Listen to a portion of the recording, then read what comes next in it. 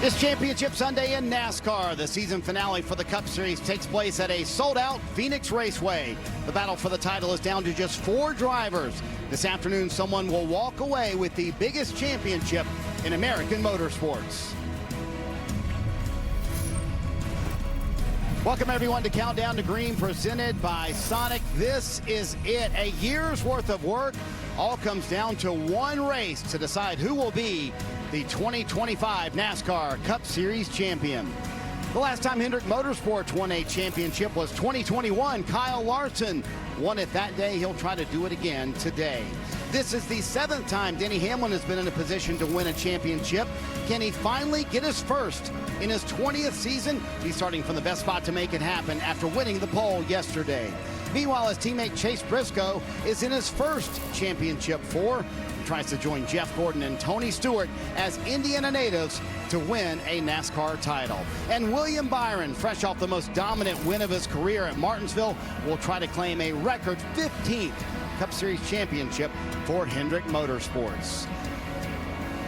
Hi everyone, and welcome to the Peacock Pit Box, along with the Hall of Famer and former NASCAR Cup Series champion Dale Jarrett, our crew chief Steve Letarte, and Cup Series team owner Brad Daugherty. I'm Marty Snyder. You know what I love about today, guys? There's no math involved in all, which I need the help with, Brad, right? Very simply, the highest finisher among the championship 4 wins the title today. DJ, you know better than anyone, this is a life-changing moment for a driver. So for these 4, what's going through their mind morning of the race? You know, this is a little bit different. As much as they try to deflect a lot of the attention, a lot of the pressures that go along with trying to win a championship, they still have sponsor obligations, NASCAR obligations.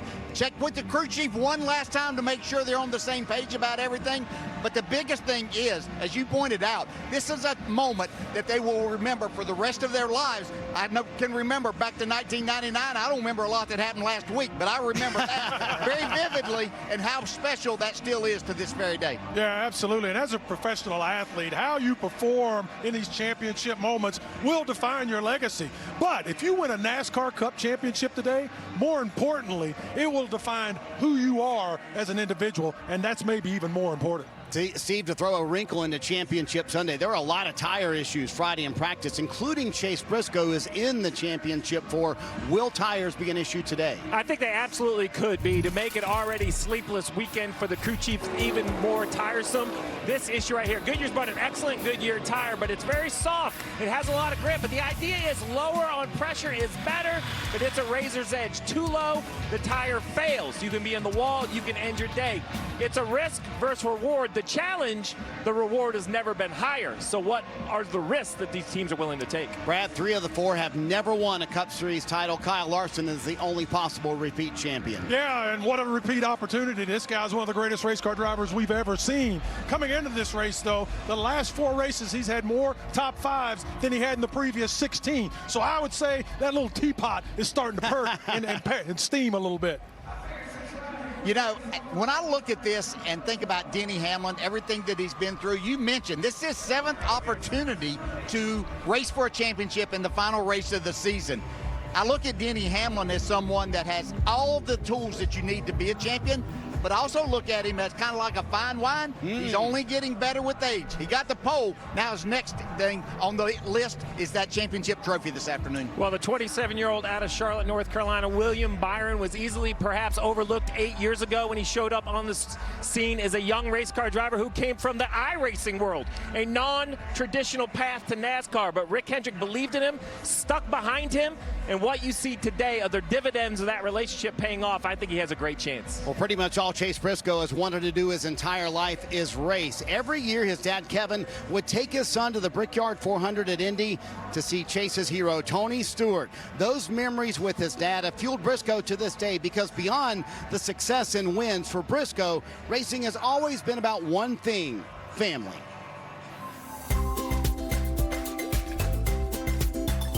Are you coloring? Yeah. Hey, we need to write a letter to Daddy. I already know how to write some words. You say it and I'll write it. Dear Daddy, I hope you win the race. You do a big, big, big burnout. But what happens if he doesn't win? We will still love him. If you don't win a race, you'll still be my hero. Love, Brooks, Cooper, and Collins. But if he does win, and then you're gonna run out there and jump on top of the car? Yeah, and everyone's gonna say, woo! They will? Like this. I wanna see. Wow, that was Like so that. good.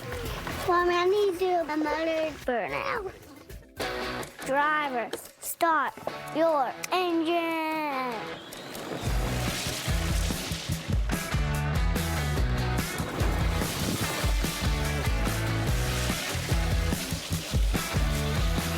Daddy, I won.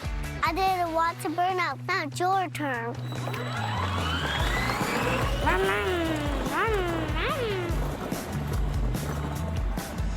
We welcome in Chase Briscoe. I've got some news, Chase. I think Brooks is expecting a burnout later today. He's hanging out with you right now. How did that hit home with Brooks wishing you well for today? Yeah, I've been pretty nonchalant and pretty relaxed. Now I'm all emotional, so thanks a lot, guys. Yeah, it's so cool to see just how into it, he is. And just, my family, like that piece mentioned, it's just such a big part of, my career. I couldn't do it, obviously, without my family, starting, with my grandpa Richard and, his dream of owning a sprint car in the 70s. And, never in a million years thought it would spiral to what it is today. And, pretty cool to, have my whole family here. Obviously, Brooks is here, the twins are here. And, yeah, it would be really, really special just to, get to experience that with all of them. Chase, first of all, congratulations. I was going to ask you as the third generation racer in the Briscoe family, but I think you're now the third of four because I think you're holding the fourth generation after seeing that video. But what does that mean? Knowing what your family has done in racing, for you now here to have a chance to put that last name on a championship trophy at the NASCAR level? Yeah, I mean, it would, obviously mean the world, right, as far as the racing stuff goes. We were local, just Indiana sprint car racers, and never, honestly, in a million years thought it would ever come to this. So just have been so blessed, all along the way with, God opening doors and even closing doors along the way. And yeah, for it to end up being here, it's, just to even have a 1-in-4 shot. I mean, I never thought I would run a single truck race, let alone be racing for a Cup championship. So yeah, pretty special day, regardless of what the outcome is. But certainly we're here, so we're going to try to go for it. Chase, we have a very special guest who wanted to wish you well this afternoon. Your hero, three-time Cup champ Tony Stewart. Let's take a listen. Just wanted you to know I'm so proud of you, and you've done an awesome job this year getting yourself in this position to race for a championship. And just know, even though we're in Vegas racing this weekend, that you're literally a 5-hour drive away, and my head is going to be there all day with you, even though physically we're going to be here driving to Dragster this weekend. We're thinking about you. We love you, man. Well, I am super, super proud of you. No matter how this turns out, I think you got a great shot to win this thing. So just go do what you do, man. Get yourself that driver's. Let's get it done. Pretty unique, Chase, that you have the opportunity to do something your hero did, win a championship for Joe Gibbs Racing. He called you last week. What advice did he have? Well, first off, you all just keep throwing me curveball after curveball of all these emotions. Sorry, not sorry. Yeah, it's pretty cool. I mean, I didn't talk to anybody, leading into, championship weekend other than Tony. And yeah, it just told me, you got here for a reason. That was the biggest thing. And don't change what you're doing now just because it's this one race. I mean, obviously it takes a whole body of work to get to this point, and there is a reason. There was something you were doing to get here, so don't change that. So that's been the biggest takeaway is, just do what we've done the other 35 weeks. Obviously, at the end of the day's race, there's more on the line, but it's still a race. We're still going to have a green flag, a checkered flag. You're still going to have pit stops, restarts, all those things. It's just a matter of, putting all those together and, seeing who can do it the best out of the four of us. Well, I'm not going to throw you a curveball. No more emotional questions. Very simply, here in a few minutes, you're going to get to strap in, put the noise behind, and look out the windshield at the task ahead. Explain that task. How do you do it today here at Phoenix? Yeah, I think for us, we really don't know what our car even has quite yet. We just didn't run a lot of practice laps. So, yeah, I'm confident that our car will be good. We've been in this position a lot throughout the year where, practice isn't great, and then we go and qualify well or race well. So I think for us, the biggest thing here is just getting a rhythm. First off, we're obviously going to be coming from behind. Those front three guys starting, 1, 2, 3, and just got to get up on an even playing field with them. Get to that first pit stop, see what our car needs, and yeah, hopefully by the end of stage 1, we can be up there in the top 5 and then, race them straight up. from out of a ride a year ago to maybe champion today. What a story that would be. Best of luck today, Chase. Yeah, thank you guys. Appreciate it. All right, let's bring in Lee Diffie and Jeff Burton. We just mentioned it a moment ago, Lee. It's been a very interesting 12 months for Chase Briscoe. Marty, it most certainly has, because as he told us this week, Jeff, on this very pit road a year ago, he was in tears when the engines fired up because he was having to say goodbye to his Stewart Haas Racing family. Totally new team, and a different situation. It speaks to his strength and resilience 12 months on. Well, it really does, and if you think about it, he replaced a champion, Martin Truex Jr. There's a lot of pressure in stepping into a car that's won a championship, consistently ran in the front. He has delivered. He always kind of second guesses himself, I think, in his ability, but he has shown himself and everybody in this sport how good he can be. You know the old saying, there are opportunities everywhere. Some can acknowledge them, others capitalize on those opportunities. He grabbed this opportunity to go with JGR with both hands. No doubt about it. And I think a lot of that is his attitude. He's very calm. He's very relaxed. Even today, in an opportunity to win a championship, you can see, I mean, he's emotional. You guys played a dirty trick on him showing those videos. He's emotional about that, but at the same time, he's just here, task at hand. He's holding his child. He told me multiple times that's his priority, be the best father, best husband he can be, and that's his priority. And then come to the racetrack and go as fast as you can go, put every bit of effort into it, and then the result will be what it'll be, and then just move on to the next race. Well, one of the three drivers he's going to race for this, William Byron, started the year with his second Daytona 500 victory. He had another solid season. Last weekend's win at Martinsville was one of his best, and somebody well equipped with championships feels he can go all the way today. I've known Willie B for nearly 20 years. He was first a trick-or-treater, then a teammate, and now a friend. I'll never forget that Halloween night. He couldn't have been more than 6 or 7, trotting through the neighborhood with that pillowcase full of candy. He stopped by my house and asked for an autograph. 19 years of age in his rookie season becomes a NASCAR champion. Willie B, just like you predicted that Halloween, we did become teammates, collecting wins for the most decorated team in NASCAR. Time won't change, but life will. I know what it takes to win a championship. 7 of them taught me it's never about speed or luck. It's about resilience and showing up stronger. Time won't change. Every time you get knocked down. Life will. You've had your close calls and your heartbreaks. But after that Martinsville win, I can see it. So he did it. You're ready. Thank you, guys. Now, go make that sweet childhood dream come true.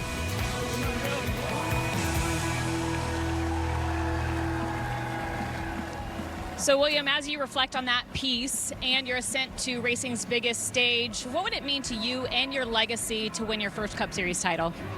Yeah, I mean, that piece means everything. I mean, Jimmy's who I wanted to be when I grew up. So he's an amazing guy, and just the way he went about his career and everything is what I tried to model myself after. But yeah, it's a special day. It would mean a lot, you know, to not only me, but just this a lot of people behind me, a lot of people that got me to this point, and pretty improbable career path. So yeah, it's been amazing, you know, over the years celebrating with them. But yeah, today's just, now it's kind of in our hands, right? We get to control our destiny, which is cool. What sets the 24 team apart from the other championship contenders? I think that's just it. We focus on ourselves. You know, last week we weren't thinking about the other guys. We weren't thinking about, you know, trying to just beat them. We were just thinking about us, and that's always what's worked for me, is just kind of being able to process internally, do the best job I can, and go to sleep at night knowing that. William kicked off his season with a win in the Daytona 500, now looking to bookend it with a championship here in Phoenix. Brad, that Martinsville win was 7 days ago, and things change very quickly in NASCAR. It is truly a week-to-week sport, but how valuable is that momentum from that signature win last year? Yeah, just getting to that. When you look at William Byron, this young man just oozes talent and charisma. I think he's going to be a superstar in this sport. But I'll tell you what, if you look at the stats on him that led him into Martinsville, he is 10th all time. He is in the top 10. He has more top 10 finishes in that next-gen car than anyone. than anyone, laps led. And this season, he has led more laps and been in the top 5 than anyone in the field. I think going into Martinsville, if he doesn't win that race, as we know, he goes bass fishing with me. He wins that race. It's a walk-off race. He comes in here today. I don't see why he can't do the same. I mean, Steve, it was a miserable start to the playoffs for Hendrick Motorsports. How did they turn it around so quickly to get 2 in the championship 4? Well, I think the signature of any championship organization in any sport, including this one, is you have to be able to look in the mirror and be as critical or more critical about your performance than anyone else. I walked the halls of Hendrick Motorsports for nearly 2 decades, and that is their signature. From Rick Hendrick on down, no one points fingers, nobody makes excuses. Everyone is very honest about what they're short at, DJ. So when they went to Darlington and got punched in the mouth, couldn't run inside the top 15, a race that we all expected them to go win, I think it's impressive that a ship that big could turn that quickly. Steve, you worked there, as you mentioned, and you understand how all of those trophies, all of those plaques, all those championship trophies got there. It wasn't because you said, okay, well, we don't have it this year, we'll wait over the winter, we'll get better. No, this, you have to be ready to evolve and move forward, and that's exactly what Hendrick Motorsports did there after Darlington. Now they have 2 drivers with a chance to win the championship today. Well, coming up, we will relive some of the best moments from NASCAR 2025. It really was one of the most competitive and truly unpredictable seasons in recent memory. Steve sits down with all 4 of the championship crew chiefs. Which team has the edge on that front here this afternoon? Plus live interviews with Kyle Larson and Denny Hamlin. We're just getting started with a NASCAR Championship Sunday here on NBC Sports.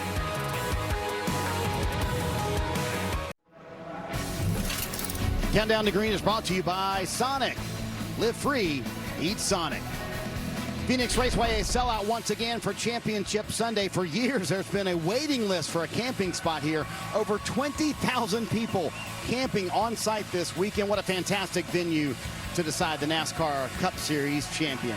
You know, we talk about the drivers. Well, how about the championship 4 crew chiefs? Not only a variety of backgrounds, but also from all over the globe. Cliff Daniels is trying to join Ray Evernham and Chad Canals as the only crew chiefs to win multiple titles for Rick Hendrick. Chris Gale has an Xfinity Series title in his resume, and he had a Cup Series title today. For James Small, this is actually his 5th shot at a Cup Series title as either an engineer or a crew chief, while Rudy Fugle is a 5-time Truck Series champion crew chief. He and William Byron trying to win their first in the Cup Series today. Well, earlier this week, Steve had a chance to sit down with all 4 crew chiefs to find out exactly what goes into Championship Sunday. Congratulations. I know it takes a tremendous amount of work to get to this spot. Bring me to the last 50 laps. Caution comes out, the ball gets tossed to you. Are you looking forward to those last 50 laps? I'm looking forward to it. The hard part, right, is you know that there's 4 guys, a one-off race. Different things could happen beyond your control. Yeah, I'm down for a long green flag run to the end with the lead. I think I want the ball in my hands, you know, and our team wants the ball in their hands. Like last week, that late pit stop was like, oh man, I didn't need that one, but it's like, okay, let's go, let's bring it. William Byron is going to Phoenix. So in a season where from the TV booth, it's so equal. I could literally make an argument for all 4. What is the advantage or what sets your team apart? 5 teams been through a lot of change this year. This has certainly been a year of character building and integrity building for us. It's been as important to me to lead the team through the character building as it has been to try to, you know, recover the lost ground that we've had on the racetrack. Long-winded answer, but there's a lot that's come into why we're here. What's the 24's advantage? Teamwork and communication. I'm the short-winded answer of the group. We do a lot of things the same, but I'm the short-winded, he's the long-winded. You know, across both of our cars, you know, we have very similar processes and just the raw speed is there. And it's just a matter of, you know, executing on the day and not beating ourselves. How about for the 11? It's Denny, right? He's been there, he's done that, he's lost it a couple times. I think if you look at him all year this year, right, he's been in those moments. Would you think Vegas, he would have won that race the way it played out? I think that's the Denny Hamlin we've got coming into this weekend. Las Vegas, getting up on the freaking wheel and getting it done. I'm smiling because I see Chad and myself in 2007. I think we did this same interview. But what is it like having to battle your teammate for the biggest prize? To me, it's like going with a brother. He's looking at things I'm not. That pushes me to get better, and I know we're doing the same. Yeah, I think of us as we want the team to win, and one of us wants to get the MVP. We have to win it, either of us. We can't do anything silly to give it away. One common thing was one of these 2 teams needs to bring back the championship, and I think that's the big thing for us.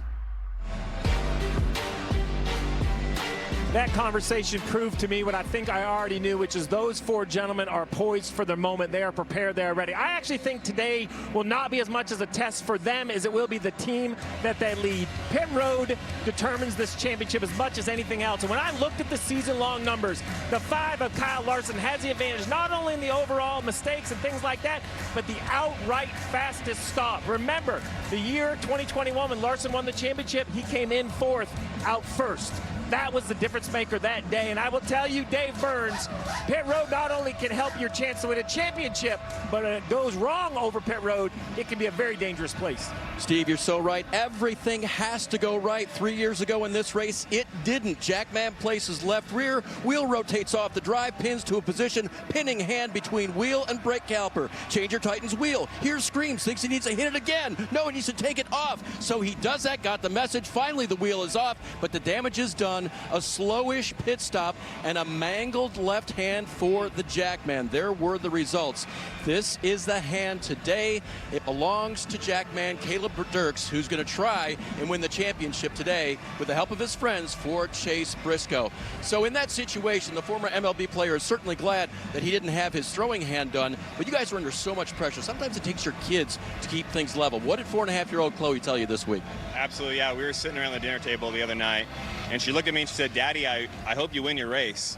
And then she paused for a minute, and I was kind of waiting to see what she was going to say, and she said, "I'm just thankful you have the opportunity."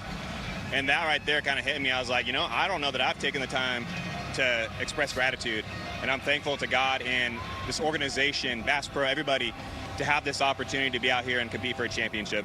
Chloe, Noah, they're going to compete, and they're going to try their best to win this afternoon. Marty? Man, good stuff, Dave. Pit road will certainly play a factor today. The pre-race stage is about to get busy. From his album, Learn the Hard Way, here's Jordan Davis with his latest hit song, Bar None.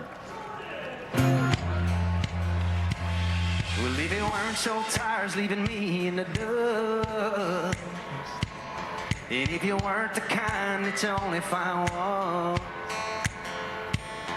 in the burn of this bourbon wouldn't be hurting so bad.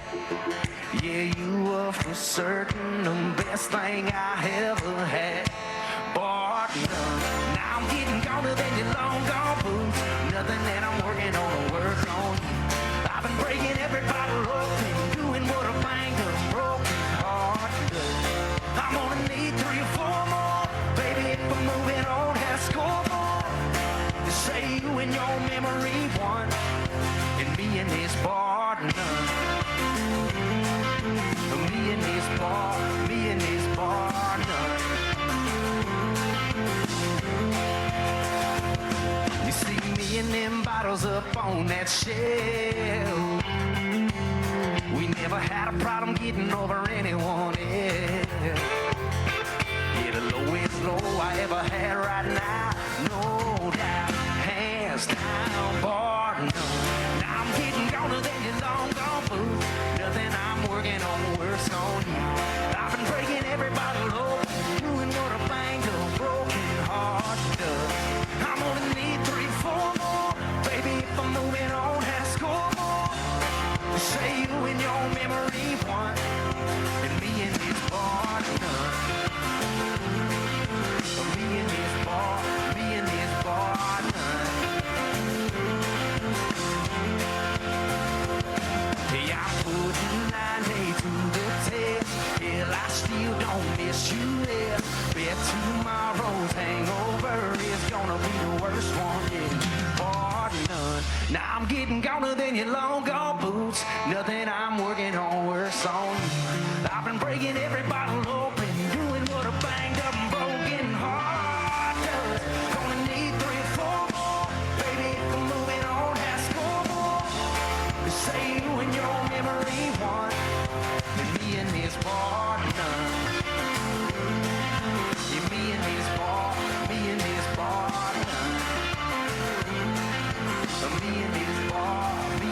bar none. Yeah, y'all sound good. Sing it out there, Phoenix.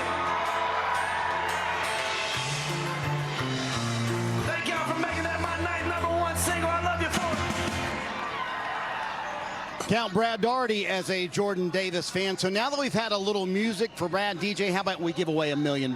Oh, you got my attention. I got my numbers. 5'11", 19, 24, and I threw in 88. Oh, there you go. You gave out the championship 4 numbers. NASCAR Powerball is coming to a grand finale. One of these 4 fans is about to win $1 million. You don't want to miss the championship drawing next.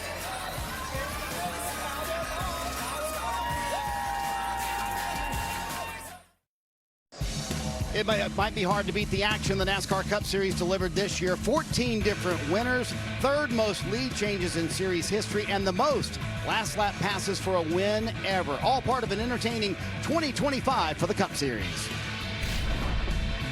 You came down here to watch these vehicles go. Brian Priest is upside down. Holy cow, baby, let's go!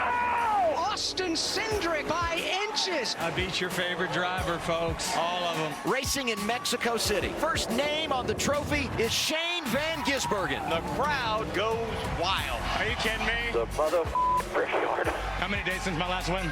That's right. Can you believe the finish that we are about to see? Go! What are we going to do if Daddy wins? Go the better way. Y'all can boo me, but you can either get on the bandwagon or you can get run over by it. What the is he doing? Oh boy, Zane Smith on his side. Chase Elliott! Go! 5 road course wins in succession. What happened there? I didn't know he was bidding. Denny Hamlin is going to Phoenix. This is the point where I give the fans some but not today. William Byron said, I want it more. Man, things have a way of working out. Boy, what a fun season to be a NASCAR fan, which leads us to what were our favorite moments of the year. Brad, you're up first. Yeah, I mean, there were so many great moments during the season, but for me, it goes back to July at the Brickyard, one of the crown jewels of our series, and watching Bubba Wallace just have a tremendous day and win that race in the fashion that he did. It not only elevated him, his race team, but he also got to bring his 1-year-old son Bex and go and kiss the bricks. I'm sure Bex was wondering, why are we kissing bricks? He'll know one day for sure that his dad's a champion and won the Brickyard. Yeah, that was a great moment. I'm just going back a few weeks ago at Vegas. One of the best drives I've ever seen a driver make. Denny Hamlin, his battle with Kyle Larson, eventually taking that 2nd spot, going on to victory number 60. Just incredible. Still gives me chills to this moment. Well, if you like late charges, then why not the charge of the year, in my opinion, and that is driver of number 9, Chase Elliott, from nowhere in the picture, row 5 on the outside, 10th to 1st by making the moves. He went high, he went low, he passed clean, and he shoved his way to the final corner with a little bit of block and a little bit of tenacity and on to the round of 8, and it was a great moment. Well, you heard part of my favorite moment of the year, but if you didn't hear Bill Murray give the command to start the engines for the St. Louis playoff race, you missed out. It was an instant classic. Now, you all did not come down here to the mighty Mississippi to watch the river flow. You came down here to watch these vehicles go. Are you ready? Are you ready? Are you ready? Drivers, start your engine! Brad, I nominate Bill Murray every week. Every week, I love it. I think it's Let's fantastic. Go. Fired up. All season long, Powerball has been unlocking NASCAR experiences for players at tracks across the country. And now, for the 3rd straight year, Powerball is back at NASCAR Championship Weekend for a live $1 million drawing. Kim Kuhn is at the Powerball stage with the 4 finalists. That's right, Marty. In August, we announced the round of 16 in the NASCAR Powerball playoff right here on NBC. Now I'm here with the 4 finalists who raced through the playoff drawings and won a VIP trip to Championship Weekend. One of them is about to win $1 million. Each finalist earned their spot by entering the promotion through their state lottery. Let's meet them now. All right, representing the Kansas Lottery, Francisco Arribas. Representing the South Carolina Education Lottery, Darrell Fair. From the North Carolina Education Lottery, Patricia Hockaday. And from the Maine Lottery, Todd Smith. All right, here is how the drawing works. There are 40 balls waiting to be released into the machine. We've got 4 finalists The balls are numbered 1 through 4 with 10 of each number. The finalist whose number is drawn will be our champion. It is as simple as that. All right, here we go. Let's start the drawing. Finalists, are you ready? Yeah. Let's try that again. Finalists, are you ready? We're ready. Let's do it. All right, someone is about to win $1 million. All right, let's pick a winner. All right, congratulations, Francisco! What an incredible experience. How does it feel? It's amazing. I can't believe it. All right, that is amazing. You could be on this stage next year. Follow your local lottery for 2026 entry dates. And it's more than fun. Every time you play Powerball, you're supporting good causes in your home state. Marty, this is my favorite part of championship weekend, changing someone's life. Yeah, Kim, I don't know who is more excited, Francisco or his son. You know, Yeah. I have a feeling, I'm going to go out on a limb, that if you won the $1 million, you'd be a hard man to find. Yeah, my new butler wouldn't delete y'all's numbers too. All right, DJ, I don't think your odds to win the $1 million were very good, but how about the DraftKings odds for Championship Sunday? Yeah, let's see what they got as the favorite here. Oh, Denny Hamlin, no surprise there. Those first three really, really close. But hey, look at Chase Briscoe, you're getting 5 times your money? Man. Wow. Well, got to watch that man. Yeah, on DraftKings Sportsbook, new customers can bet $5 and get $300 in bonus bets if your bet wins. Download the app and use the promo code SPEED when you sign up. DraftKings Sportsbook, the crown is yours. Well, coming up next, it's been a tumultuous year for Kyle Larson, but he still finds himself with a shot to win his second Cup Series championship. Only Jeff Gordon and Jimmy Johnson have won multiple titles for Rick Hendrick. Can Larson join that elite club today? We'll hear from the California native next. I want to go back to that moment just happened seconds ago. Francisco wins. His son, so happy, he gives dad a hug, but I think he's probably already got a list of what he wants. Dang, I'm right. Oh, DJ. Got that right. He's working on the list of He's talking about what we he won. needs. We won. Again, Francisco, congratulations. Got in with the Kansas Awesome. Lottery, wins $1 Wow. million here on Championship Sunday. Fantastic. Countdown to Green is brought to you by Sonic. Live free, eat Sonic. Here's what's on the menu, presented by Sonic. Good time to remind you of the championship for players. Denny Hamlin still trying for his elusive first ever NASCAR Cup Series title in his 20th full-time season. William Byron is in his third straight championship 4 race. The 2-time Daytona 500 winner is trying to become the 6th different winner to get a title for Hendrick Motorsports. Chase Briscoe will try to join Bobby Labonte, Tony Stewart, and Kyle Busch as a championship driver for Joe Gibbs Racing. It would be just the 6th title in JGR history, while Kyle Larson is trying to not only win one for himself and the 5 team, but also for his own family, who wanted to send him off with a very special well wish.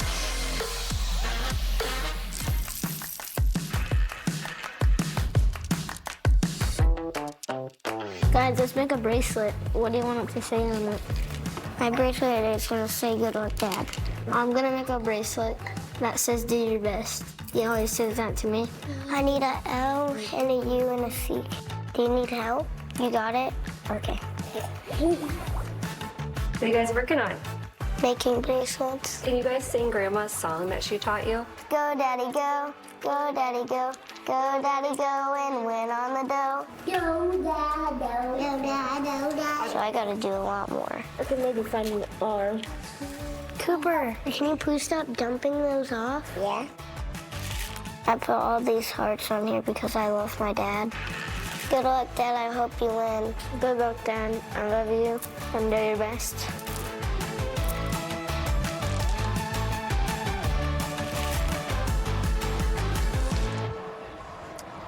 Man, it doesn't get any better than that. We welcome in Kyle Larson. And Kyle, I think the kids have some gifts for you there, Dad. I see that. That's cool. Yeah, they worked hard on that this week, Kyle. Thank you. Hey, where's the 6-7 one? I saw 6-7. I'll brace it on there. What is the 6-7 meaning, Kyle? What does 6-7 mean? It's a basketball player's height. There you go. Mellow ball. That's right. I love that. I love that. No, that's cool, though. That was awesome segment there. Always means a lot whenever your kids do something fun for you. So yeah, hopefully can do my best today, and hopefully that means the championship. Yeah, well, I know that that one in 2021 was special. Kyle, is there anything that you take from that day and winning that might give you a little bit of an advantage over your competitors today? I would love to think so, but I really don't think that it gives you any edge, any advantage. The four of us are also good. We all have experience winning here at Phoenix. So yeah, I don't really think it matters, but yeah, we're going to try and do our best as Owen wants me to do today. And yeah, hopefully we're hoisting our second trophy here in just a few hours. You know, Kyle, your last 4 weeks have been the most consistent probably of the season for you with top fives. How do you feel coming into today? Do you think you have momentum coming into today? Or are you running the best that you've run all season long? Give us a little preview of where you're at as a team. Well, I think we're very close to our best for speed on this season. It's been a while, obviously, since we've won, but I feel like our team is executing at an extremely high level right now, and we're keeping ourselves in the hunt. We're having great pit stops, good restarts, good car adjustments, all the things, as well as bringing fast race cars to the track. So I think we're primed up and ready to go, and hopefully can execute like we have been. And the interesting part about this format is you just have to beat the other three guys. So that's what our focus is on today, and yeah, we'll see if we can do that. We start well, so just got to pass a couple of them. Hey, Kyle, I'm going to throw a couple of numbers at you here now. So to this point, 36 Cup champions in NASCAR, of which you're a part of. A second championship puts you in a group that would make only number 18 of drivers that have that. What might that mean to you to get that second one today? Yeah, it would obviously mean a ton. So, we're going to try our best at it. It's hard. I don't ever put numbers out there, but I know, two guys that I really look up to, Jeff Gordon and Tony Stewart, they're multi-time champions. So I would love to join them on that list and, just inch my way closer to them. So I love being in this moment. It's been a lot of fun to experience Championship 4 week once again. Last year we weren't able to be a part of it, and it's just not a fun feeling here at Phoenix. Not racing for a championship. So just thankful for the opportunity, and now we're just getting ready to go have some fun. Well, Kyle, after all the five team has been through this year, seems like a championship today would make it all worth it. Best of luck. Yeah, thanks a lot, guys. All right, let's check in with Lee and Jeff. So both of you spent some time with Larson this week. How would you describe his demeanor? Well, Marty, as you well know, whether it's good or bad, there's not too much rise or fall in Kyle Larson's demeanor. But keep this in mind about today. He is currently, Jeff, in his longest win-less streak since joining Hendrick Motorsports. But write Kyle Larson off at your own peril, because the last three races in this series, which was the round of 8, were won by his three competitors today. That hunger to break that drought burns deep. Well, it really does. I've been very open saying I think Kyle Larson is the best driver in the world. He can drive race cars and win in almost anything he sits in. But we haven't seen that speed over the summer, the middle part of the months. They believe that the struggles they had actually made them stronger, made them more prepared for this event. They're going to need it. For them to win today, I think they're going to have to operate at their very best. It's going to be a great story to follow. When we come back here on Championship Day, my man here, the mayor, Jeff Burton, is going to tell you what the champion-to-be needs to do here at Phoenix Raceway.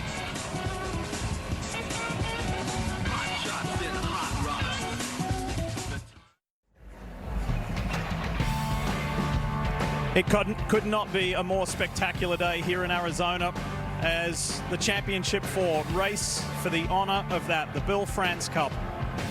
It is spectacular in person, and it's going to be an incredible run to have your name right there and to have the honor of winning the Bill France Cup for this 2025 NASCAR Cup Series.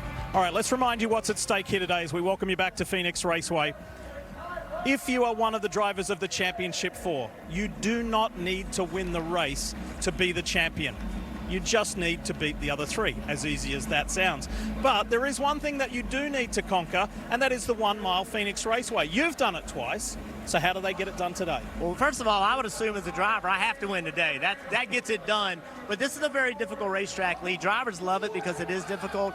Both ends of the racetrack are completely different from one another, which means there is no way to get your car to be perfect on either end. You have to make compromises. You have to try to be the best where you think it's the most important and be looking for weaknesses in your competition. Where aren't they as good as you, and how do you take advantage of that? And the restarts are absolutely crazy. It is 6 wide, 7 wide, but you have to be willing to be aggressive. You have to drive on the bottom or in the middle or the top, 6 or 7 wide to get position. You get that track position, it's very hard to get you back. Well, let's talk more about the track with Parker Kligerman, because every circuit has a signature section, and so too does Phoenix Raceway. Where are you, mate? Lee, I'm looking at the dogleg right behind me. This is also known as a shortcut, the only one in all of NASCAR. And Jeff referenced the restarts here and how you're 6 or 7 wide. You can actually fit up to 10 cars wide across this surface in the sea of asphalt, 160 feet across here. But for the drivers inside the cars, what does that feel like? It's a vicious series of hits as you go off the banking down through and crash into the flat of the shortcut there, and you see their heads beat between the actual headrest. You feel it through your spine as the car crashes into the banking. You also can hurt your race car. You can hurt that left rear tire, so the crew chiefs will tell these drivers today to use it sparingly. Be selective of when you use it, because you don't want to hurt that race car and damage it too early. But as everyone knows, when it comes down to those late race restarts, you got to use any advantage you can find, and you will see all the drivers using all this asphalt down here, Marty. And that's what's so entertaining about this, is when we see them use everything and go as far out there as they can. Well, Parker, no doubt the racing will entertain the sold-out crowd today. You know, we mentioned earlier there's a waiting list for a camping spot here at Phoenix, so we sent Dave Burns to the only spot where he could maybe get an eye on all 20,000 people camping here at Phoenix Raceway. Marty, I think I just saw the 20,001st racing fan out there who was camping here this weekend. It is a scene out there, and as you can see, a sea of campers. 6,400 slots, all sold out this year, and they are having a big time. In fact, Friday, you know, was Halloween, so they had trick-or-treating. They posted on social media where you could go to get candy. I think there was even a big candy bar house. We all know there's one of those in the neighborhood every time. Now, for next year, it won't be the championship race here, but I've already mapped it out. It's the weekend of October 16 through 18, and there is some cool stuff going on. In fact, Friday is Bosses Day, National Bosses Day. Hey, boss, happy National Bosses Day. Where am I? Never mind. And then as far as Sunday goes, National Chocolate Cupcake Day. That's on race day. But for Saturday, that's what I'm holding out for. National Whole Hog Barbecue Day. And I think they're going to be celebrating right out here at Phoenix Raceway. Maybe we should get some of our friends from the Southeast, like Rodney Scott and others, to come out here and show them how it's done. But Marty, I can picture it now. 6,400 campsites, all sold out, and the crowning achievement, the wafting of whole hog barbecue throughout. Dave, you had Brad at barbecue. Yeah, me and chocolate cake. Yeah, chocolate cake and barbecue. As well. Yeah, the tickets sold out for this race back in June. They were so hard to come by this weekend that even Chase Briscoe had trouble finding seats for his family. So Kim did the Briscoe Party of 30 finally find a good spot to watch their guy race for a championship today. Marty, they did, but to your point, seats were hard to come by. They have covered all corners of this racetrack. They're going to have people in the stands, people in the suites, people in motor coaches, also on the pit box. But I'm here with his immediate family, former sprint car racer Kevin. We've got his mom, Jamie, his twins, obviously Cooper, who's got to cheer up Colin, sister Abby, obviously wife Marissa, and then maybe Chase's biggest cheerleader, oldest son Brooks. And families make so many sacrifices to let their loved ones race, but they're also the biggest fans of their drivers. Any final words for your dad, Brooks? Yeah, my dad won and did a big barrel. All right, he had one. I want to get a final word, though, from Risky Brisky. If you had to tell your son one last thing before he goes for his first Cup Series title, what would it be? Well, I've just been sitting here thinking about from when he was a little kid to now, the journey he's been on. God has blessed him. God had a plan for him the whole time. Just know that this doesn't define him, but go get that trophy. You heard it from his dad, Kevin. Go get that trophy. This series isn't just about the drivers. It is about all the people supporting them, including their families. Well, Kim, there's 30 Briscoe family members here in Phoenix, but back in Mitchell, Indiana, 1,500 at a watch party watching Chase Briscoe today. You know, DJ, one of the most iconic moments in NASCAR history is your dad, Ned, calling your Daytona 500 win with your mom, Martha, about passing out in the van in the infield. There's a whole support net that supports these drivers. Does it not get enough credit, and how important is that to you as a driver? Yeah, it's very important, and it probably doesn't get enough credit. I mean, the journey that you get on as a NASCAR driver, trying to become a winner, winning big races, winning a championship, I mean, it's on and on throughout a year. I remember in 1999, it's a 10-month journey that these drivers go through. Having that support there, because every day is not good. You go through this, you have to have a little encouragement along the way, and they don't even have to say things sometimes. It's just seeing their smiling face that helps a lot. Yeah, to be a NASCAR fan, it's so unique to sport, because if you think about it, most stick and ball sports is relevant to the city you're in. If you're in Atlanta, you're an Atlanta Braves, Atlanta Hawks fan, that type of thing. But to be a NASCAR fan, usually you inherit that. It's part of a cultural fabric. Maybe your grandfather was a racer. He loved a certain race car driver. Your dad loved a certain race car driver. So as a kid, you love that race car driver. So it's very unique, very family-oriented. What a special day for the Briscoes. Well, the only thing missing from Denny Hamlin's Hall of Fame resume is a Cup Series championship. In his 20th full-time season, could he finally make it happen today? At 44 years old, many people think this is his year. He's on the pole for the championship race. We'll hear from the Joe Gibbs Racing driver next.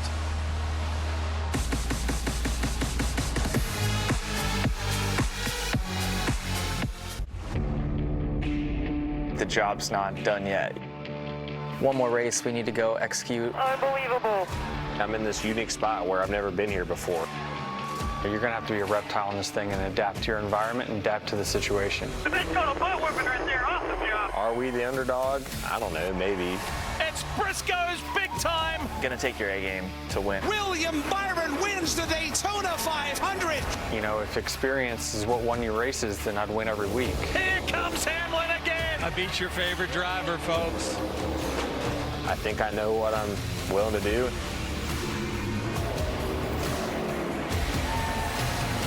It is going to be a special moment. It's Championship Sunday in NASCAR. One race to decide it all. The title race is down to 4 drivers. Kyle Larson is the only driver in this championship who's already won a title. He's trying to win a second for owner Rick Hendrick. Denny Hamlin has 60 Cup Series wins, tied for 10th all time, but he's still looking for his first championship. It would be the 6th for his owner, Joe Gibbs. His teammate Chase Briscoe is in his first championship 4, but spending time with him this week, you would never know it. The Indiana native has been very relaxed the entire weekend. And William Byron has more momentum than anyone, coming off the best performance of his career, winning at Martinsville to put himself in the championship 4 for the 3rd straight year. The math is simple. There is no math. The highest finisher is the 2025 champion. So DJ, with that in mind, you won your championship over the course of an entire year, accumulating points. In this highest finisher takes all race, how is the pressure different on these teams? No, I don't think that's really a different situation. I think that you realize every moment matters. But if this comes down to a situation where you get into a late race caution, the pit crews have to get involved, there is pressure immense in that point in time. And if you have to have a restart, then things ramp up at that time. But they're not looking at that at this point in time. Brad, it is Joe Gibbs Racing versus Hendrick Motorsports, 2 of the titans in the sport. But is it a more wide open championship than it's been in years past? Oh, I absolutely think so. I think you got 4 legitimate competitors that could walk away holding that trophy today. And I don't know if we've seen that in the past. Penske's had a stranglehold on that championship over the last several years. So I think it's anybody's race today. Let's see who can perform. Yeah, and we showed the odds a while ago from DraftKings. I don't think they understand what they're dealing with Chase Briscoe. I agree. That's way too much. This should all be very tight because every one of them have an opportunity, and all 4 have won here. But DJ, other than Briscoe, I was shocked at how tight the odds were. I mean, that just shows there's no clear-cut favorite today. No, it's not, because they know that they all can perform and have the teams behind them to get it done. No doubt about it. Each one of these guys have an opportunity to win a championship today. No doubt about it. And people forget it's a team sport, Brad. We talked about pit crews earlier. I mean, there's 30 people that work on William Byron's car. Yeah, you can't have mistakes. And these guys, all 4 of these teams have been the best throughout the season at not making mistakes. It'll be on display today. Who will do the best? One of the cool elements about championship weekend are the driver introductions to the sold-out crowd here in Phoenix. Let's listen in as the championship 4 is introduced to the crowd. And now, please welcome to the stage a seasoned performer with a rock star background. She's the key fixture and voice for ring announcing on WWE Monday Night Raw. Here to introduce today's Champ 4 drivers, welcome Alicia Taylor. Phoenix Raceway!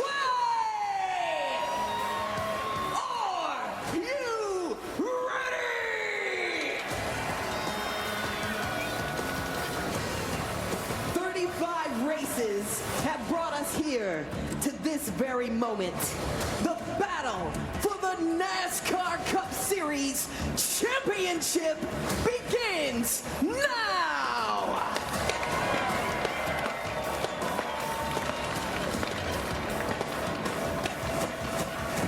First to the stage, he danced through the season with skill, speed, and fearless determination.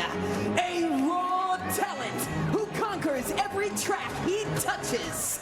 Driving number 5, Hendrick Motorsports Chevrolet, your 2021 Cup Series champion. Give it up for Kyle Larson!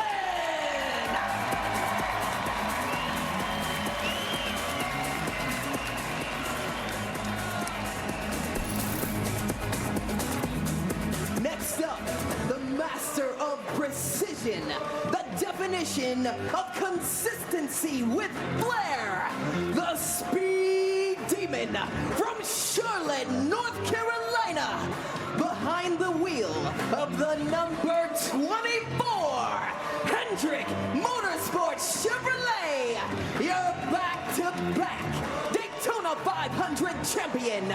Make some noise for William Byron!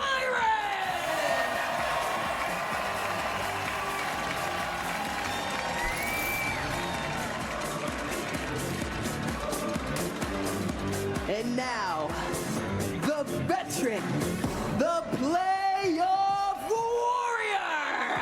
He turns pressure into poetry, making every moment a masterpiece. From Chesterfield, Virginia, in the number 11, Joe Gibbs Racing Toyota, a 3-time Daytona 500 champion. This is Denny Hamlin!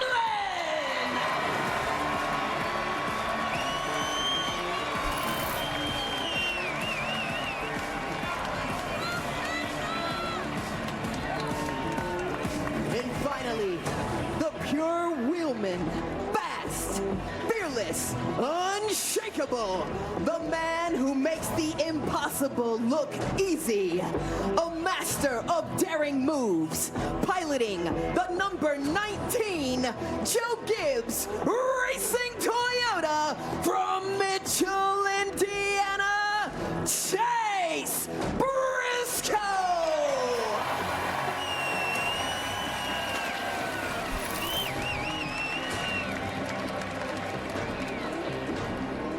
Every athlete knows this fight. The road here is rough, filled with setbacks and sacrifice. It's not for the weak. You fight for your place. You fight for your name. And at the end of that road waits the checkered flag. Here to share a special message about the fight of a lifetime, please welcome Sydney Sweeney.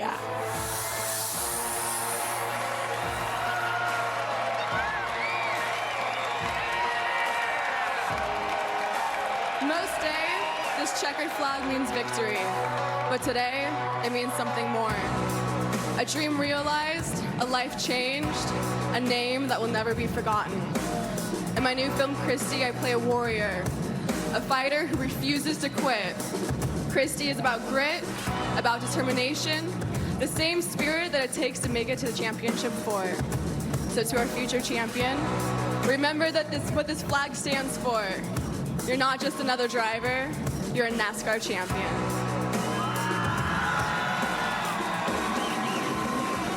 Race fans, your championship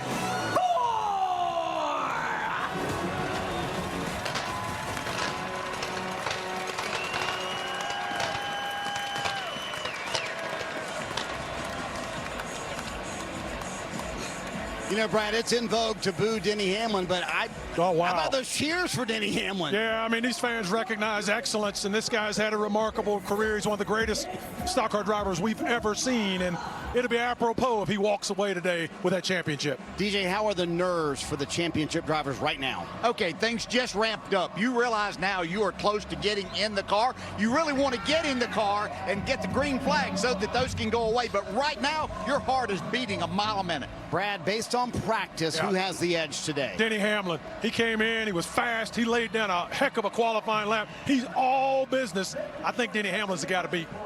Yeah, I would have to agree. I think that Denny Hamlin has just put the work in. He understands what's at stake today. I think he's ready up for the challenge, and maybe more so than everybody else. DJ, if you're a driver, are you playing the movie in the back of your head of all the tire issues in practice Friday and worried about that before you get in the car? Yeah, you know, you think about it, but someone like Denny Hamlin understands this. He went in with that plan, and so you might have it in the back of your mind, but you trust your crew to get the job done and understand what you need to do. And there's nobody better in this field of taking care of the tires than Denny Hamlin. Yeah, Chris Gale's got to look at him and lie to him and say, we're going to keep that air pressure up all day long, brother. You just hold that right foot down. Oh, there are so many motivating factors for Denny Hamlin today, and somewhere on that list is certainly winning a championship for the Gibbs family, especially Coach Gibbs' late son, JD. Yeah, this is important to me. So JD went up to see Denny because he heard he was selling some late model stuff. And he told Denny, I think at that point, hey Denny, I've heard a lot about you. He said, I'm gonna try and get you in a test. And of course, Denny killed it. And JD came right back to me and said, I think we need to sign this guy. And I said, I think you're right. I think they had a kind of a special relationship. They had real respect for each other. Denny meant a lot to JD, and I think JD meant a lot to Denny. When JD went home to be with the Lord, Denny came to us and said, could I put his name over the door with my name? And obviously we said absolutely, and JD's name is over the door with Denny's name to this day. Now we're talking about trying to win a championship. I know for Denny, his dad, his family, everything there is huge for him too. Denny's new baby is named JD, and so I think it all kind of fits together. It would be a great, obviously, experience for all of us if JD and Denny could win that championship. Let me finish by saying, Denny, go get him. Let's get this. Denny, family is so special in our sport. What would it mean to you to get a win for the Gibbs family and yours?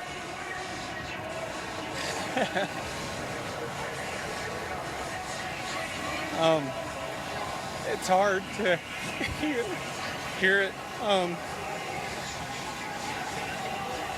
Man, I'm trying my best. The Gibbs family is just so special to me, and obviously everything he's done for my career and JD, and so we're going to give it our all today. Tell me what it's going to take to get it done. It's going to take a flawless day. I think it's going to take, just no mistakes. It's going to take a fast car. I think no matter where you're at in the pack, as long as you keep yourself reasonably up front, you have a chance. I think the best car will win today. We just hope it's us. Good luck, buddy. Go get it. Boy, DJ, you drove for Joe Gibbs, and you can see the emotion from Denny Hamlin. It kind of caught me off guard. Yeah, I'm wiping the tears away from my eyes right now. You realize how much this means, how difficult this is, but Denny Hamlin's ready for this moment. When we come back, the pre-race ceremonies for Championship Sunday. Green flag for the NASCAR Cup Series Championship races coming up.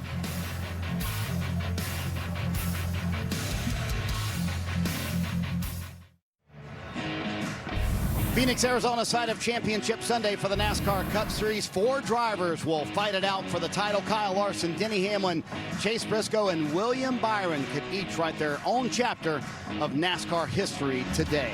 DJ, I want to go back to Denny Hamlin. You said a few weeks ago he was the best hire in Joe Gibbs racing history, but he's still missing that title. Why is this the year he makes it happen? You know, I think you look at it, You put in the work. I'm a firm believer. You put that in, you get rewarded. I just believe that Denny Hamlin has done everything through his career, and especially this year, to put himself in that position. I believe he and his family get rewarded today. Yeah, I just see the composure. He's so mature as a race car driver and as a professional athlete. He knows what he has to do. He knows what's expected. He's been in this moment several times as well. He's embraced it, and I think it's time. It is just time for Denny Hamlin. You know, Brad, Denny Hamlin and Michael Jordan are in the middle of a lawsuit suing NASCAR. How does that complicate this entire picture? It makes it very, very difficult. I mean, it's been a very contentious, a very personal lawsuit. It has weighed on all of these parties. It's not something that's not there. It is there. So Denny's been remarkable throughout all of this, but it's in his mind. But today, when he gets in that car, closes that window net, it's all about taking care of business. Okay, time for you guys to give us your picks for Championship Sunday. Steve and Jeff have already weighed in. Steve says Denny Hamlin. Jeff goes with William Byron. DJ, who you got? Yep. No numbers, no stats. Denny Hamlin's the man. 60 wins, and in those 60 wins, big moments to win 3 Daytona 500s.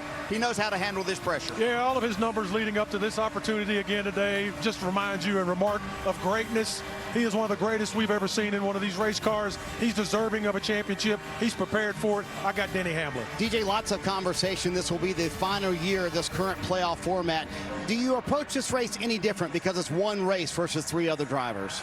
No, I don't think you do. You have to go out and perform. All of the 4 of these drivers realize if they win, then there's nothing to be said about it. So you go out, you do what you know how to do best. That's drive your race car to the best of your capabilities. Brad, we talk about Game 7 moments. It certainly feels like one, just like the World Series last night, and we know the NASCAR Cup Series Championship, one of the hardest to win in all of sports. Time for today's pre-race ceremonies from Phoenix for Championship Sunday. On this championship weekend, we would like to take a moment to recognize all active military and veterans. We ask that all of our race fans who are currently serving in the military or those who have served on behalf of this great country and their families to please rise. On behalf of all of us, we thank you and are honored for your service. Let's give these brave men and women a round of applause. Please rise as you are able. Remove your hats. And veterans, render a hand salute as the Avondale Police and Fire Department Honor Guard present our nation's colors. Here to offer today's invocation, please welcome from Impact Church, Pastor Travis Hearn. Let's pray. Dear Heavenly Father, thank you for this beautiful day. Not a cloud in the sky. Lord, thank you for not only friends and family, but thank you for another breath in our lungs, another beat in our heart. Lord, we're reminded of Psalm 118, verse 24, that says, "This is the day that the Lord has made. Let us rejoice and be glad in it." Today, we rejoice in our friends, in our family. We rejoice for this competition. God, we pray for the protection and safety over every driver, every crew member, every official, God, and every fan that is watching around the world. We pray this in Jesus' mighty name. We all say, amen. Here to perform our national anthem, please welcome Tony and Emmy award-winning actor and singer, Darren Criss. Oh, say, can you see by the dawn's early light what so proudly we hailed at the twilight's last gleaming, whose broad stripes and bright stars through the perilous fight o'er the ramparts we watched were so gallantly streaming, and the rocket's red glare, the bombs bursting in air, gave proof through the night that our flag was still there. Oh, say does that star-spangled banner yet wave?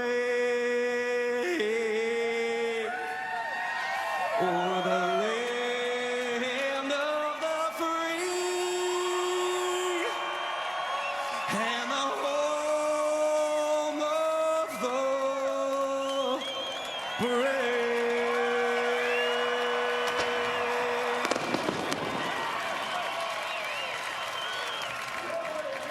312 laps, 4 drivers, 1 title. Time to decide the 2025 NASCAR Cup Series champion. We'll get the engines fired next here on NBC Sports.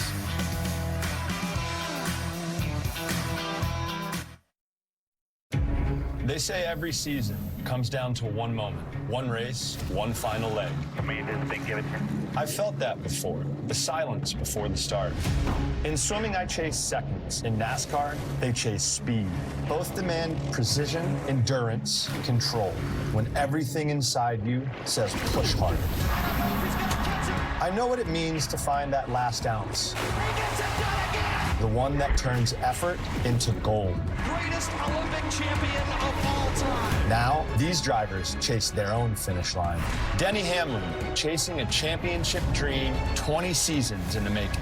60 wins is massive. Chase Briscoe steps into a golden opportunity at Joe Gibbs Racing, hungry to seize his first title. Kyle Larson, gunning for his second crown. Solidifying his legend behind the wheel. William Byron, chasing a boyhood dream, carrying the legacy of the iconic number 24. In the Arizona sunlight, under the championship heat, everything they've worked for comes down to this. Time to get the season finale underway. In the desert, under the roar of the engines and the weight of legacy. Time to crown a champion. This is the final leg. Well, why not wait till the championship race to bring in the greatest of all time? 23 gold medals is all that he had.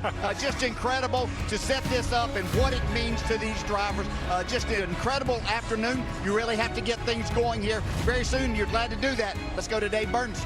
DJ, what about Michael Phelps talking about that last ounce, the one that turns effort into gold? Chase Briscoe has done that 3 times this season, winning first at Pocono, then domination at Darlington that told the team they had a potential champion, and then triumph at Talladega. They put him into this championship 4. He's been tested already this weekend. Yeah, it's been rough just to see if he has the mettle to be the champion. He'll see at the end of today, Kim.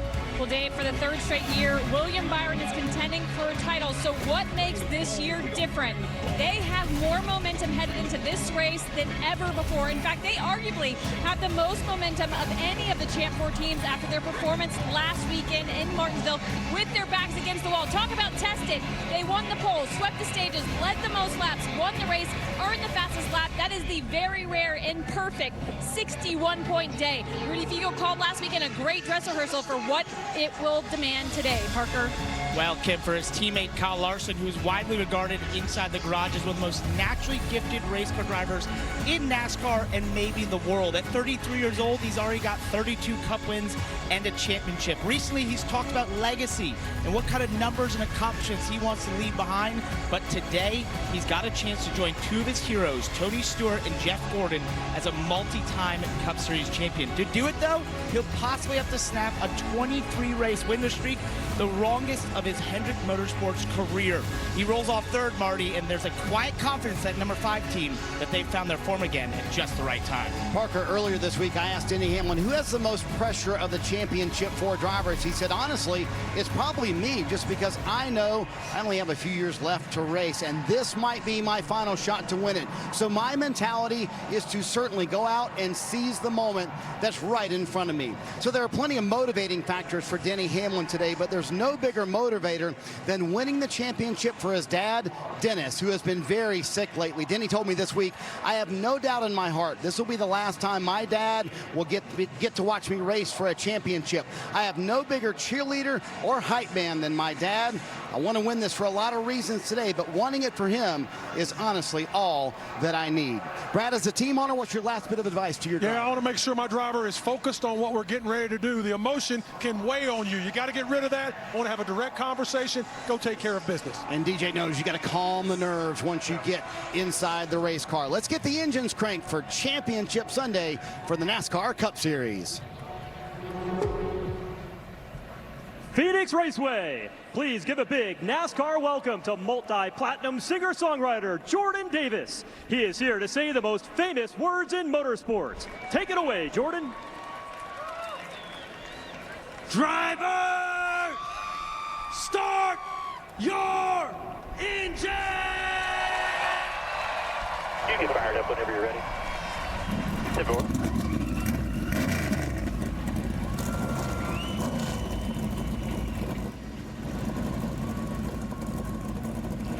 If you put the championship 4 side by side right where I'm standing and walking, you would not begin to fill the quota for putting the dog leg here at the Phoenix Raceway. That's because 5 is usual. 6 to 8, yeah, that's expected, because if you can cut them across right here, drivers like to get the jump on each other when the green flag comes out. Yeah, it is amazing. Parker talked about how rough it is down here, but drivers are very, very selfish, and this is one of the only tracks on the circuit where you can take a legal shortcut. They'll do it all day today. Your first chance to see it happen here at Phoenix comes up next.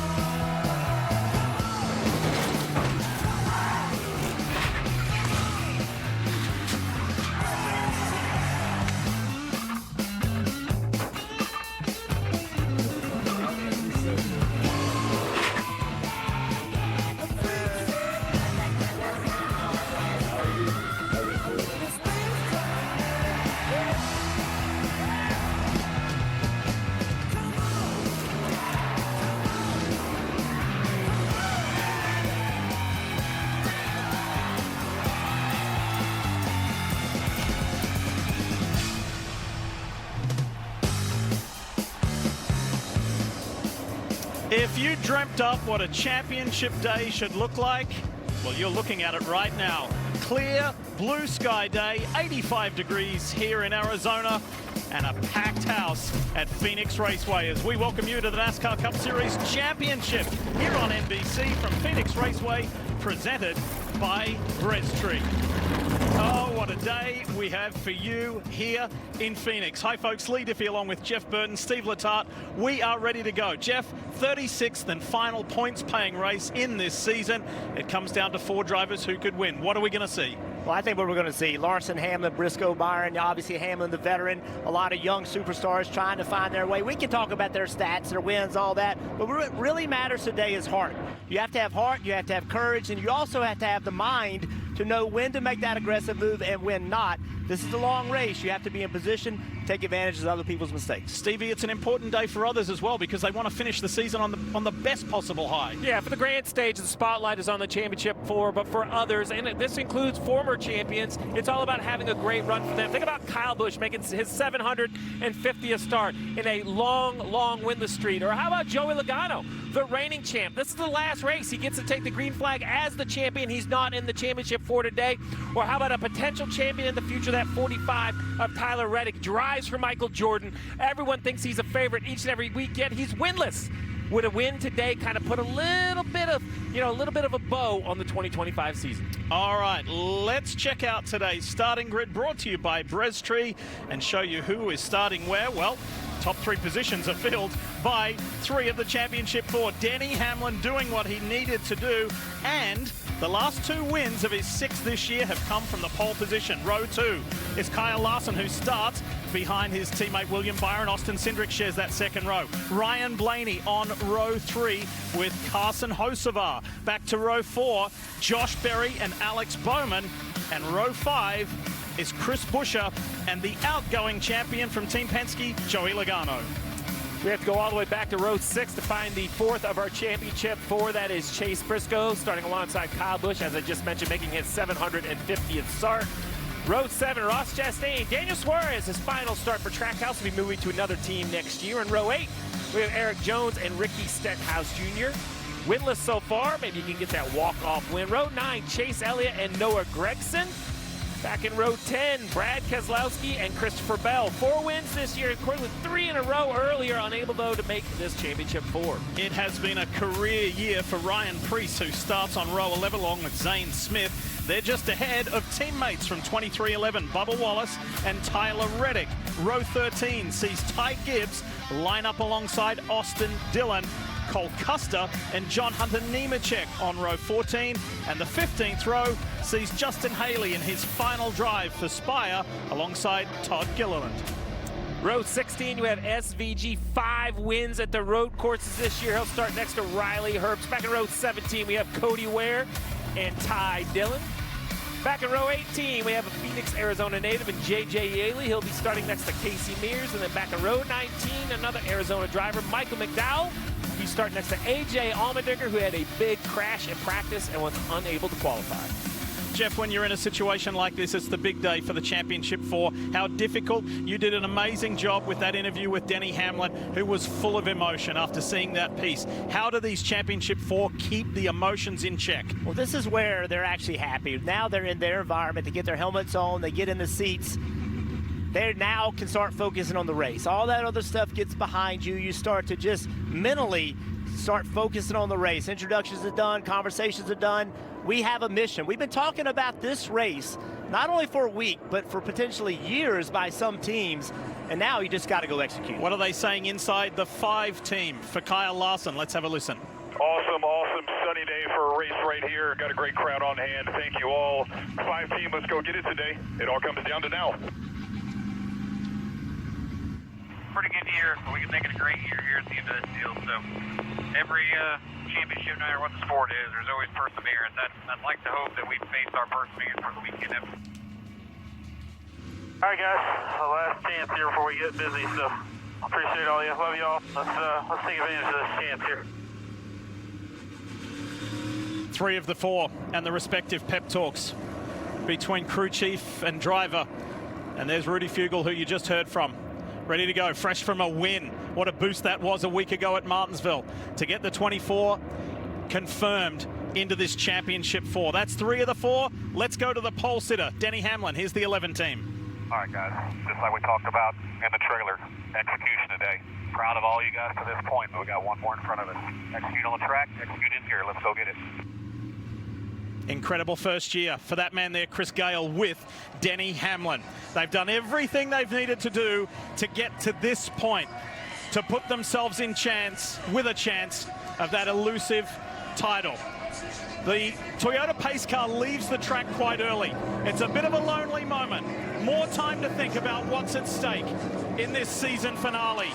Is it finally going to be Denny's day, or will there be somebody else grab this NASCAR Cup Series title? Here in Phoenix, it's Championship Day. Let's go!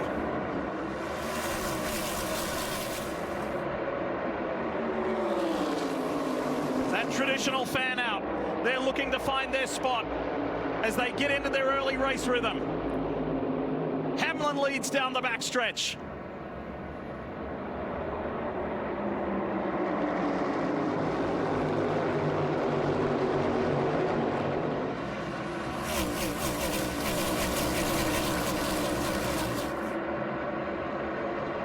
As they complete lap 1 into lap 2, finally, with everything that's gone on all weekend, all day, now it is back to the comfort zone. Business as usual. That's what these drivers do. They're the most comfortable behind the wheel, task at hand, quickly feeling out their car, Jeff, what they need. Do they need adjustments? As we see the 19 of Briscoe trying to make that little ground. He spotted the other 3 in qualifying. A little bit of calmness at the front of the pack because they're single file, but not back here. Briscoe knows how important track position is. Restarts, initial start of the race is the time to get track position if you can. It was worrying times during practice for that 19 team, the Bass Pro Shops Toyota of Joe Gibbs Racing. Qualifying yesterday, they weren't quite sure what they were going to have. And Chase Briscoe said, I was actually quite surprised to be 12th. I thought it might not be that good. So he knows what's at hand here and how he has to work his way forward fairly swiftly. Now that he's gotten by, made the pass. Now he's able to really start thinking about his race car. You see immediately to the bottom of the racetrack. He has very good cars in front of him. This is not going to be easy to get to the front of the pack, but now he can put the car in the lane he wants to put it in and learn what his car does well and what it doesn't do well. Asymmetric racetrack, turns 3 and 4, where you are right now. More banking, Jeff, a little bit tighter radius. now. You head to the start-finish line. This is the dog leg that was talked about multiple times in pre-race. Now we're heading down to 1 and 2. Flat, but wide and sweeping. Options for the drivers. Yeah, and one thing I've noticed, Steve, is not a lot of drivers are running down there on the flat. A lot of races as we come here, they run all the way up against the wall at the bottom of the racetrack. But early in this race, I believe, in an effort to preserve a little bit of tire, some tire issues in practice, sidewalls failing, they're staying above that yellow line. Nobody is really going on the flat. Ideal start for Denny Hamlin in the 11, the progressive Toyota for JGR. Did what he needed to do in qualifying, and so far so good. He's got just over half a second, growing closer to a second over William Byron. Good start, Austin Cindric, then Kyle Larson. First stage here, remember there are 3 stages. Points are awarded to the rest of the field, but not the championship 4. It's all about the final lap of the race. But those 60 laps in stage 1 can be run on a tank of gas. So no pit stop required under green. But these tires, these Goodyear tires brought this weekend, have good grip, but the grip goes away very quickly. It's going to be up to the drivers, Marty, to manage that grip and take care of those tires. Steve, Denny Hamlin made his way into the championship 4 by winning the race at Las Vegas earlier in the round of 8. So that gave him a couple of extra weeks to get ready for Phoenix. And Jeff, when we met with him Thursday, he was very open about completely changing his style here at Phoenix. Learned some from his teammates, learned some from other drivers as well. But Jeff, when you're in a position like this, one race to decide a championship, how risky is it to change your style that you've done for years at a racetrack like Phoenix? Well, Marty, I think it shows the maturity of Denny Hamlin. At 44 years old, many drivers get stuck in their ways. I do it like this. I won 60 races. Why do I need to change? But he felt like he couldn't win this race doing it the way he was doing it. He spent a ton of time studying, understanding what other drivers were doing, and then he went in the simulator and just drove the car like that, taught himself how to drive the car, and then Steve, he had also the wisdom to say, okay, our setup's not going to work. If I'm going to drive the car this differently, we're going to have a different setup. And then his team got brought in to build this setup to his new driving style. Yeah, and in any sport, Diff, when you have an athlete who has just remarkable gifted abilities, and then they match those abilities with a very cerebral approach, it becomes like the dynamic duo, right? It is nearly impossible to beat, and that's when I really give this Denny Hamlin resurgence at 44 years old with all of these wins, is he's finding a new way to tackle these racetracks. There are a lot of people that are close to Hamlin who say that they are seeing a different Denny Hamlin. So could this be his day, or what about his younger teammate and his new teammate? Coming to the end of his first season, Dave Burns, with JGR. Tell us more about Chase Briscoe. And Lee, we saw that at the beginning of the race, the first 3 championship contenders were up 1, 2, 3 at the start. But Chase Briscoe's back in 12th. When I talked to James Small, his crew chief, this morning, he says, that really doesn't bother me because 4 years ago with Martin Truex Jr., we started 12th. By the end of the first stage, we had won the first stage. So he's only made up 2 since the start of the race, but they're not concerned. So far, no concern from the driver over the radio. Again, Briscoe from 12th up to 10th. 2 positions made in these opening 11 laps here at Phoenix Raceway on Championship Day. Going about it methodically as we see the most successful number in NASCAR Cup Series history, the 11, driven by Denny Hamlin for all 60 of his wins since the end of 2005. Hall of Famer Ned Jarrett, our own DJ's father, won 2 Cup Series championships in it. Hall of Famer Cale Yarbrough, 3 straight Cup Series championships, and Hall of Famer DW Darrell Waltrip dominated in the early 80s in it. Yo, what's better than a great touchdown? 5 great touchdowns. Jamal Charles was cooking. Man, see, those are grown man touchdowns right there. What is that supposed to mean? Grown man touchdowns. Tell me what it means, weird beard. You look like you're about to give out the Gettysburg Address. You got a log cabin? With that stovepipe hat? What's the spread, Brian? Is it 4 scores? New customers bet $5 to get $300 if your bet wins. Paid instantly in bonus bets. The crown is yours. Dinner time is going to be easy tonight. Wings to go for game time. They say patience is a virtue. I say game's on in 15 minutes. Which is why we got to go. It's to go time. I'll go start the car.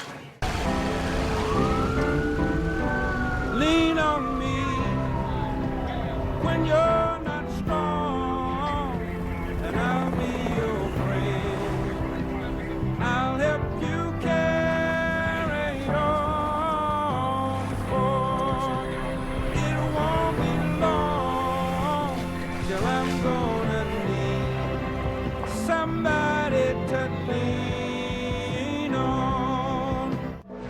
Ever wonder how NASCAR Cup Series playoffs work?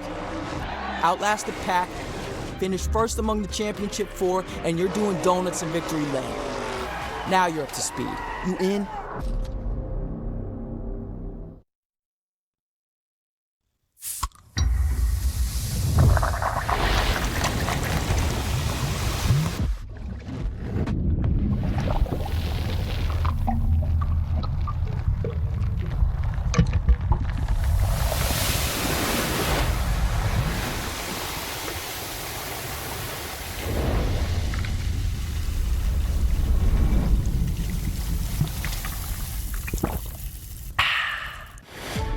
The mix of salty sea air and burnt rubber.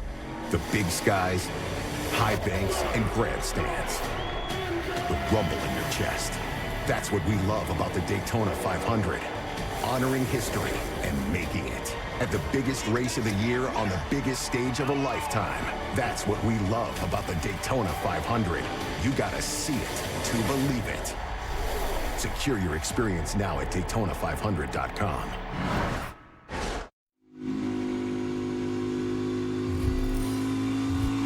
Championship weekend here in the NASCAR Cup Series at Phoenix Raceway, and let's go through the Championship 4 and some important numbers. And leading the wins list, Denny Hamlin with 6.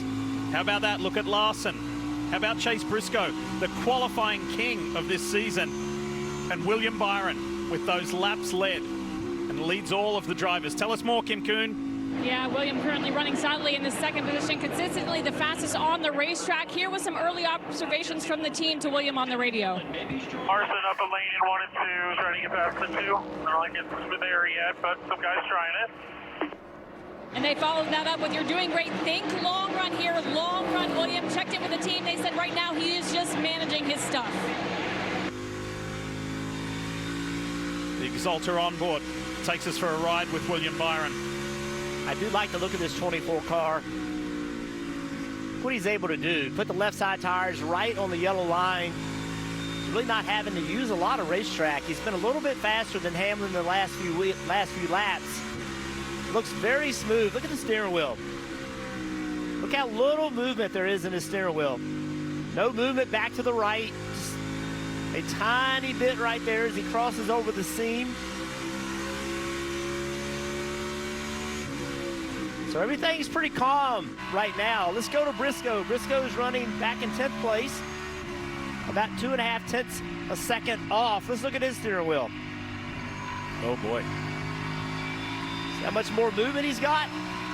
Back of his car. Car doesn't turn very well in the middle. Wants it to rotate a little better, but he doesn't have the rear grip he's looking for either. It gets in the corner, turns. See, he's always checking that turn back to the right. That's checking the rear grip. Back of the car is not in the racetrack. So you can see why the 24 is faster than the 19. Made up those early positions, 2 early positions, but he's parked at 10th at the moment, Chase Briscoe, while the other championship 3 are in the top 4 positions. Remember, you don't have to win this race to win the title if you're part of the championship 4. You just got to be the highest finishing car out of the 4. Ryan Blaney in the 12, passing the 21 of Josh Berry, 2 drivers that were fortunate to make the playoffs this year. Blaney went deep into the playoffs. Berry had a little bit of struggle in the first round. I think coming here this weekend, when we just looked at handicapping the overall speed, everybody kind of had the 12 circled. He was so good at New Hampshire. It's a very similar style of racing, very similar, setup and tire combination. It'll be interesting to see as the day goes on how Blaney chooses to race those championship 4, because it's delicate, Diff. He's not going to just pull over and get out of the way, but you also probably have to use a little bit more caution than normal. You don't want to be part of the story and eliminate somebody's championship opportunity with a mistake. Is Kyle Busch, as we look from the Xfinity mobile of Tyler Reddick up ahead of Kyle Busch, multi-time winner here in Phoenix, 2-time Cup Series champion. It's been a rough year. He'd love to end on a high here in Phoenix and head into the off-season with some positivity. See right now, only 24 laps, 25 laps into this race. Still 36 to go in this stage. These tires, you can see the rubber on the racetrack. You can see it flying off the race cars every now and then. The longest anybody went in practice yesterday was 30 laps. Look at that on the camera. These tires were designed and built to lose a lot of speed as the run goes on. The drivers have been asking for it. Goodyear delivered. There is a ton of tire fall off. And I think right now drivers are having to manage that. And everybody is learning what my car will do on a long run and what it won't do. Boy, they learn in practice, that's for sure. There were 4 issues in the first 10 minutes in practice. And they were playing around, Stevie, with tire pressure and camber. Yeah, and they learned the hard way. Yeah, and I would say even though we've run 26 laps without issue here today, don't just assume that means it's going to be great all day long. It doesn't shock me that people became more conservative over those issues, put some air pressure back in the left rear, but as the race continues and it becomes clear you're not quite fast enough, you know that adjustment is almost instant speed, right, Diff? So if after this practice issues, and you mentioned it, it started right away with one of the Championship 4, Chase Briscoe, flat left rear tire. Then his teammate, the 20th Bell, another flat left rear tire. And, you know, so you made adjustments to be safe. I know crew chiefs. I was one. I will tell you, you're going to ease off from those adjustments to try to put some more speed in your car as the day goes. Yeah, being a crew chief is no different than being a driver, right? You have to operate on the edge. If you're not on the edge, you're not going to be going fast enough.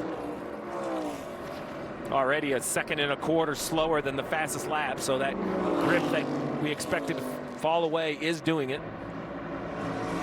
Talk more about the race leader and championship contender Denny Hamlin. Here's Marty. Yeah, Lee, just 28 laps into the race and becoming very evident to these race teams very quickly. The key today is how good are you going to be on older tires? Denny Hamlin radio to Chris Gale just moments ago said, I've lost a little bit of lateral grip off of turn 4. But a moment ago, Kim kind of updated us that Kyle Larson and William Byron were comparing lines on the racetrack. Chris Lambert, the spotter for Denny Hamlin, did the same exact thing because Byron was quicker. He adjusted his line to match that Parker, and he's picked up time since. And Marty, for Kyle Larson, who's currently in 4th, he lost a spot the initial start there and then has settled in the 4th place position. And often I'm asked, what makes Kyle Larson so good? And I think we saw it throughout this weekend in practice and qualifying. He was one of the first to use an unusual line down in 1 and 2 and 3 and 4, going higher up the racetrack. Then he did the same thing in qualifying. I asked his crew chief, Cliff Daniels, what was that? He said, that's classic Kyle Larson. He was able to make speed on an area of the racetrack that others are not right now. The team has been helping him with what you mentioned in terms of moving his line to try and find a little bit more speed. Look for him to start trying to short his entries and get straighter exits on the exit of the corners to try and conserve those rear tires a little bit. 30 down, 31 down, 29 to go in stage 1, and less than a second between Hamlin and Byron at the front.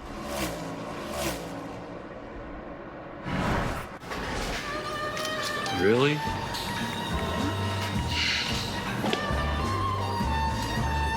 Michael? Yeah, it's me. Ready to snap?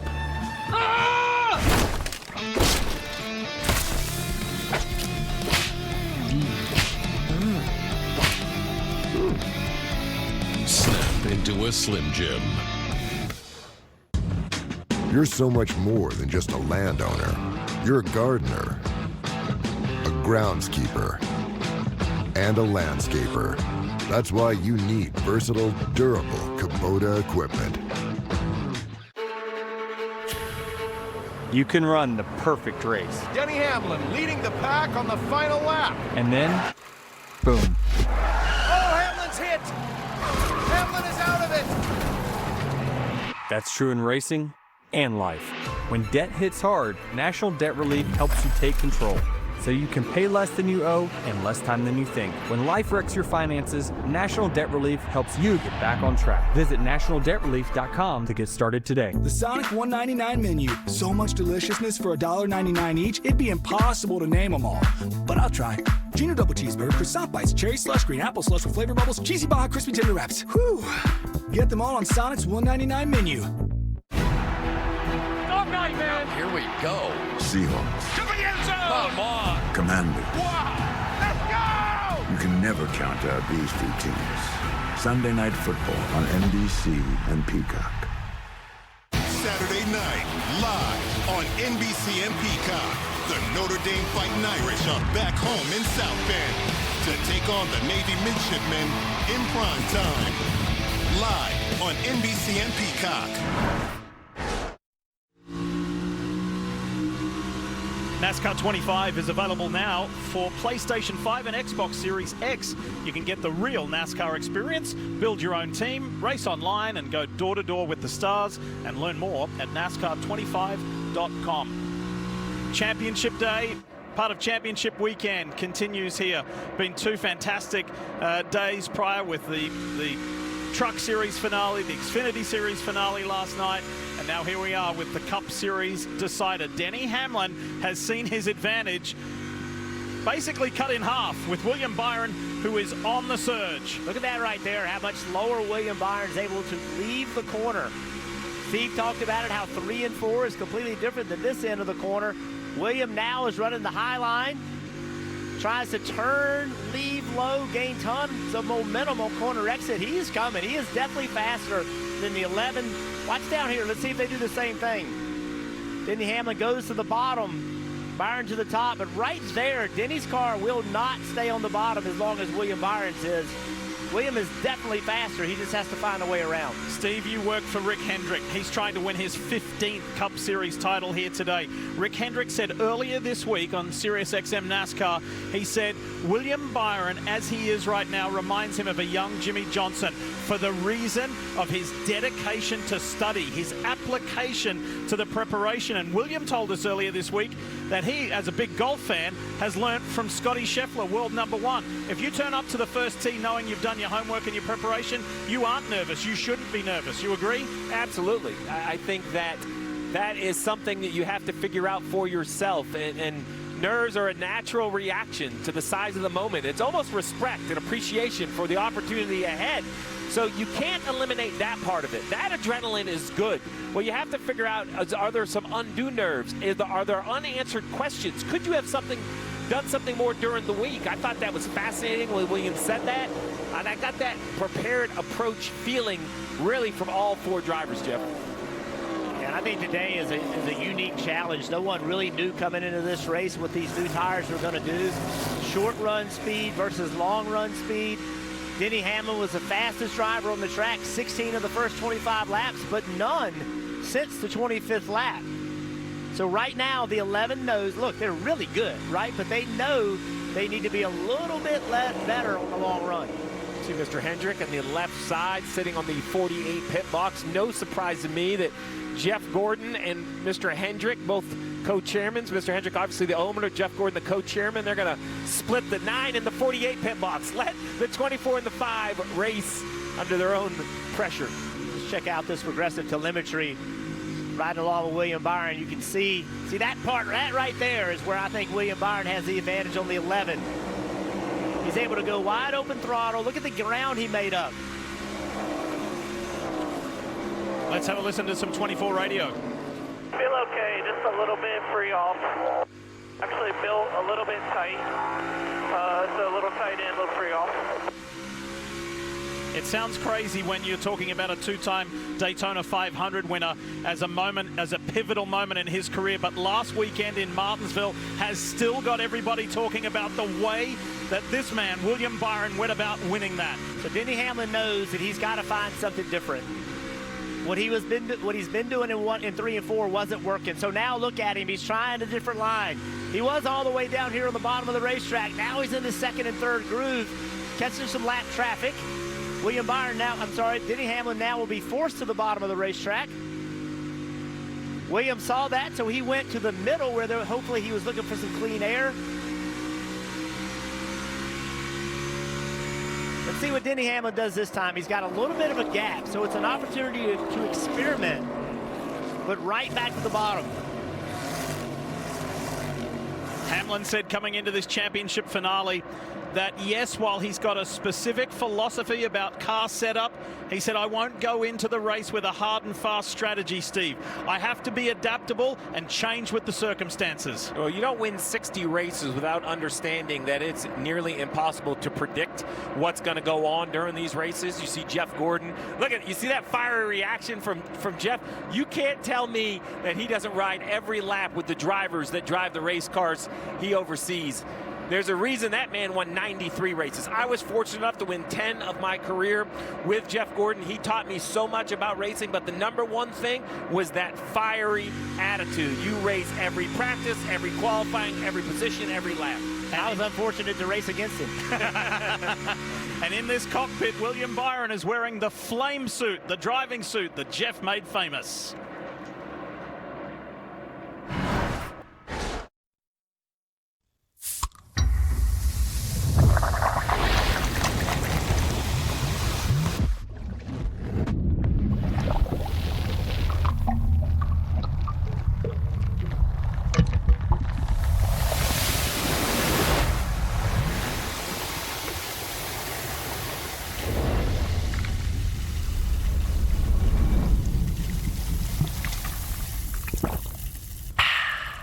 I'm being told this is Limo Emo from Liberty Mutual, who helps save you hundreds by customizing your car insurance. And his partner, Doug, is the gentleman under the security guard.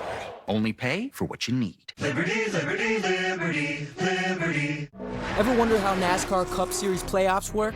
Let Gazoo Racing break it down for you. NASCAR is a bracket system with eliminations at 16, 12, 8, and 4.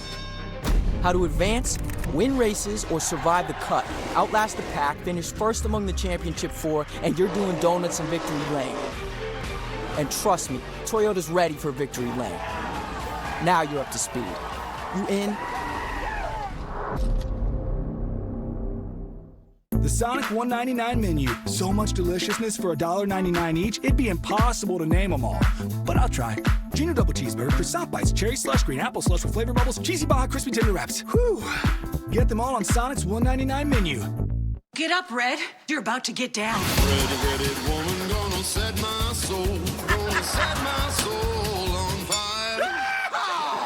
Fever on Fridays. Fever on Fridays. My family tree is more like a crazy bush.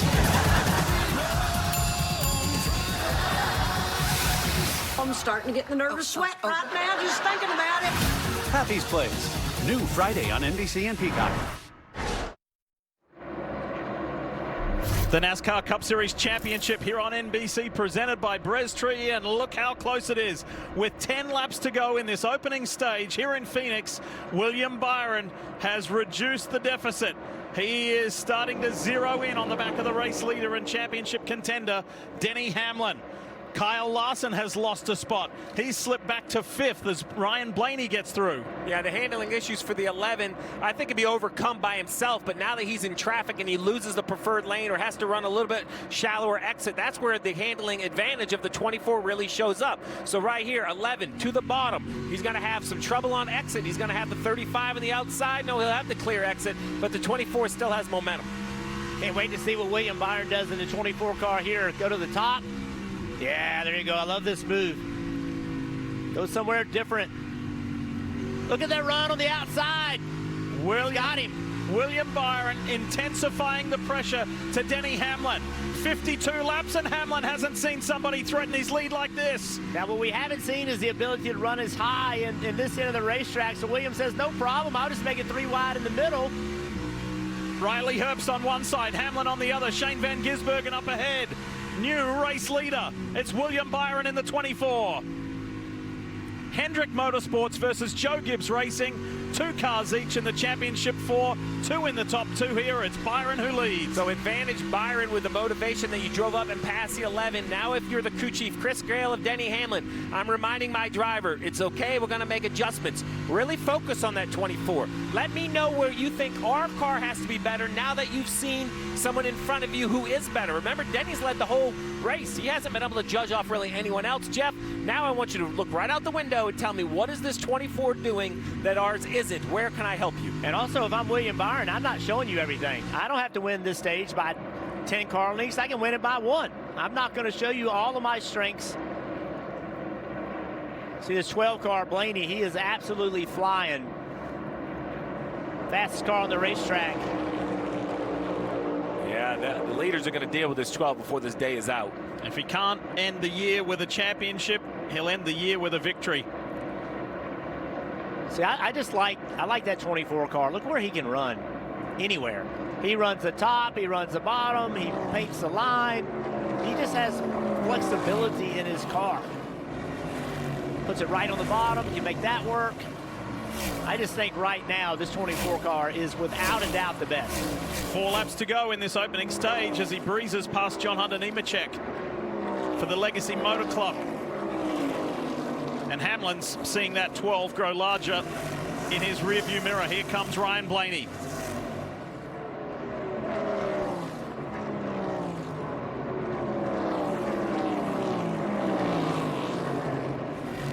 So at the conclusion of this stage, we'll do the same as you're doing at home and what the respective crew chiefs will have to do.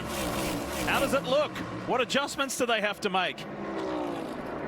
Because the longer that this stage went on, William Byron just looked stronger and stronger. Right there. The 12 car just changes direction with less effort, less tire scrub, and for that reason, he then has exit, right? We talk about being loose off, but if the car turns in the middle, you can straighten the wheel, and it helps the second half of the corner. You're going to see it again. Even with the upper line, which should give the 11 more acceleration, he's unable to do it. The bottom lane of Blaney matched it down the straightaway. Remember, the strength of William Byron last week to win that race at Martinsville to beat Blaney was a long run. He got long run speed, was able to take advantage, and now he's got it again today.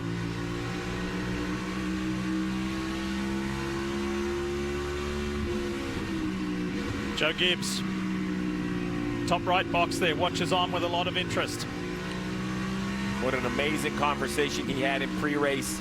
That interview with Coach talking about his legacy, his relationship with Denny, and what it would mean to go get a championship with Denny at this point in his career. And then, Jeff, you had that question to Denny. It was such an emotional moment. I wasn't expecting it. Yeah, very emotional. Final lap of stage 1 brought to you by Credit One Bank and William Byron. He had to really chip away and work at Denny Hamlin out in front, but got by and will take this first stage. So, as far as a first important step in his quest to become a first-time NASCAR Cup Series champion, that was an important one. Good first stage. So Briscoe finished 10th. Clearly, he's the team and driver car that need the most improvement at this point. Started 12th, finished 10th. Ryan Blaney finishes second behind Byron and Denny Hamlin.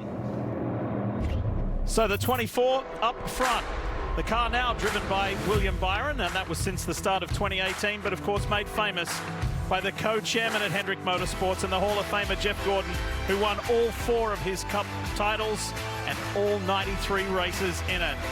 It's a heavy load to carry, but William Byron is up for it.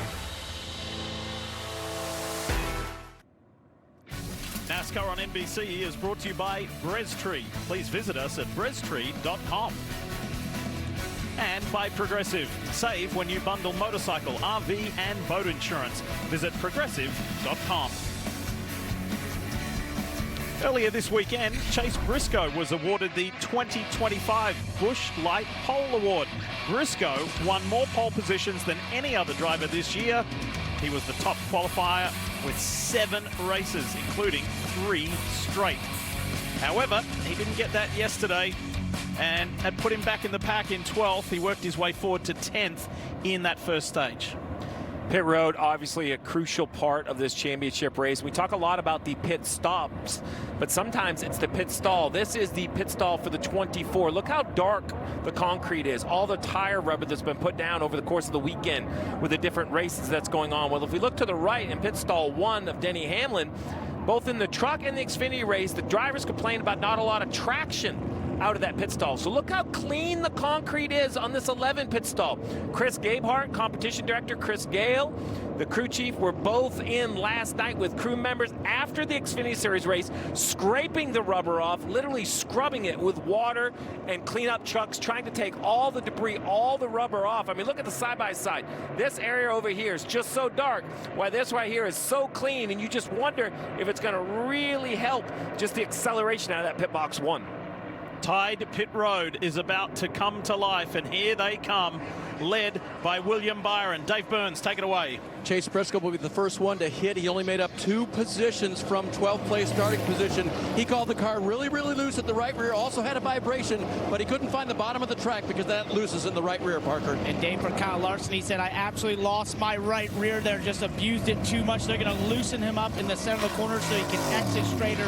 4 tires for him, Kim. And for William Byron, he said tight in and through the middle. Got to get the wheels straight for exit. Little free exit. Overall reasonable, he said. I'm just telling you stuff to tell you, Rudy. So just a tiny air pressure adjustment on those 4 fresh tires, Marty. Kim, it's clear that Chris Gale has to go to work on the long run speed for Denny Hamlin, especially since this run in stage 2 will be even longer. Hamlin's going to need more turn, especially in turns 1 and 2. Then it snaps loose off the corner as well. And Lee, we have talked about the mechanical issues for the 11. He said once again, the clutch pedal is long and we are early in this race. Good stop from the 12 team for Ryan Blaney, so too the 19 for Chase Briscoe. He needed that. He was able to leapfrog Austin Cindric and Chris Buescher. Championship 4. It is all to play for here today in Phoenix.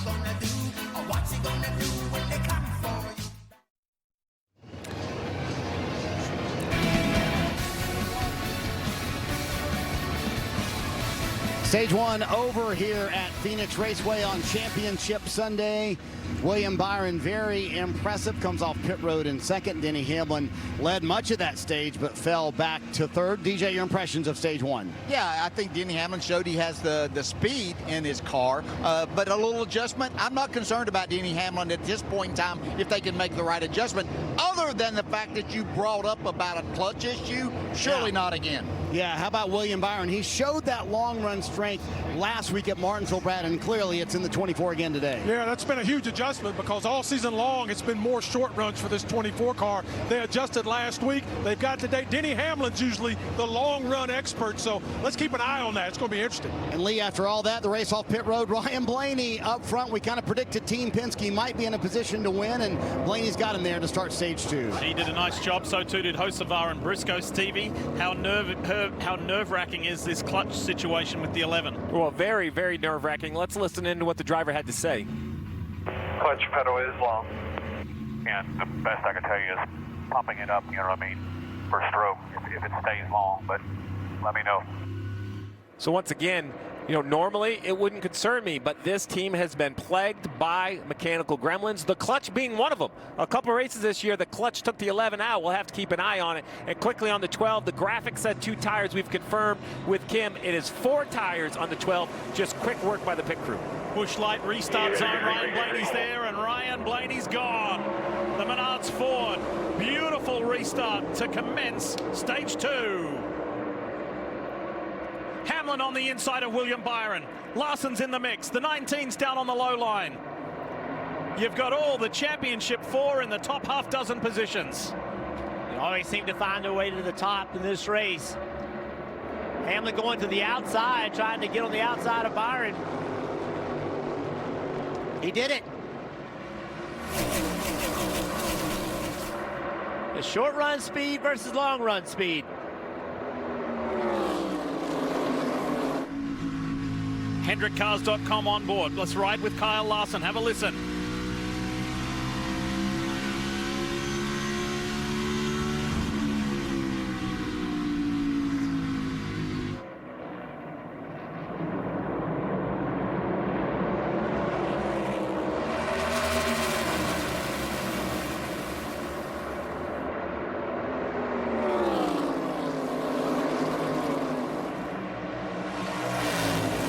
Looking pretty pacey early on in this second stage.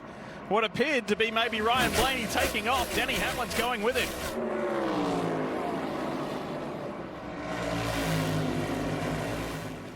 Caution, caution, caution. Caution's out for the first time today. And it's John Hunter Nemechek. Interesting spot, kind of the end of the backstretch. It's going to be interesting to see how he got here. I'm guessing had to be some contact between a couple cars. I don't see any heavy damage to the car, at least on the right side or on the nose. We'll see if he can get it fired and drive away.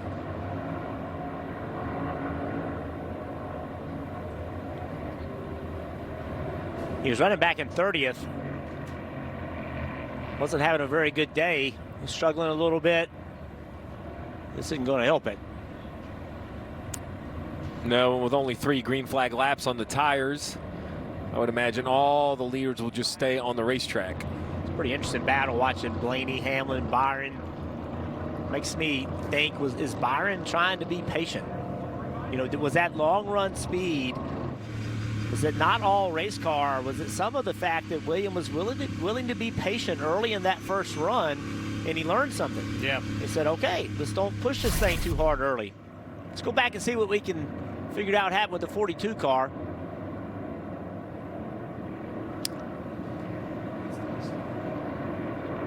That was a little difficult to pick up. Yeah. Here we go. This might tell us more.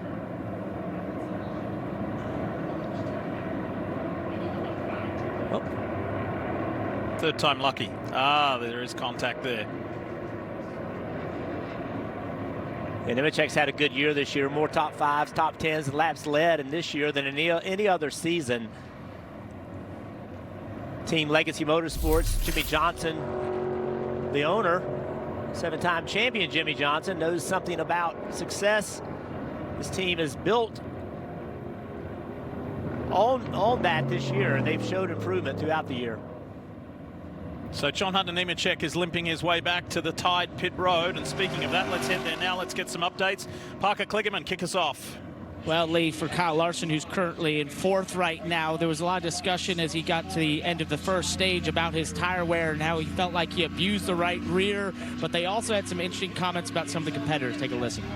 Would you be able to see what Williams looked like? Because he was much better than me at the end. Yeah, we're going to find out. And we heard the 11 call out over the radio. They had one small cord on the right front also.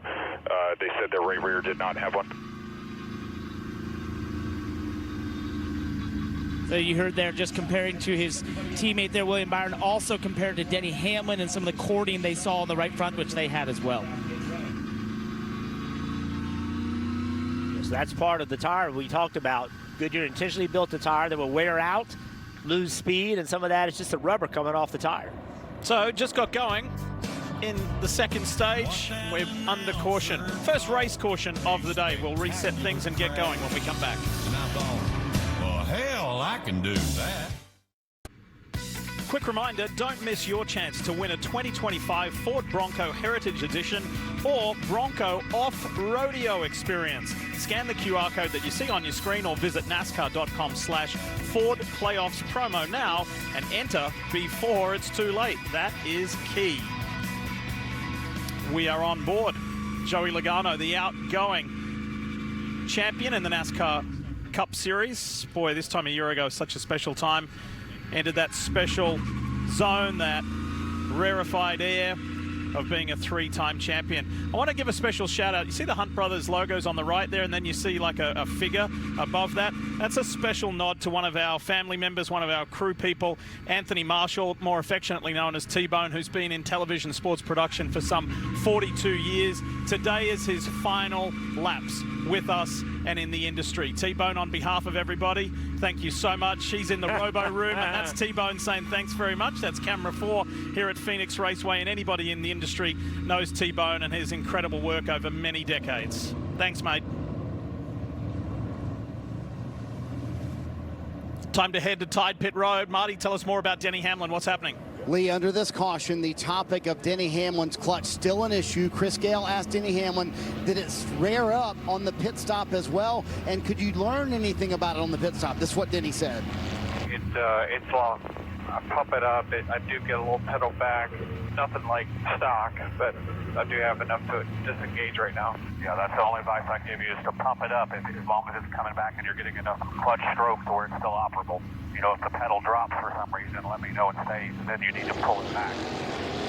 Steve, you mentioned the issues mechanically for the 11 team this year. A clutch took them out when they had a winning car at Kansas earlier this year. So what is in Chris Gale's playbook that he can maybe do to help his driver, or is Denny on his own? Denny's basically on your own. You might be able to try to bleed the clutch, but it's a very complicated project. Jeff, the good news is on the racetrack, it's not an issue. The clutch isn't used, but pit stops become nearly impossible. This isn't like a 4-speed. You can't knock it into neutral. You would have to lever it all the way forward to find neutral. Exactly. Right now on this restart, he's not going to use the clutch at all. accelerate, go through the gears, never touch the clutch. Bush start, Bush light restart zone, and Blaney's done it again. Great restart. They fan out as they always do, they typically do, but look at Denny Hamlin around the outside. Byron's down low. What a restart from the 11. We're talking about his woes with that clutch. No worries there. How about Larson? He jumped to the outside. Briscoe 2 further back behind Blaney. Hocevar in that 77. Delaware Life Car goes around the outside. The youngster is in the mix here on Championship Day. Hamlin with a couple of car lengths gap over Kyle Larson, then William Byron. The 2 Hendrick cars run together.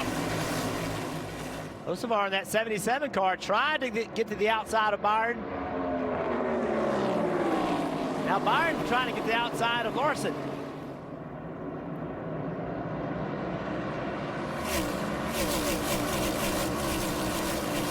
Jeff, you said it. We usually see that, I call it the ball field or the flat area of the dogleg, used a lot more early in these runs, but the leaders are definitely avoiding it. I think that's by choice. Some of the tire concerns probably allows you to run a little bit lower air pressure if you don't have that real rough transition lap after lap. For a moment, we saw 4 wide there with Alex Bowman and Austin Cindric and Christopher Bell and the 1 of Ross Chastain. Meanwhile, look at Hamlin in the top box as he stretches his advantage now to a second. It didn't quite get to that with William Byron earlier on, so Hamlin boasts his biggest lead of the day. And Diff, unlike stage 1 that was only 60 laps, the much longer 125 lap stage 2 will require a pit stop. If something happens, you can do it under yellow, but if not, it will definitely be under green as we ride on board with Reddick and the Xfinity Mobile onboard camera. It's crazy back here. Every single week we see the madness of being back mid-pack, how wild it is. Denny Hamlin, this is something you never see. Denny Hamlin is over a half of a second faster than second and third place. That tells me that what Denny Hamlin is doing, he is learning and pushing his race car. He wants to know what it will and will not do. These two guys, they aren't doing that. They are thinking long run speed. They're thinking if I push too hard, it's going to hurt my long run speed. And Denny has said, to heck with it. I'm going to go and just push my car as hard as I can. Well, half the option is save tire half speed late, or, Jeff, get a big gap. Get a big lead and let him try to chase you down. Denny Hamlin told us earlier this week that he studied his teammate Christopher Bell, who's a multi-time winner here in Phoenix. He wanted to know what made Bell so good here and how Bell drove the car. And Denny in the sim made changes to how he would have to drive and almost relearn how to drive Phoenix Raceway. And he said, it's either going to work or it's not. I'm up for that change. I'm willing to do it. Well, that change is working now to the tune of almost a 2-second advantage over Kyle Larson. He's going for it on board. Bush Light on board. Ross Chastain. You see some very close racing right there between Bell and Cindric. Chastain going to go 3 wide bottom. That made Jeff jump. Yeah, Jeff. You okay? We've talked a lot about the Championship 4. Remember, Chastain really, when you look at Phoenix specifically, is the only non-Championship 4 race winner when he won here a few years ago. An impressive drive out of the 1. And then you look at the 77 of Hocevar running 5th. Jeff, you know, we make a lot of Hocevar because he does find some ways to get himself in the news. But man, he has a lot of raw speed in that car. Yeah, he certainly does. His crew chief, Luke Lambert, I think this offseason will be important for that team just to get together and kind of like refocus. What's their goal on us every single week? And one of those things has to be get to the finish of the races. Oh, you see Josh Berry there in that red and white. Dex imaging for the Wood brothers. There's the 21 up high. He's right behind Austin Cindric. He got a little out of shape there. Good catch. Chase Elliott on the inside in the Napa 9. Hamlin now 2.2 seconds out in front. As he comes across the line, that's more than likely to grow even more over Kyle Larson. Almost 2.3, so another 10th now. So he's taking option B, Steve. Not being conservative, he's going for it. I like it, and I like what Jeff was saying. You know, he's obviously pushing and learning. We heard a few reports from pit road about some tire wear, maybe a few cords. It didn't sound like anything too urgent from all the radios I was reading. So this rate, you know, this stage, if done correctly, you break it up a little bit more in the middle. You actually shouldn't run as long on a set of tires here as you did stage 1. He's been the fastest car every lap since the restart. Here's the McDonald's 23 of Bubba Wallace, the Brickyard 400 winner and featured so heavily in these playoffs. But there's something going wrong with it. Yeah, something's wrong with the 23. He turned left, and he's just overall down on total speed. I don't know if it's an engine issue or a gearing issue, but you see cars left and right. Is he looking for pit road? I think he is. Oh, but he missed the entrance. We'll have to see if the 23 can get back around to pit road.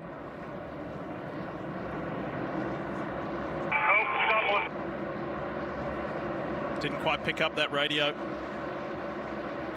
Sounds like it's a power issue. They're giving him some reports about the master switch trying to turn it on and off, so maybe it's an electrical issue. Throttle related, like. Say, you just see it's just not up to speed, not up to power. You don't see any smoke out of the tailpipes. That would tell you it's an obvious engine issue, Jeff. But, you know, these engines are electronically controlled with the ECU, so it could be a sensor, much like your car at home, Parker. If the sensor doesn't know what the engine needs, it's not going to run properly. Right, Steve, it's a throttle position sensor issue is what the team is saying on the radio. To your point, it all runs through the electronics there where the throttle is, and so the engine isn't getting the right message as to where that throttle is right now. They're obviously trying to cycle through and figure out the problem. So it's a mechanical throttle, right? It's not drive-by-wire. You step on the pedal, it moves, right? It's a cable-driven wire. But if the engine thinks it's at wide open or zero throttle, there are some protections about hung throttles. There's some protection about saving an engine with a throttle position and oil pressure. So it can really lose its mind if it doesn't understand where Bubba Wallace has the throttle. Let's listen in. It's got half power. It's not acceptable. Somebody problems with this shit. You hear the frustration from Bubba Wallace. And there's been a little bit of this around from this man right here. Remember, Denny Hamlin last week at Martinsville. He didn't need to do anything special there. He was already in the championship 4, but he was kind of cruising in second. I think biding his time when the engine expired on the 11, Marty. For that lead for Hamlin, he has stormed to the lead almost 3 seconds now. Normally his signature is how good they are on the later runs, and Jeff, you pointed out he is really giving up the front end of the run here, and Hamlin told Chris Kell something very interesting. He said, let's just see what happens here. His spotter Chris Lambert keeps saying, hey, make sure it lifts, make sure it goes, but to your point, Hamlin seems to be experimenting right now, said the turn's better, but what is he learning in this experiment, Jeff? Well, look, I like what he's doing here as long as he doesn't damage a tire, right? I like the fact he's just pushing his car as hard as it will go to understand what they will need for, number one, a short run. This thing gets down to the end, you get a 20-25 lap run. What does my car need to do better? And then number two, if I'm going to push, you see Bubba Wallace coming into the pits now. If I'm going to push hard for the entire run, where does it go? Can we make it? What is it? What do the tires look like? What adjustments do we need to make? So, you know, this, unlike all the races throughout the year where they're racing for stage points and all that, they're not. They're racing for just the best finish of the race. So is this team experimenting a little bit here just so that they know what they need in any scenario? Because if you get a long green flag run at the end of this race, what are you going to do? Right. He's going to know more about that than the other guys. You talk about the scope of the year, Jeff. Well, the 6-time winner this year, Denny Hamlin, his season has been punctuated by various issues, Steve. Texas in early May. Major engine issue. You see the fire out from underneath the car. And then Kansas, a clutch issue for the 11. Sound familiar? Same issue they're fighting today. They ended up damaging the clutch beyond repair. Had to go back and fix it. Then it was a throttle issue at Talladega.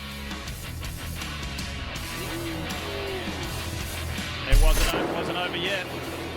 And then Martinsville, just a week ago, as I mentioned, doing a nice job. And then the engine expired on the 11th. Steve, what concerns me the most about this 11 car is that they had a clutch problem yesterday. Yeah, Friday in practice, yeah.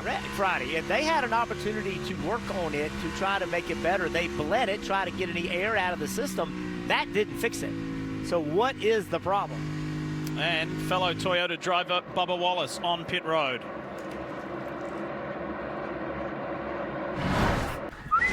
A Chewy order is on the way for Jaws, who never lets go of what he loves. At least not until Dad gets on Chewy and gets him something new to love. Delivered fast. So Jaws can always live his best life. One mouthful at a time. For low prices and fast shipping, for life with pets, there's Chewy.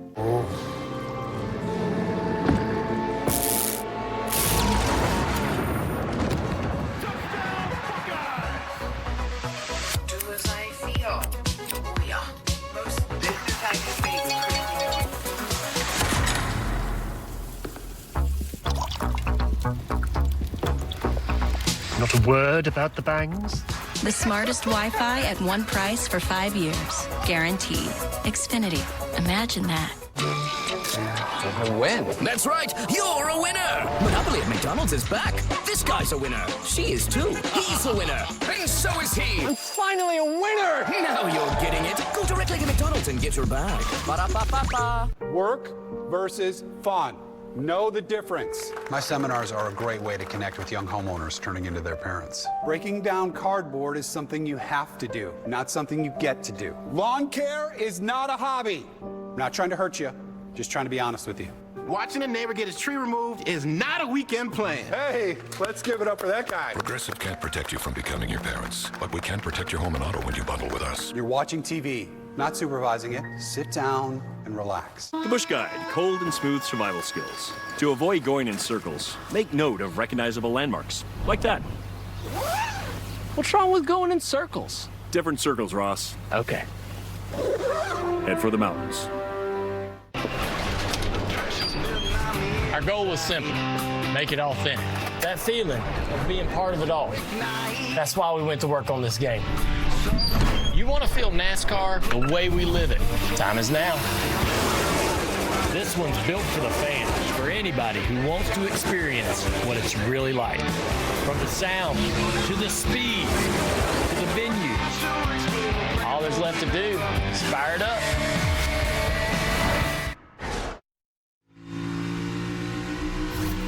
You're watching the NASCAR Cup Series Championship Day here on NBC, presented by Brez Tree. Beautiful day here in Phoenix.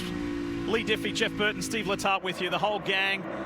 And Daniel Suarez. Look at this car. I want to tell you about Freeway Insurance, because we're excited to welcome them as a premier partner of the 2026 NASCAR Cup Series and the official Choose Rule sponsor. Because in racing, as in life, every choice defines the journey. Freeway proudly celebrates the fans, the sport, and the spirit of America. Together, we're empowering drivers everywhere to make the smart choice with Freeway Insurance. Daniel Suarez, who's been a Freeway Insurance ambassador with Trackhouse Racing, he's coming to the end of his 5th full season with Trackhouse.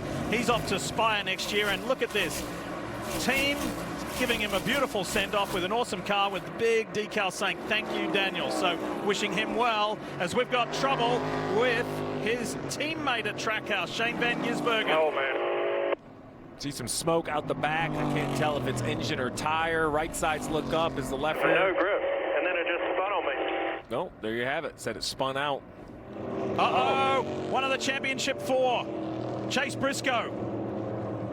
Bring it to us, bring it to us. Tell us more, Dave. Tire down. He radioed that just as the caution was coming out for Van Gisbergen, but you can see it's the right rear. In practice, it was left sides. That's what you would imagine would be the air pressure issue, so we don't know if he ran something over or what happened. Remember, these tires have been on for quite some time, plus a caution and a cycle. Now he's trying to get it back to James Small. You see the concern in the bottom left, leaning in, orchestrating the team about not only getting the tire changed, but trying to limit the damage, right? So they'll jack it up. First things first, right rear tire off. You're going to look inside to see what kind of damage it did to maybe the brakes, the brake line. You see the cording. That's what they're kind of trying to get free of the car. He'll go back out to try to save a lap. But now the question is how much damage has been done to the 19. He was running 5th position. And this team and this driver, I thought, had made the largest improvement of all the teams. Unfortunately, this is going to set them back. What a huge break, though, that we were under yellow for an incident with the 88. If this was under green, this would have been just a day ender. Championship ender. Have a listen. Tire down, tire down. Copy, caution, caution, caution. Got wrecking up here in front of us. Number one, he did not wreck the race car. That was a fortunate break. Number two, look at the in front. See the smoke? The smoke is the caution for the 88 cars. He spun out. So in a bad situation, a lot of good things happen here for that 19. Oh, SVG, we talk about this track a lot. It's a little bit like Richmond. You think the corner's over. It isn't. No. There's so low a grip, and then he just spun it out. You know, hats off to SVG. I know this isn't the send-off he's looking for. 5 wins in the road courses, though, continually improving, moving up inside the top 20 on a lot of the ovals. I can only imagine the learning curve. I think this 88 is going to be, you know, one to really keep an eye on again next year. Last 3 races, all in the top 15, of course, on ovals. So progress being made, but he said it on the radio. No grip. It just spun on me. Well, and again, we keep talking about the tires and how they are built to wear out, and every driver I talked to said when they lose grip, it is a handful. Well, now here with 77 to go, we are inside a fuel window, meaning a pit stop from here will get you to the end of the stage. Now, as a crew chief, my stomach does not love the idea of trying to run 75 laps on these tires that are high wear. Especially after what we've just seen. Well, yeah, just right? In general, just, you know, it's, you know, Phoenix is an odd place. Even when there's not tire concerns, there's brake concerns, Jeff. You know, it's a very odd track. By definition, it's not a short track. You use brakes like a short track. You can overcool them. Just so much going on. This 19 car of Chase Briscoe, it's going to be very interesting to see, A, what kind of damage they feel that flat tire did and what they feel they can repair. Let's listen into the 19. I don't know what caused that, but I had a vibration that whole run again. From the very, very start, or? Yeah, from like lap 3, I would say. It was pretty, you know, terrible, but I mean, it was noticeable. So Friday in practice, they had a flat tire, and then they were really unable to run a lot because he kept talking about vibrations. There's Coach Gibbs, obviously concerned, looking on. So a couple things. What can happen is the tire can be damaged, it can lose air, it can go flat, and Jeff, as a driver, you can have no idea. The other thing that can happen is these tires have belts in them. And if you get low enough on air, whether that's your setting or maybe you just run something over and the tire goes down, it can break one of those belts internally, and it just picks up like a harmonic, kind of like a little bit of turbulence, like a high-speed turbulence in the tire. You heard he said it all the way from maybe lap 3 of this run. And he said a vibration again. Because he talked about a vibration on the first run of the race also. Right. You get to the point as a driver, you're like, hey, they all vibrate. Why am I going to say it, right? So he was given that information after the fact because he had a vibration in practice, had a vibration on the first run. Why do I need to keep repeating myself? All right, ball goes from the track to pit road. The ball gets tossed. Special teams, it's like, you know, you sit around for 15, 20, 30 minutes, Diff, and then you're expected to jump into action. Keep in mind, the Hendrick duo, the 5 and the 24, their respective pit crews have been spectacular this season. Do they do it again, Parker, and are they able to leapfrog Denny Hamlin? We'll find out. Let's go to tied pit road. That would be the hope here for the 5 team. They told him he's being beat in turn 4, and Kyle let them know he's trying to be delicate on the right rear, and that's very hard to do. They're going to continue to loosen him up in the center of the corner to try and help him on exit, Kim. Parker, for his teammate William Byron, said no big balance complaints, just lazy that run, and I didn't benefit on the back end of it. He said my tires weren't happy. I wasn't going to go forward. I need my tires happy. They did make an air pressure adjustment on those 4 good years, Marty. Denny Hamlin told Chris Gale it's really good for about 18 laps, and then the tightness returns. Remember the clutch issue for the 11. Does it affect their pit stop? Answer is no. Hamlin comes in with the lead, and I'm pretty sure won that drag race against Kyle Larson to keep the lead, Lee. That was close, though. Good stop from the 5 team. That was really close between the 11 and the 5 of Hamlin and Larson. Again, here's the reason why we're under caution. One of the championship 4, Chase Briscoe. Tire issue. Fortunately, it happened under caution.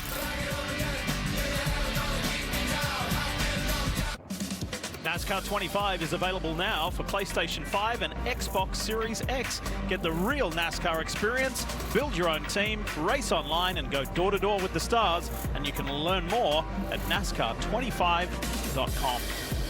Look at this day we're being treated to here in Phoenix. We're about half an hour southwest of downtown Phoenix, Arizona, here at Phoenix Raceway. And this discussion continues, this topic of discussion continues with Denny Hamlin. So let's go on board with this Toyota on board. Just let's peer into this pit stop and specifically what Hamlin does and how he does it and watch the clutch. So Jeff, let's go on board and see what Denny does. You're in second gear coming into stop. Watch his right hand. Watch his hand. He's coming. He stops, and now he puts it in gear. So right now his foot is on the clutch. He is holding it. Holding it. It means the clutch is operating properly. Watch his hand, never moves it. Dumps the clutch and off he goes. Yeah, because he pulls in second gear, so he only goes from second to first, like a motorcycle, right? He just downshifts one time. I was wondering to see if we would see 2 downshifts. That would take it all the way to neutral, allow his foot to come off the clutch. So currently, it seems like the 11 has enough clutch to perform the pit stops, so we'll have to just keep an eye on it, though. Remember, still 198 and at least 2. I would expect probably 4 more pit stops during the race. And in that passage during stage 2, Hamlin was able to eke out a 3+ second advantage over the Hendrick duo of Kyle Larson and William Byron. We'll see what this restart is like in the Busch Light restart zone. Pretty even between Larson and Hamlin. Byron is poised. That Dayglow yellow Menards Ford of Blaney. Hocevar's in the mix. So too Ross Chastain.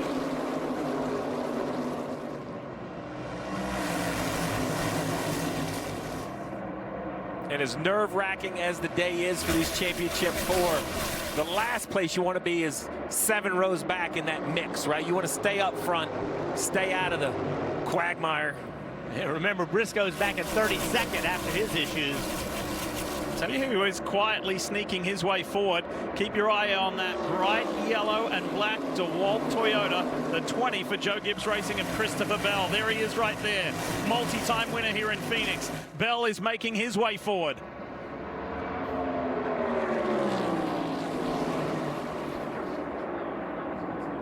'77 is Hocevar, 21 Berry. The light blue Busch Light car of 1, Ross Chastain.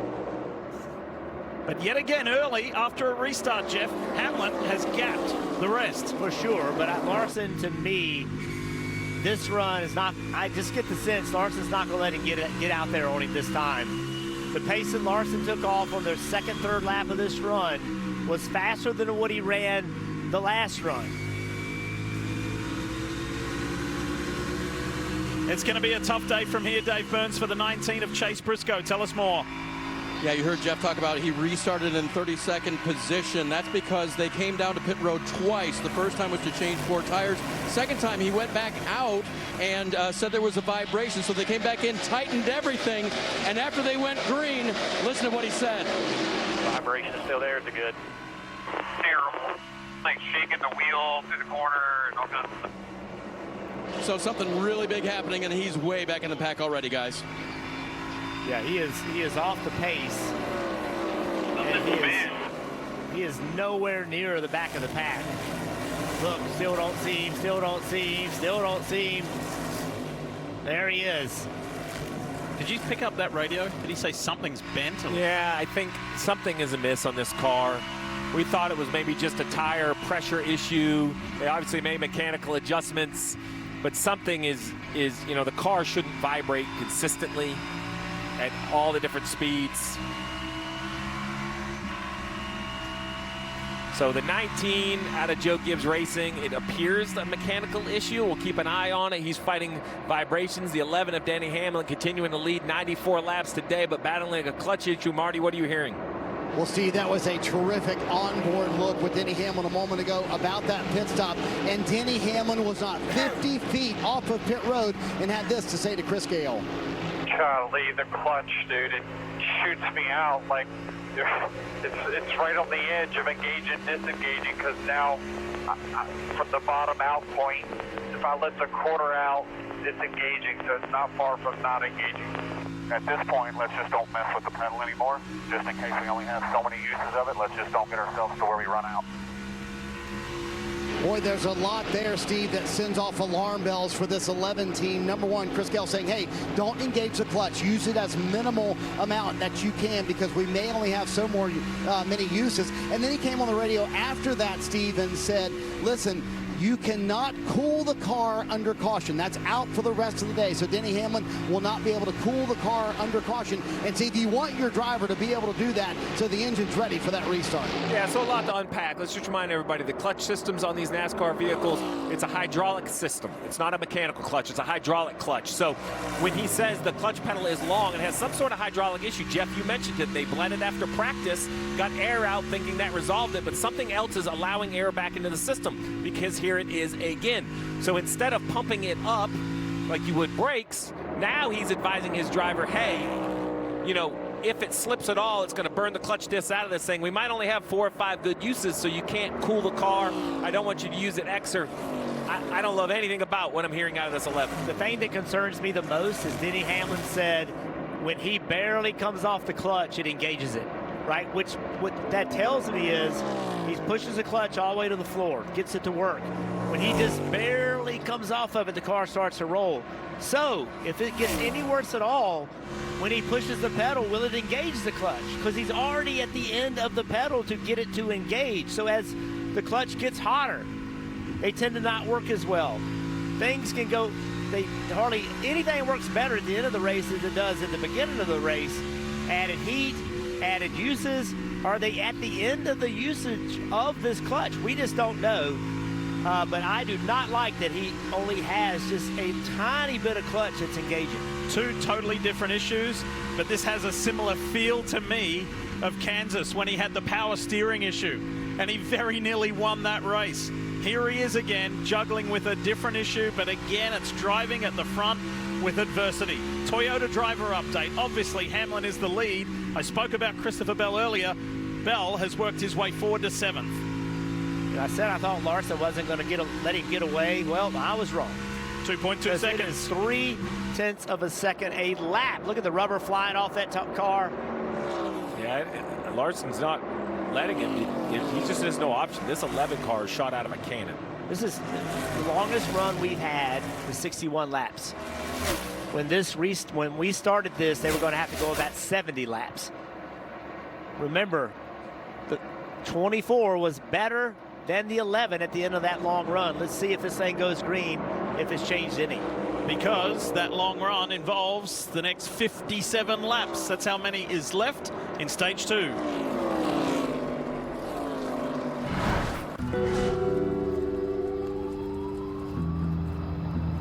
Is it season ending? It'll take every ounce of its hand-smashed Angus beef, but it's got a chance. Steady. Careful of the cheese.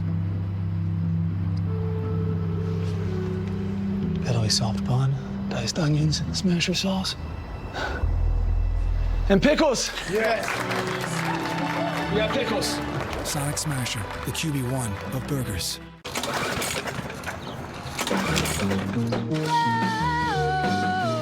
Thank you.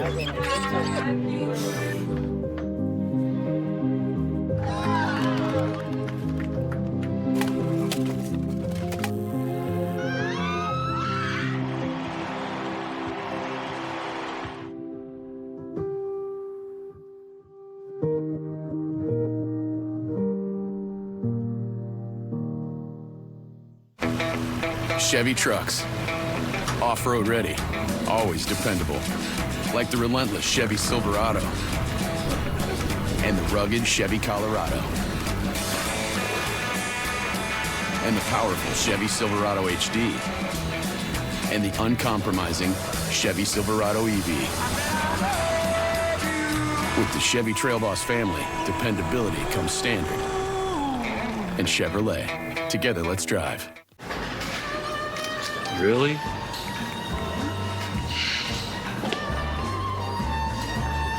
Michael? Yeah, it's me. Ready to snap?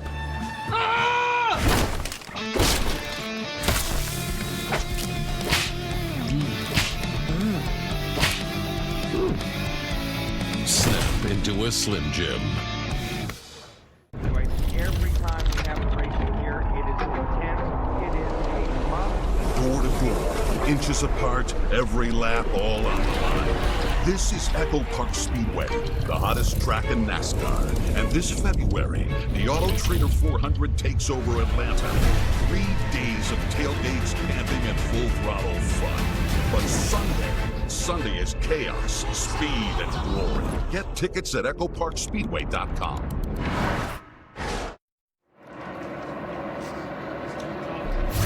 It is championship day in the NASCAR Cup Series here on NBC, presented by Breztree, and what you're looking at there are 6,400 campsites, and they are sold out. The stadium is packed. What a sight here on championship weekend. You drive through kind of that way to get back to the TV compound, and I'm jealous. I won't lie. I drive through there. They look like they're having a great time. They've had a great weekend. There are some really impressive setups. They got sports on the television in the evening or the morning when we come in, and they go into the races during the day. What a great time. I was going to say, I'm not jealous in the morning because they look like they've had a long night. I'm a little jealous, but I'm thankful I'm not there, yeah. Denny Hamlin, 2.6 seconds out in front of Kyle Larson. And then William Byron sits in fourth behind Ryan Blaney. Tell us more, Kim Kuhn. Yeah, Lee, and third of the championship drivers, which is where he's finished in the hunt the last 2 years. So what did they learn in those Champ appearances the last 2 years? Rudy Fugle told me the first appearance, they were strong early, led laps, but when the shade crept into the track, they took a big swing and got behind. Last year, he said we did all we could, but we weren't the best car, but we were willing to make a bold call. So how does that direct their race today? He said we've got to keep up with the racetrack, trust our instincts, and know we are capable. Right now, Parker telling his drivers stay in touch with the front of the field. There is still 49 laps to go in this stage and a lot to gain.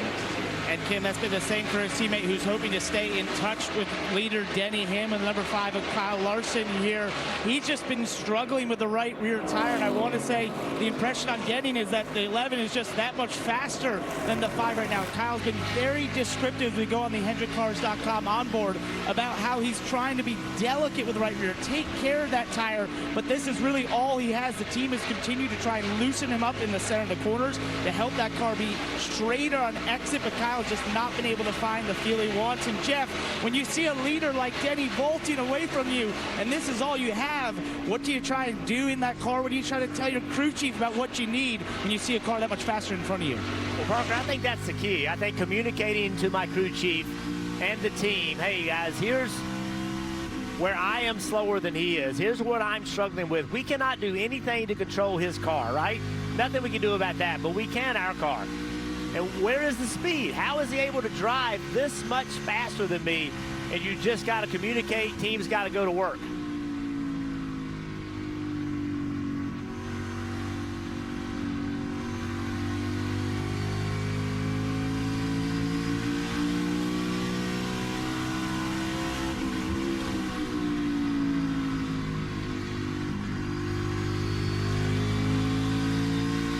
Car looks pretty good. You know, when riding along, looks smooth, looks under control.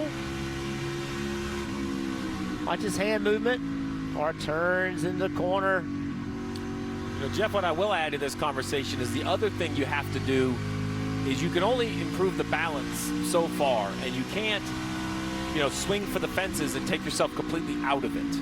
Right, the 11 is definitely, or the 5 has heard the 11's potential issues with this clutch. They know what they have going on. You don't know if this is going to come down to a 5-lap shootout, whether it's going to come down to a pit stop. Like, you can't panic and start making adjustments just because you think it's your only chance. In every championship battle along every sport, Steve, when teams have to get out of what they do best, that's when they get in trouble, right? You get behind, you start football, you start throwing passes you don't normally do, throw an interception. In racing, the same thing happens, is you now look at your competition and they're just better. Like, we got to find something and do something different. And it is very difficult to understand what changes to make, not only from in the car, but outside the car. Let's jump away from the championship for just for a moment. Let's talk about Ryan Blaney. Kim, a guy who could so easily have been in this conversation today of the Championship 4 after that run last weekend in Martinsville from 31st to 1st, ultimately finished runner-up. But this guy here, he sits 3rd at the moment. Yeah, absolutely. You think about his week last weekend at Martinsville, was looking for a 3rd straight appearance in the Champ 4. Now 1 spot short of that, but talking with the team, they did not let that discourage them from getting things done today. Crew Chief Jonathan Hassler said we pretty quickly jumped to how to be better in 2026 after losing last week. It is now a company-wide focus to still win this race at Phoenix. Blaney, a 4-time runner-up here, right now just saying feels better on exit this this run, still struggling with overall grip, but Marty, he needs more to lean on in the center. Kim, in his second year in Cup, Carson Hocevar has been so impressive this year, especially late spring and in the summer. They were fantastic. More top 5s, top 10s, and laps led in 2025 than he's had in his Cup career.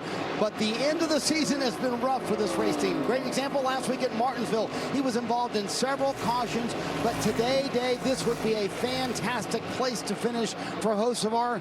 He and Luke Lambert sitting in 5th right now. The 20 car of Christopher Bell qualified 20th yesterday, but when I talked to his crew chief, Adam Stevens, this morning, he was pretty confident about how good the car could be. Remember, Christopher has won here 2 times. He knows what he likes. The last run, he wasn't finishing the corner because he was too free, a late center exit, but they made an adjustment for that, Parker. And Dave, for Chase Elliott, he started this race back in 17th, but he's methodically worked his way up to 9th. When I spoke to his team this morning, his crew chief, Alan Gustin, they felt very confident they had a good car for this race. Chase has remarked that he's been happy with the balance, and I asked, do you think this season has been successful? He said, absolutely, and we both reminisced that amazing win that Chase Elliott had at home at Atlanta earlier this year. The crowd reaction to that. Yes, it hasn't been a championship weekend, but a lot for this team to build on as they go in the offseason later today. One champion to another, a 2-time Cup Series champion, Kyle Busch, and the Cheddars Chevrolet for RCR. He just made a trip down pit road. Yeah, it was running 20th. He ended up coming down pit road with a flat right rear. Let's listen. Right there, tire just goes flat. This was a right rear, so left side's in practice. This is the right side. Now you see some damage on the bodywork, but I don't think that could get all the way to the tire, but maybe it is. Let's follow up. Kim, what are you hearing? Yeah, just what you described, rear down, and this team had such a strong run last week, and we're very optimistic coming into this weekend. Hit some gremlins in practice like you guys described, had to pit on lap 144 for that rear down. The team continuing to adjust for some of the same issues he's experienced throughout this entire race, throughout this entire 148 laps, and that is just that he has absolutely no left front or right rear grip, so not the way they wanted to end this 2025 season. Got another tire failure. It looks like to me the 16 of AJ Allmendinger. This is the second hit that he's had today, this weekend. It looked very similar to what he had in practice. That was a hard hit in practice. Yeah, I just happened to look out the window. Remember, he's had multiple big hits the last several weeks. AMR team out there checking on him. AJ knows the damage is too much. He's just getting out. And that hit in practice on Friday was so significant that this is the backup car. Let's have a look at what happened to AJ. Yeah, gets in the corner, and there it goes. Another blown front tire. Once that happens, Steve, it just does not turn, and you're along for the ride. This was practice on Friday. Look at this hit. Car just doesn't turn. Looks so similar between the two incidents. Sure does. And AJ was just on pit road about 15 laps ago under green flag. So, man, I can only imagine AJ's got to be just super frustrated to take 2 big impacts with flat front tires. And just wind the clock back just a couple of weeks ago to Talladega when leading. Big hit. He'll be happy to see the off season so he doesn't have to deal with that again, because that's 3 in just a couple of weeks span. Well, so it's funny because we ran green the first 60 laps and everything was fine. Now we're getting into the second stage. People realize where they stacked up, competition-wise, and now we're starting to see some more flat tires, some more issues, people trying to push. I imagine we're going to see all the leaders pit here, though, with over 30 laps on their tires. And next time by, 34 laps left in this second stage. They're coming your way, Parker. Yeah, for Kyle Larson, he came on the radio and said, I don't know what to tell you, but it feels like at any second I could kill the right rear tire of this car. There was a long description about maybe what they could do. Cliff Daniels said, I know what to do here. He's getting 4 tires, Kim. And for William Byron, he just said, it swings the rear more. The back of the car is absolutely not engaged. I am not able to carry a lot of speed, so they will make a slight adjustment. 4 tires, Marty. Kim, Denny Hamlin has played his hand today, showing a willingness to push the car very early in the run. He says it still takes steps reps of tightness, but it's better than it's been all day long. We'll watch that clutch issue, but it goes off pretty clean here on pit road in another drag race, Dave. The 19 of Chase Briscoe picked up 11 spots on that run, but it was a terribly vibrating 19 car. He said it vibrates the rears down the straightaway. When they get to the corner, it vibrates the fronts. He called it violent. So you may have noticed before the caution came out, Ryan Blaney did get Kyle Larson for second. Here is AJ Allmendinger's contact with the wall. They stayed as they were. The race off pit road. Hamlin still in front.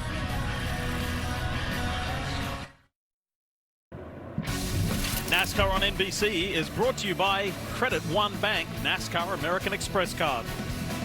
And by the Xfinity 5-year price guarantee.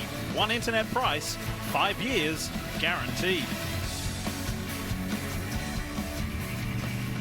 Bass Pro Shops on board for Chase Briscoe. Made a dramatic leap on Tide Pit Road on that last stop. He's now back up into the teens. Here is the 2025 Toyota GR Supra, the official pace car for the NASCAR Cup Series and this championship finale. Oh, we spent a few hours behind the wheel of that thing, Diff. Well, Steve and I have to say thank you to you because you've treated us again for 14 races in a row. We made it, Diff. We made it 14 weeks of pace car rides. I always sit on the left, by the way, so I'm not the impact person. Yeah, yeah. I can tell you I'm not riding with you two. Well, let's talk more about that 19 we were riding along with. Tell us more, Dave, about Briscoe. Lee, when Briscoe was one of the first ones to have trouble on Friday, he didn't seem concerned. He just got a pep talk from James Small, his crew chief. Listen. We're experts at overcoming adversity, and we're only on lap 152 or 312, so we can still do this. Yeah, I mean, I couldn't even see that whole run, so... Couldn't see. I'm guessing he's talking to the vibration is so violent that it's affected his ability to have a clear sight out the window. Busch Light restart zone. Hamlin springs and leaps out of there yet again. William Byron is following on the same line as him. So too Ross Chastain. Okay, now this run is 30 laps to go to the stage end. We are going to find out who has what. I do not think you can ride in this stage. You have to push to see what you've got. William Byron is ahead of his Hendrick Motorsports teammate, working on Ryan Blaney for that second spot. Can anybody go with Denny Hamlin, or is he going to just do it again, meaning streak away from this field?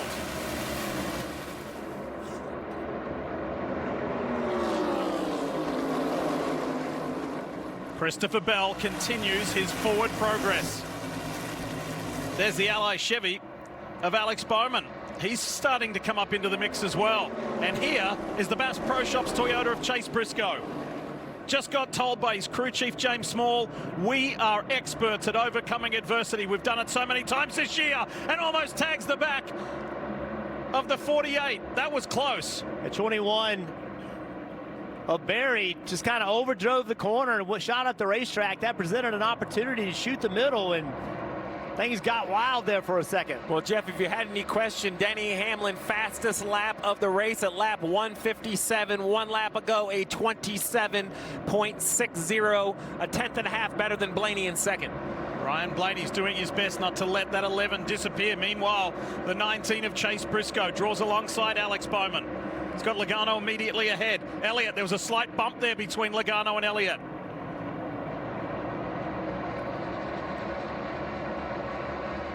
Just got a quick update on AJ Allmendinger. He went to the infield care center and checked and released. But tough way to end his 2025 season. And that's what all of these other drivers are trying to do, right, is end on a high note. We've talked so much about the championship, but we saw that battle with Briscoe back there, right? Logano, Bowman, Berry, Gregson, Buescher. So Blaney's able to keep pace right here, but Byron and Larson are not. They're about 0.2 seconds slower than this 11 car. Not supposed to go that fast at 44, Steve. Well, and to your point, we hadn't seen Blaney in clean air really be able to attack, so there's definitely speed in that 12 to keep up. But remember, he's not part of the championship 4. As much as Hamlin wants to win the race, if he gets beat by the 12 and only the 12, he's still going to have an enormous smile at the end of the day. Well, that's a good point that you bring up, because his teammate at Joe Gibbs Racing, Chase Briscoe, just said, hey, got told we are experts at overcoming adversity. 3 wide, and Briscoe's on the inside of Logano and Elliott. Well, that theme runs true for the race leader, Denny Hamlin. Think about this year, everything that he's had on his mind, and look at this angry little bunch here. That right there was a championship 4 move. The 19 went in there 3 wide and just slid the other 2. And Logano and Elliott didn't like it, Jeff, but you almost saw him say, yep, we've both been there. We're champions. We know what we're trying to. We're gonna cut you some break right here. We're gonna know that that's not how you normally race us, but on this one week, you get a free pass. We're gonna let that slide job happen. How about this restart by Briscoe? He's picked up 5 spots. He is running 8th position. It wasn't that long ago we showed how far back he was in the mid-30s. A good drive to the mid-pack, a great pit stop, and a great restart, and they are in the game. Endured those severe vibrations, both rear and front, and he's getting on with it. Next on his list is Carson Hocevar. There's the 77. So, Jeff, I've got the radio reports of vibrations. I've felt it with my drivers, but I've never been on board.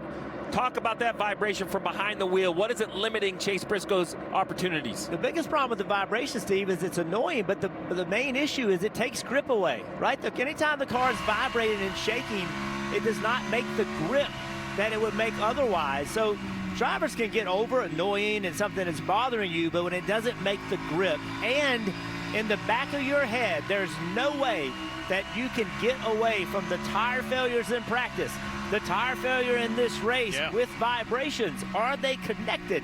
Is there something going on with our car that's causing these tire issues? There's no way you can get away from that, Steve, if you're a driver. Look at the resistance from Blaney. Ryan is not letting Denny Hamlin get away. That Menards Ford is ever present in the mirror of Hamlin.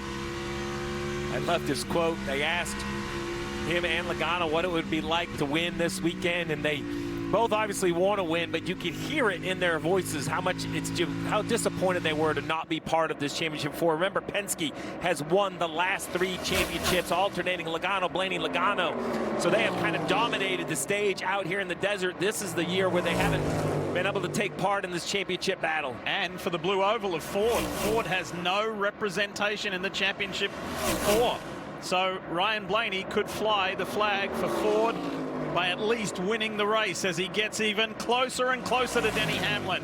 19 laps left to go in stage 2. And Blaney's going to be respectful, but at the same time, he wants to win this race. You know, he's not a driver that doesn't respect that these guys are racing for a championship, but winning a cup race is a special thing. It's very hard to do. He'll make this pass, and he'll do everything he can to make it clean. But he will, if he can, he will certainly make it. Be a nice way to head off into the off-season. He and his wife are expecting the birth of their first child in a couple of weeks. And if you could win the last race of the season, that'd be a nice way to head off. Well, and I mentioned that Chastain has won one of these championship races outside the championship 4. Well, it was the Blaney champion year. Yeah. So if anyone knows that a non-championship 4 can win it, Blaney knows, because he watched Chastain to the line that week. Pretty interesting. Right there, it switched. Hamlin was not in the top 5 fastest cars. I don't know if that's because he's playing defense on this 12 car that took a little bit of speed out of his car. He's having to look in the mirror, pay attention, or if it started to swing between who has good long run speed versus short run speed. See Hamlin up the racetrack a little bit. That allows the 12 to get a good run on the bottom. Denny Hamlin that time is 3rd fastest. William Byron was the fastest. Christopher Bell right with him. Jeff, you've been the catalyst for something for us to watch. Let's keep an eye on the gap from Hamlin to Byron, because remember in stage 1, Byron was so good the longer it ran. It's 1.8 seconds. We'll watch those numbers.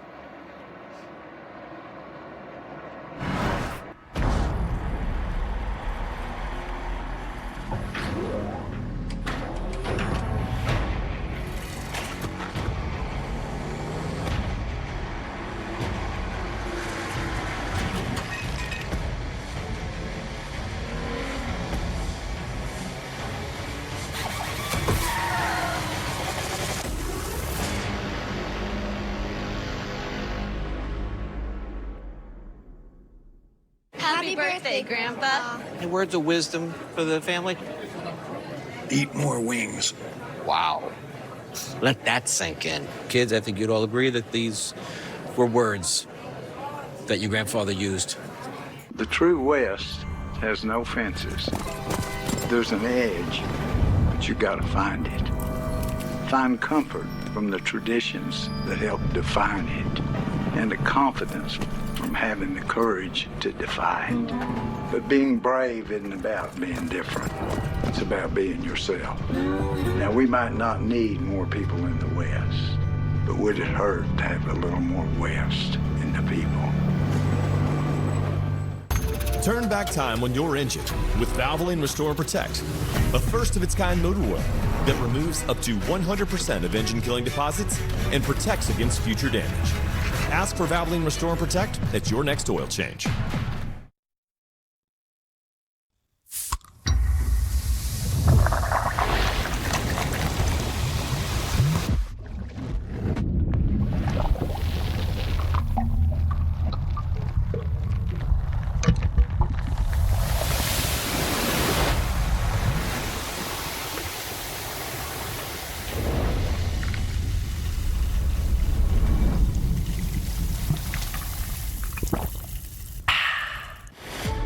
The mix of salty sea air and burnt rubber.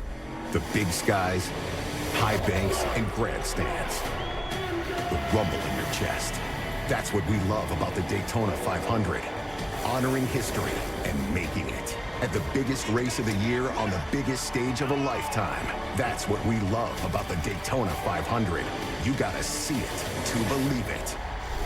Secure your experience now at Daytona500.com.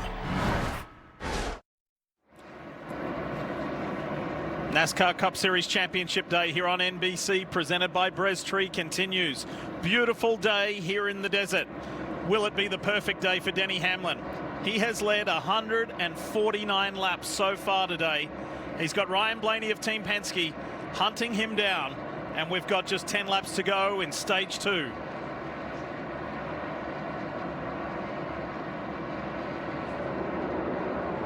There's a nagging clutch issue aboard the 11.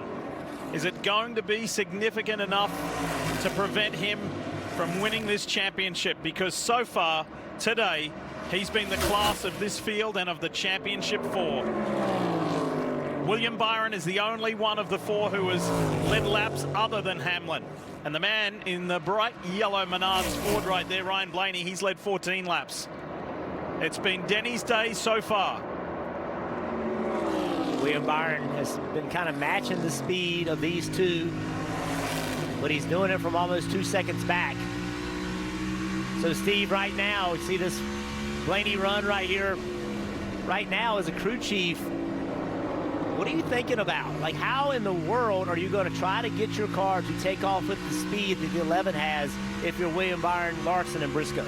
Well, and that's really what they have to decide, right? Are they starting with a balance issue? If not, if it's not a balance issue, it's just a grip issue. We keep talking about tire failures. Is there any more room to go down on air pressure to add overall grip? You have to be careful to not take yourself out of the race trying to, close in on that last run. But now that you see Blaney up here, I will admit, it sounds silly, but if you're Byron, I now have hope that the 11 isn't magical on its own. Well, if Blaney could do it, why can't we? That would probably motivate me to be a little bit more aggressive with my changes. You know, what's amazing is we sit up here, and we've done it for 11 years, Steve, and we hear drivers talk about kind of the same thing. The guy running first and the guy running 10th, they all say, I'm loose on entry, tight in the middle, loose off. But somebody can do it better and faster than the other one. Overall grip is what makes short run speed, and clearly these two cars have the best overall grip.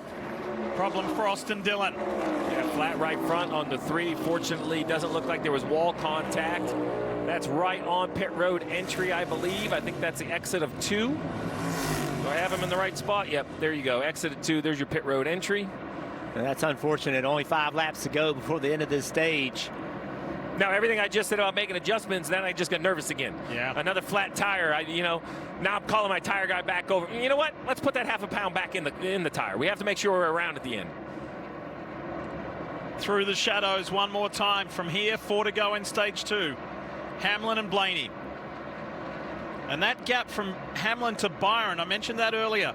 Let's watch William Byron's progress, it's pretty stable. It goes 1.8, 1.9, 2 seconds, back to 1.8. It's remained fairly consistent between the 11 and the 24. The top 2 championship 4 cars. I think clearly the 24 has the best long run speed. The question is, as far as Denny Hamlin's able to get back out in front of him, will Byron have the type of race he needs? Caution, he's sitting backwards up top. Problems here for Ty Dillon. So we saw his older brother have that front right issue. Now it's the 10's turn. Right rear. Right rear is flat. I see some damage around. Not sure which came first. It looks like there's a little damage on the wheel as well. And with 3 to go, I will imagine this is going to end the stage.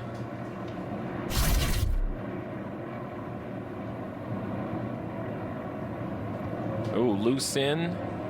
Hard to tell from that angle if the tire was already flat. It's off the wheel, which probably tells me that it kind of went flat first as quickly as that spun around. Yeah, as loose as it got and how quickly it got that loose, I think probably a tire issue.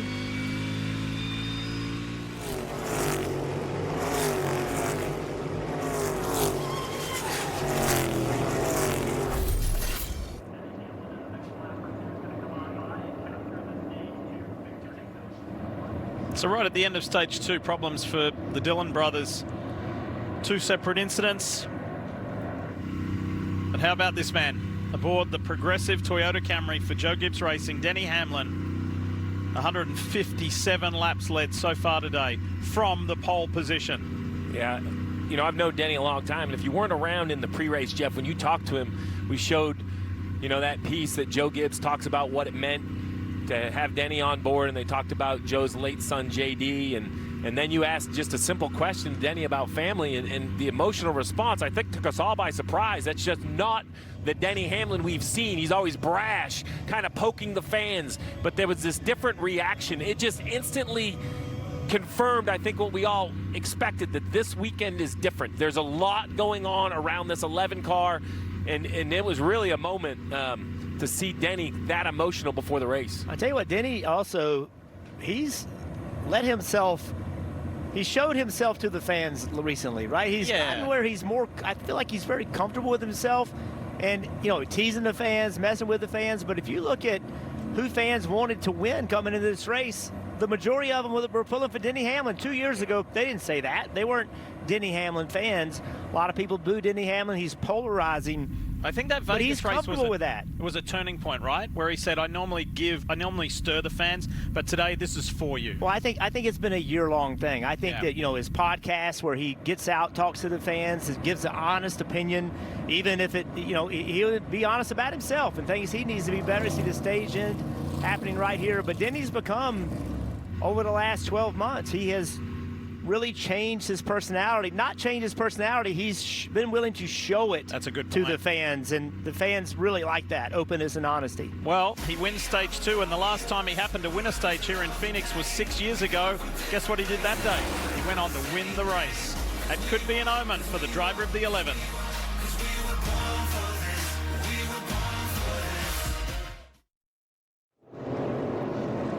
We're in the stage break between stages 2 and 3, and some very important radio for the 11. Have a listen. I think we might have a tire going down. I mean, I'm left side of the car.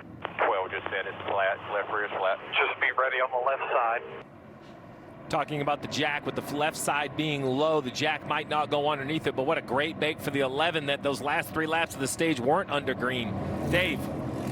Chase Briscoe is still in this, pitting from 7th position. He ran the fastest lap of anyone with 4 to go in this stage. Air pressure adjustment for a car that's too free in 3 and 4, Parker. Kyle Larson said, I'm sorry, I don't know what to do, referencing he just cannot get the right rear tire to last inside that 5 car that'll continue to make changes, Kim. And for William Byron, he said, I'm not sure exactly what I need. I'm 3 and 4. I'm on top of the racetrack, 3 in and off. They did make an air pressure adjustment, Marty. Kim, I agree with Steve. This could be a massive break for Denny Hamlin. You saw that flat left rear going down. They're having trouble getting that left side tire up. This pit crew's done a fantastic job all day long. He's going to lose several spots here, but still a good break to catch that left rear, and they're lucky that was not under green for those final few laps. A good break, but as expected, a slower stop. I imagine that flat left rear, it is so hard to get that left side jack post kind of in. So let's just watch this jack man.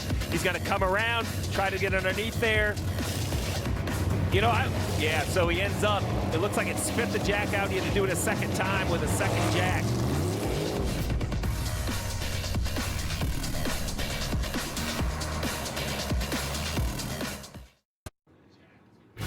NASCAR on NBC is brought to you by Toyota, Let's Go Places, and by Brestree.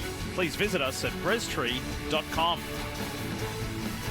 That was an eventful round of stops. We're going to tell you more about that in a moment. But for now, here's Kim Coon. Kim? Yeah, the lineup was set for Powerball's $1 million drawing at NASCAR for the third year. Powerball has electrified NASCAR Championship weekend with a live drawing for $1 million. This year, Francisco Rivas, a player from the Kansas Lottery, was declared the $1 million winner after his winning number was drawn right here at Phoenix Raceway. And the excitement doesn't stop there. Powerball will hold another $1 million drawing next year when NASCAR Championship weekend moves to Homestead, Miami.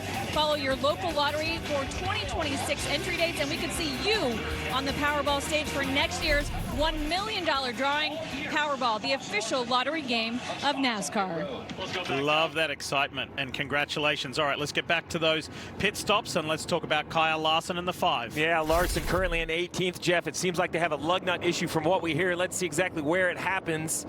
We come to the right side, tires off, tires go on.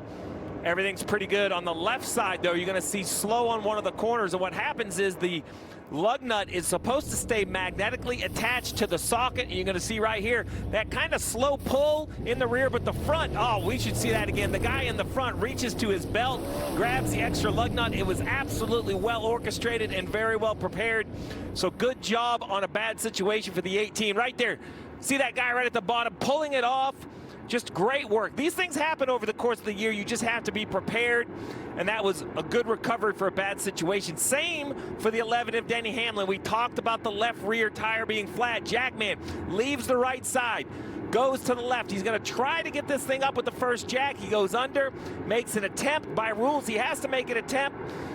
You see right here, it just won't work. He goes to the second jack, and it jacks up. The rules are clear. During a pit stop, you are only allowed to use one jack unless the car falls off the jack or the second jack can't be used, and now you're allowed to use the second jack. So the 11 quickly knows they're going to need that second jack, but they don't go to it right away. That would be outside the rules. That crazy attempt by the jackman makes that 11 situation 100% legal. That is absolute great pit coaching. Car 11 is back in 11th. Kyle Larson is back in 18th. Briscoe is up to 5th. And William Byron second. Into the Busch Light restart zone. Here we go. Stage 3 is on. And it's Ryan Blaney who leads the field.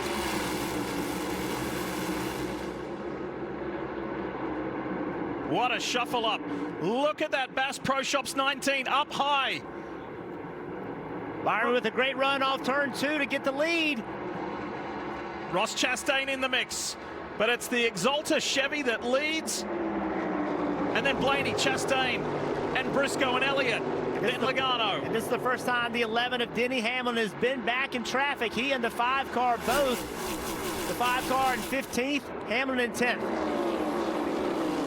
There's Denny on the inside of the 77 of Carson Hocevar, 3 wide. Larson with a really good run through the middle on the bottom of the racetrack.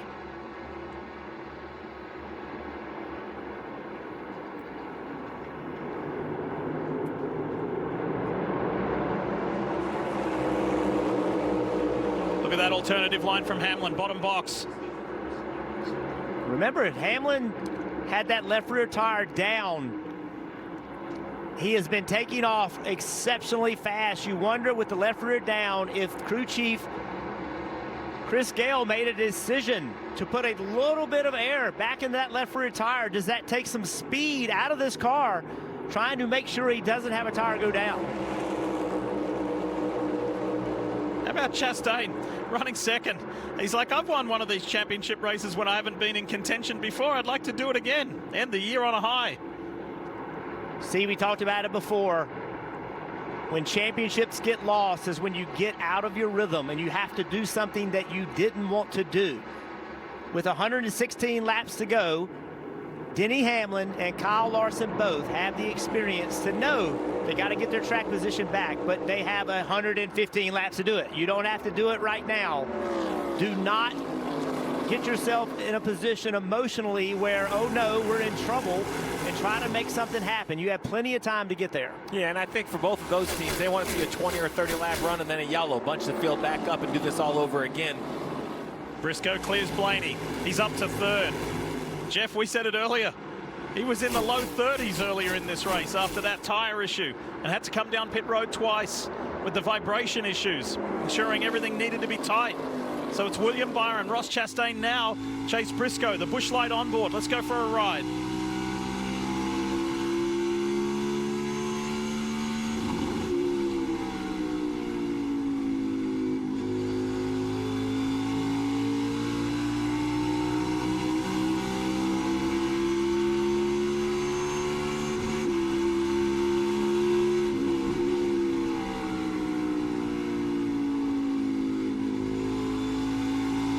He's going to go and visit his family on the watermelon farm in Florida in the off-season. He'd like to go there as the most recent race winner, but we got a lot of work to do. Bottom box is Hamlin, his JGR teammate Christopher Bell and Josh Berry. Hamlin clears Bell, has a little bit of gap up to the next car. Up the road, that'll be Logano, then Elliott, then Blaney. On board with Chastain running the second, call it the third lane in 1 and 2.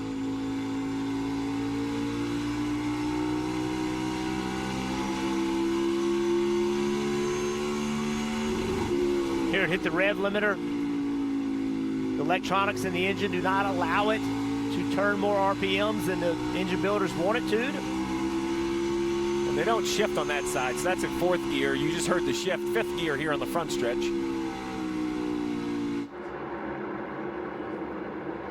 Larson continuing to battle, trying to chase Hamlin through traffic. He's going to probably clear Bell right here. He does. Larson's had a really good restart. He picked up 9 spots. Denny Hamlin's picked up 4 spots. Top box, William Byron, Ross Chastain. Do you remember the Coke 600 earlier this year? Memorial Day weekend. Ross Chastain started last, and he took almost all 600 miles to get to the win. Who did he pass? William Byron. Yeah, it would have been the Coca-Cola 500. It was Byron's without a doubt. He was just the standout car, but you mentioned it. The adjustments and the grind from that one car in that last 100 miles. He showed up on the scene. It was an impressive victory. Kim. Yeah, and think about what he did here back in 2023. Won the race despite not being in the championship hunt, and he told me there is nothing better than going to victory lane at the last race of the season. We have no agenda except to win here today. He's been battling just a loose condition, just swinging the back on throttle. They did make a wedge adjustment. Crew Chief Phil Surgeon told him, you will start this run tighter to make you better on the long run. Right now, Dave, Chastain in that second position. Kim, Chase Briscoe is running in third just behind him. And you know who is not surprised? His crew chief, James Small. When I talked to him this morning, he used the word theory a couple of times. That's because on Friday, their practice was limited with the flat tire issues they were having. They only got 24 laps, where many got 60 laps. And he said, I'm working on theory, but I believe in theory, our car is as fast or faster than our 3 rivals for the championship. Here he comes. He runs third. His teammate at JGR, Denny Hamlin, runs 7th at the moment. There's James watching on. James has got his brother who came over from Melbourne, Australia. He said, he's my good luck charm. Last time he was over, we won in Darlington. The onboard, the Busch Light on board from Chastain. Big run by the 19. This will help that frustration that we saw out of James Small a minute ago because he couldn't get by the 1. Now the 1's going to fight back. Briscoe's just not messing around. He's like, this is my spot. Racing for a championship in his first year at Joe Gibbs Racing. This would be something special. Look at Briscoe running Chastain all the way out of the groove. Will it cost him a spot to the 12 car, though? Look, when Chase Briscoe got the opportunity to drive this 19 and take over from Martin Truex Jr., the Bass Pro Shops livery, he said, I almost couldn't believe it, like, to wear this race suit. It's famous, it's iconic. Johnny Morris, the man behind Bass Pro Shops, is here yet again watching. But this young guy has grown into this role. The beginning of the year was a little bit rough. He had to learn a whole lot of new people. JD Fry came over from Stewart Haas Racing as the car chief, and he had a familiar face there, but he had to learn a group of new people, new procedures, new engine manufacturer, different car, different team, and it took a while. But multiple wins, he's had the season of his life, the most pole positions of any driver, and now here he is, 104 laps to go to fight for a Cup Series title at his first opportunity being in the Championship 4. Yeah, and he hasn't been here all day, just tuning in as he passes or stays ahead of Blaney for second. It was a flat tire running fifth on lap 106, right? He went all the way back outside the top 30. So you talk about the resilience of the year. It's really been the resilience of the day for this 19 car as well. Now we're seeing if Hamlin and Larson, after their woes, can they recover and get back up into the battle? And the fastest car on the racetrack, that last lap, Chase Briscoe, look at this line he's running. He is all the way against the boards in the middle of 1 and 2. Great big arc in the corner entry. Sprint car racers running the cushion. Oh yeah, he is giving everything he's got right now. It's working for him. Just over 100 laps to go, not only in this race, but in the 2025 season. Fact. Consumer Cellular can help people save on their cell phone bills. That's why I cut my car in half. This year, let's cut even more things to show people how much they can save. Let's cut the face off of our helmets. Let's cut the top off of our steering wheel. Let's even cut our hats. Isn't that just a visor? Shut up, Chris. Great. Can't wait to see what y'all come up with. See how we can cut your bill. Call Consumer Cellular. Chipotle just dropped Build Your Own Chipotle. Let's go! A mini Chipotle experience at home. It feeds 4 to 6 people. We have a lot of food here. Lots of protein, rice and beans. Everybody can make whatever they want, and there's plenty to go around. Absolute game changer. Your new bike is officially protected by America's #1 motorcycle insurer. We can now safely go wherever the wind takes us. Let's ride. It was one of those books that smelled bad, but in a good way, you know? Nah, man. Oh, didn't think this through, did you? No. You go without me. The owner and I aren't on speaking terms. Apparently the refills are limited. Okay. It's not okay. The Bush Guide, cold and smooth survival skills. To avoid going in circles, make note of recognizable landmarks, like that. What's wrong with going in circles? Different circles, Ross. Okay. Head for the mountains. There's a method to all this motorsports madness. A reason we do all this shifting, launching, and battling over a bottle of champagne. We harness this and put it in that so you can feel like this. Now you're up to speed. You in? Listen, we've all heard those voices, right? You're just not good enough. It's impossible. Better luck next time. And what do? Take the next chance to prove them all wrong. And then, what do you know? Those voices, they get real quiet. Seahawks, Commanders, Sunday Night Football on NBC and Peacock. Welcome back to Phoenix, and disaster for one of our Championship 4 contenders, and Kyle Larson. He come on the radio and said, I had a flat slide, and then goes tire down, tire down. You could see it right there.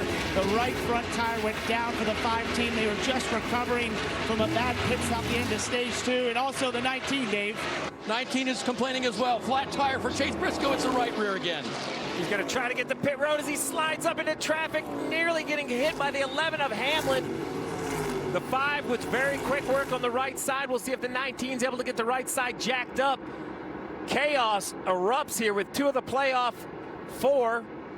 And think about it, with Denny Hamlin's that was going down as well, William Byron is the only one who hasn't had a tyre issue in this championship finale. The race leader who's been out in front for 36 laps today. This team has had the most tire issues on the weekend.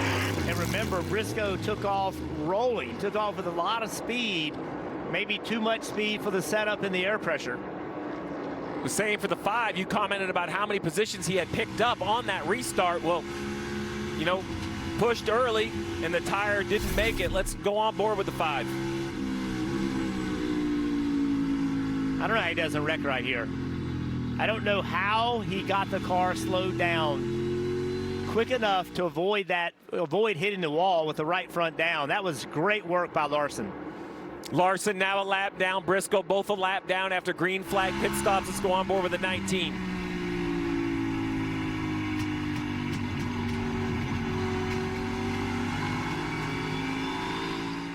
And he's got to be saying not again after that brilliant comeback. It's happened again.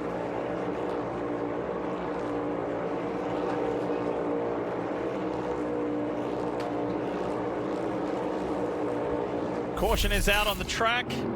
Issues for Carson Hocevar. Another flat tire. Flat tire on the right front of the 77. So the tire woes are continuing and becoming more widespread as now we have a flat tire on the right front of the 77. I think we're going to see contact here, which is what brought the caution out. Oh, yeah. Just slight contact, though.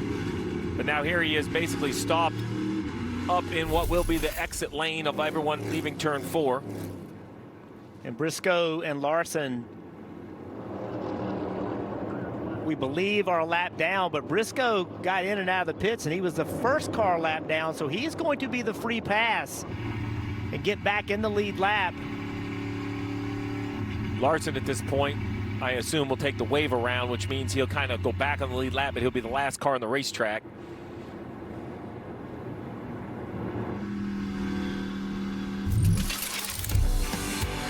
What a day it has been as far as the tires are concerned.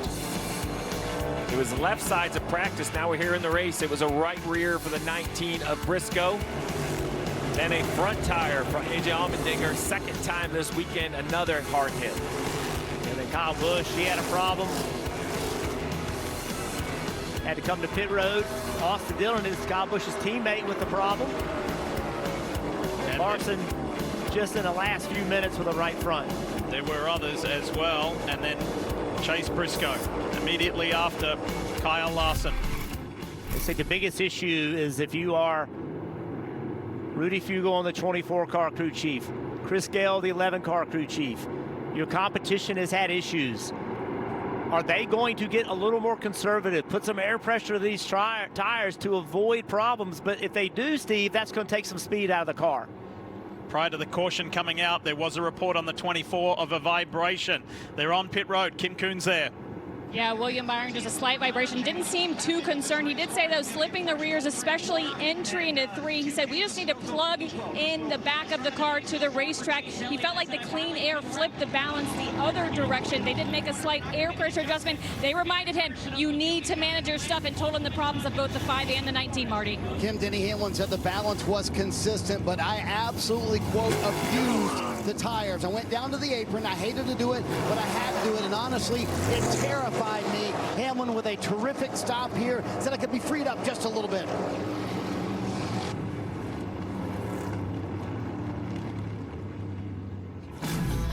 It's going to be the story of the day. Who can hang in there without any issues? Great work from Kyle Larson not to have a bigger accident. And for Chase Briscoe, it's happened again.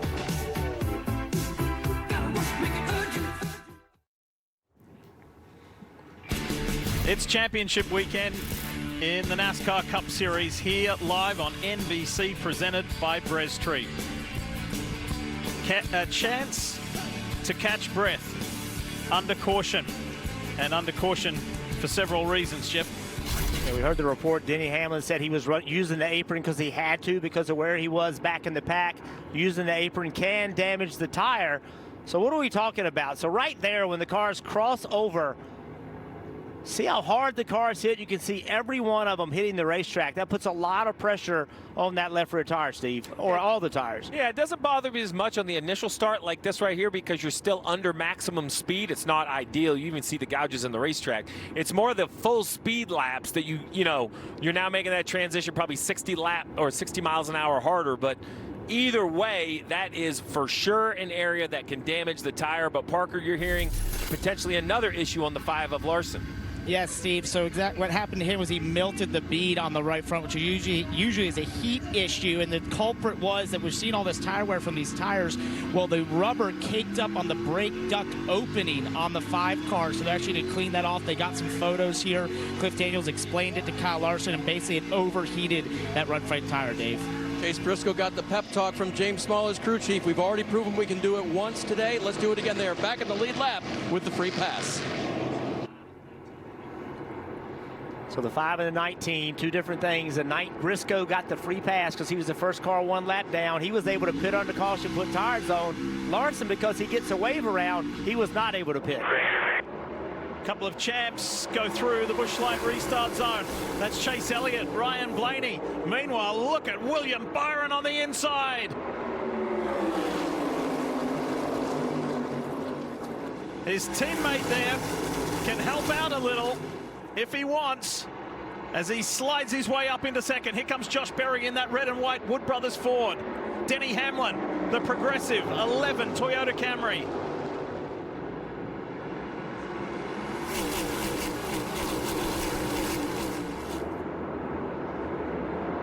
You see, second time around, nearly no one using the flat on the front stretch. That's what I was talking about versus the original start at full speed. The 11 kind of had to go down there, but there wasn't a lot of guys just pointing left. Let's see what they do right here. The 11 and the 12 side by side. Let's see if Denny Hamlin, can't stay there. Got really loose. See Christopher Bell, he did decide to run down there. As you watch the 5th car in shot, that bright blue and white 11 of Denny Hamlin. Well, we can talk to you about all the technical things, all the sporting things, all the team things. Denny Hamlin is driving with the knowledge that his father is terminally ill. His dad, Dennis, couldn't make it here. He is back home watching, and one of Denny's best friends from high school is there watching this race with him. Denny acknowledged that this is the last chance he's got to win a title, and his dad to see it. That's how much is on his mind, what's on his shoulders, and what's in his heart here today.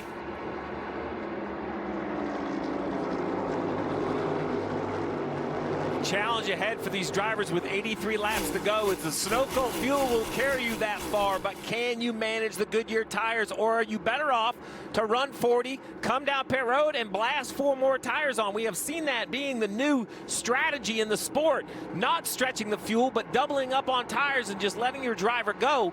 The fear, though, is you pit under green, someone stays out, they have a tire trouble, and now you're trapped down like the 19 and the 5. We saw Denny Hamlin underneath the 12 car. Watch this right here. Gets on the apron a little bit, up the racetrack he went.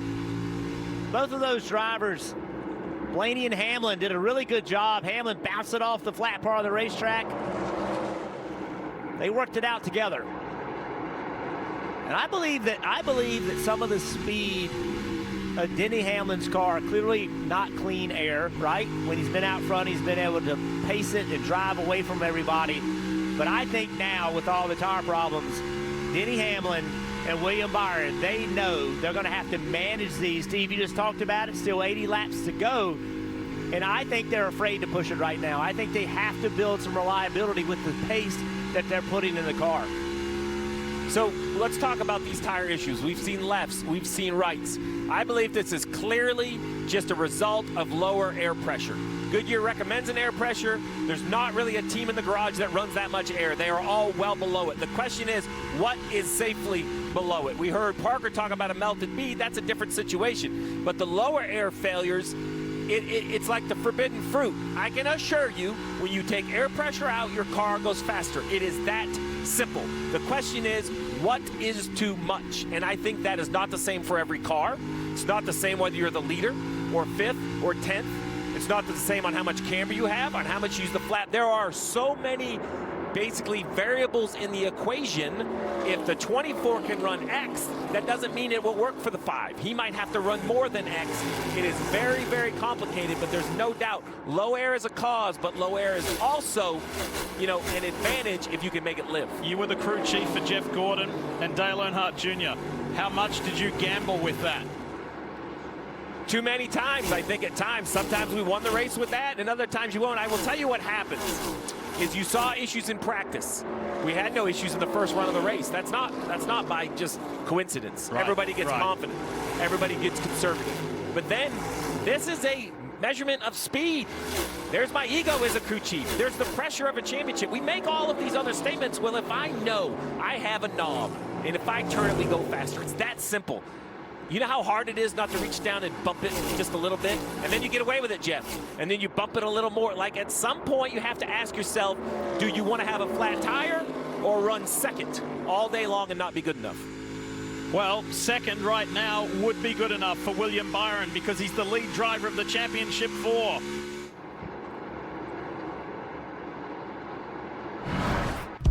Your pride and joy is measured in acres. Keep them looking their best with the Kubota lineup. Versatile sidekick utility vehicles. The #1 selling compact tractor in the U.S. Professional grade mowers for a professional cut. It's equipment built with one purpose, to get the job done right.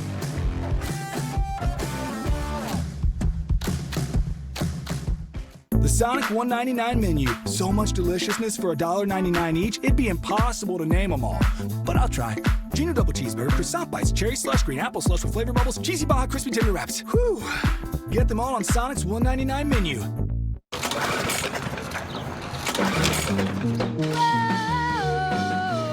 Thank you.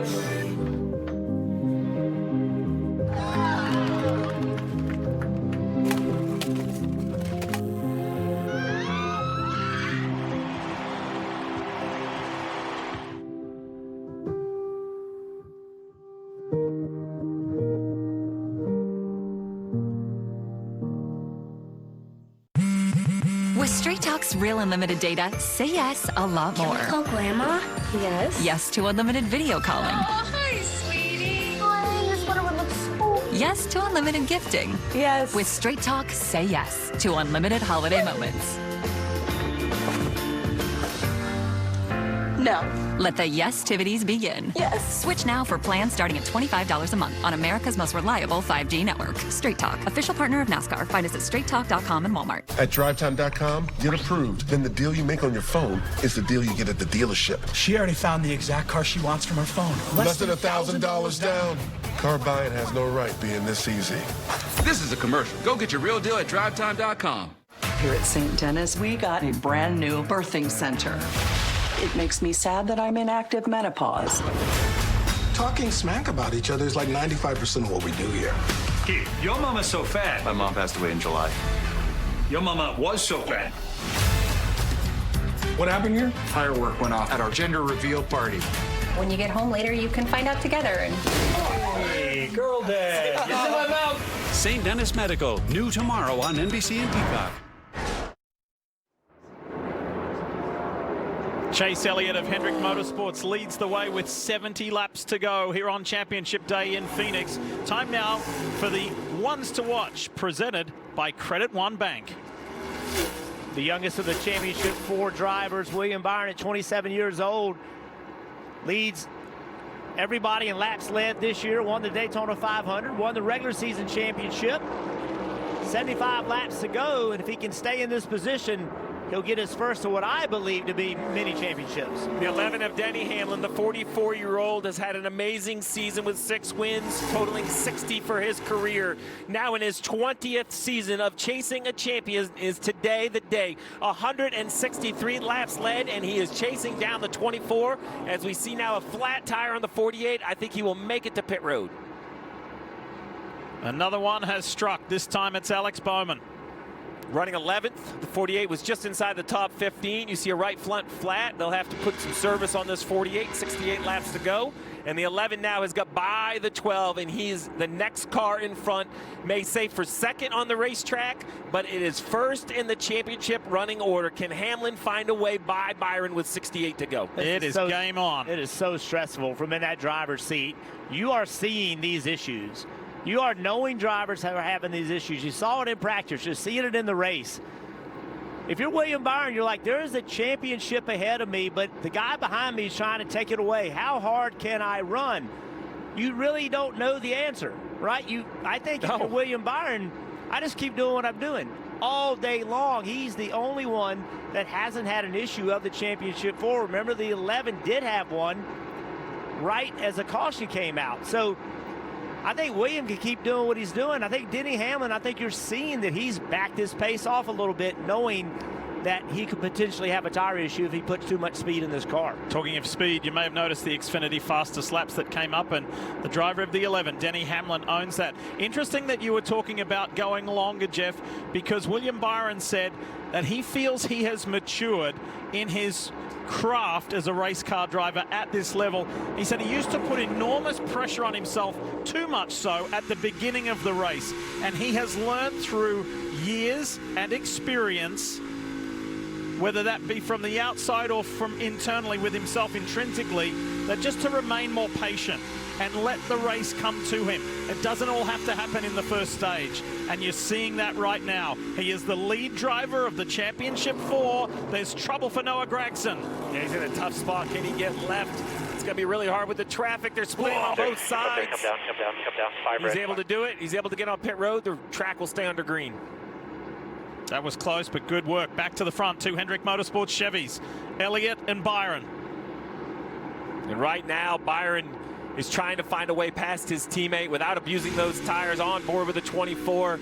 The 11 is inching in on the rear bumper of the 24. That's only making this pass more pressure-filled. Let's ride along with William Byron. It's a very odd-shaped racetrack. This end of the racetrack completely different. I want you to look at one of the things that they're dealing with as they come off turn 2. The sun is starting to set, and it is right in your eyes. So look at the bottom of the racetrack. You can't even see the yellow line until you get there. It is so difficult at this racetrack to hit your marks when that sun is shining on the racetrack. It actually glares up. You cannot see the line at all. Byron's faster than Elliott. Hasn't found a way to get by him yet. I love this move right here. That turn down that he's able to do on the exit of 2. Watch the different lines. Byron to the bottom. Elliott up the racetrack. Byron's got a good run right here. See, normally William would just hang a left. Yes, and go on that apron. Shorten up the racetrack, but he's not going to do it today because he wants to save that tire. Preservation. Be mindful of the theme of the day of what's been going on. And he, so far, out of the Championship 4, is the only one who hasn't had that issue. As he lunges for the inside on his teammate, into the shadows. The 24 has been out front plenty today for 40 laps. And now he's alongside Chase Elliott. And regains the lead once again. Trying to cross over. But for how much longer? Down the hill. 24 should have momentum off the top to clear the 9 into this corner, take away the bottom lane. He will do it. The 11's going to try the second lane. He's looking for that same sort of momentum down the front straightaway that the 24 was able to gain. Rudy Fugle on the bottom right. 5-time Truck Series champion. This man knows how to win championships. Him and William Byron had a long history together. He was moved over to be Williams' crew chief after Chad Knaus, and it was right away where these two won together, and they've been clicking ever since. 15 of Williams' 16 wins have been with Rudy. And Rudy mentioned to William in the lead up to this championship finale, just give me a clear-minded William Byron. Just give me a clear-headed William Byron. The rest will take care of itself. Don't overthink it. You've put in the prep. We've put in the prep. Let's just go for it. Well, Kim, so far, so good. The 24 is out in front. Yeah, and Diff, both you and Jeff have pointed out he's the only playoff driver without an issue today, but do not expect them to get complacent. I was talking with them this morning. They said, we have learned the hard way this year that it is never over. And think about the last month for this team. They had that very bizarre and unexpected crash at Vegas with Ty Dillon entering pit road. They had a last lap spin out in the tri-oval at Talladega and plummeted spots. And so Rudy Fugle told me, we have to be on our game and on our guard for every single lap of the final stage. Right now, spotter Brandon Line just reminding him, keep that rhythm, manager stuff. We are quickly coming to an intersection of decision for the crew chiefs. 57 to go, 30 laps on the tires. It is not outside of reality to run about 8 or 9 more laps and just hit pit road, put 4 fresh Goodyears on, and try to let the tire grip overcome the time on pit road. Byron, it would be nearly impossible. I'm not even sure Hamlin from 3rd can do that. But Briscoe from 14th or Larson from 22nd as Hamlin gets by the 9. You see the 88. That's what fresher tires look like. SVG instantly has more grip. Will one of the other 2 championship 4 from further back in the pack come to pit road? 2 laps down, Shane Van Gisbergen. Let's talk more about the 19. Chase Briscoe's worked his way up to 14th, Dave.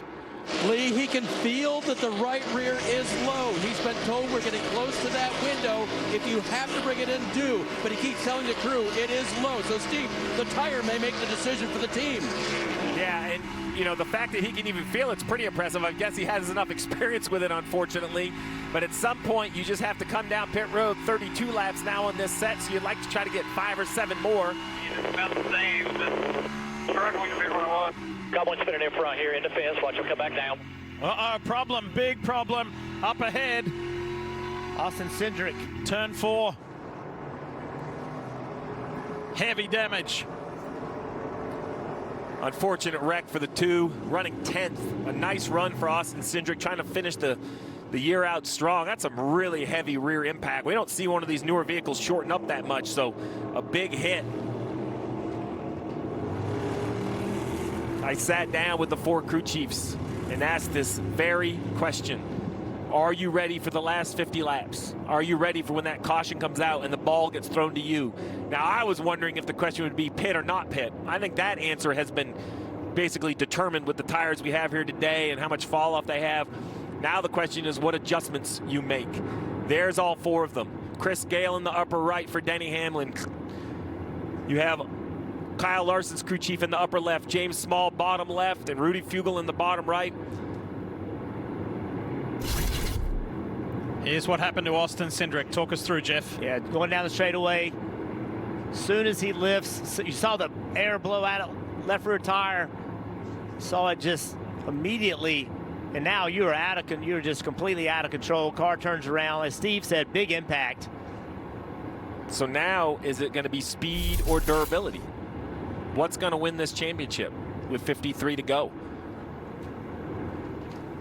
Regardless of how much air you're putting in your tires, you want to be the first guy off pit road with them. And of course, as NASCAR racing goes, 52 to go is not a number they want to hear because they've had a lot of tire issues well before that. So what do you do as a crew chief? Are you taking some air out of that thing, thinking we might get more cautions going to come down pit road again? Or are you putting air into it to try to be safe? That 52 laps to go in the race makes it very difficult for them. If it was 15 to go, you know what they're doing. They're going to go as low as they can possibly go because it probably won't hurt the tire on that short of a run. And I will say, very simply, regardless of the adjustments, if you don't have a flawless pit stop and you lose track position with 52 to go, there will be no recovery time. Right.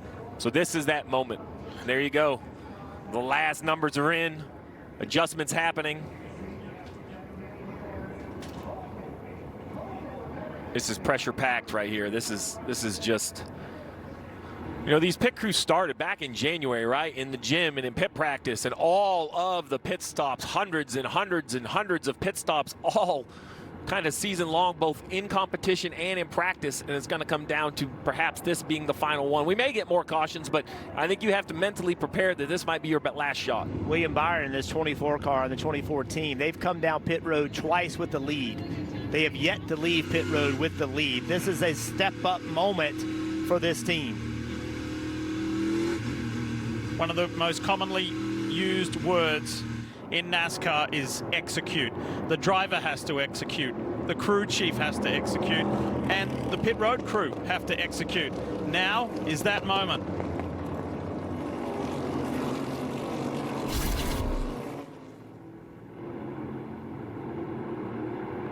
That was Rudy Fugle at the last stop after losing a couple of positions. Here we go. This may be the last one for the race, maybe the last one for the season. William Byron leads the field to the tied pit road. Dave Burns is standing by. Take it away. From 27th to 13th, he's just a little free in the center. He said the balance, though, is the best it's been all day. Parker. Kyle Larson said, I was sure my right front was about to pop, so we do 4 tires here and clean off that right front brake duct to help give him some longevity, Kim. And for William Byron, he said the lateral hung on way better this time, just built tight and dirty air. Clean air, though, he was okay, so no major adjustments. 4 fresh Goodyear tires, Snoco fuel, Marty. Denny Hamlin said the balance is good, but late exit is where we lose our time on both ends of the racetrack. The 11 with what appears to be a bit of a longer stop, and indeed they'll lose a spot here on pit road for Hamlin. All teams performing and executing. This is going to set up for an unreal closing 50 laps.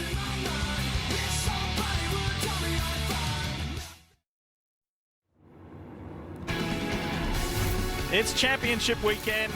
More specifically, it's championship day for the NASCAR Cup Series here on NBC, presented by Breztree. Shadows starting to get a little longer down around the stadium section of Phoenix Raceway. But this is setting up for an incredible finish amongst the championship 4. It is absolutely going to be an epic battle, and the battle got a little easier for Denny Hamlin. He was 3rd off pit road, but 2nd off pit road, the 9 of Chase Elliott, busted with speeding zone 4, which is basically the beginning of pit road. Jeff, you caught something as the cars entered you wanted to show on the 9. So watch Chase Elliott. You see the choose right here. The 11 picks the outside. Watch this. Watch the 11 car. They're coming onto pit road. He's looking at his tachometer. He thinks he has a little more speed to get. Watch him turn left right here. Gain on the 11. So he has a little more speed than the 11, and just that little bit is how he got penalized.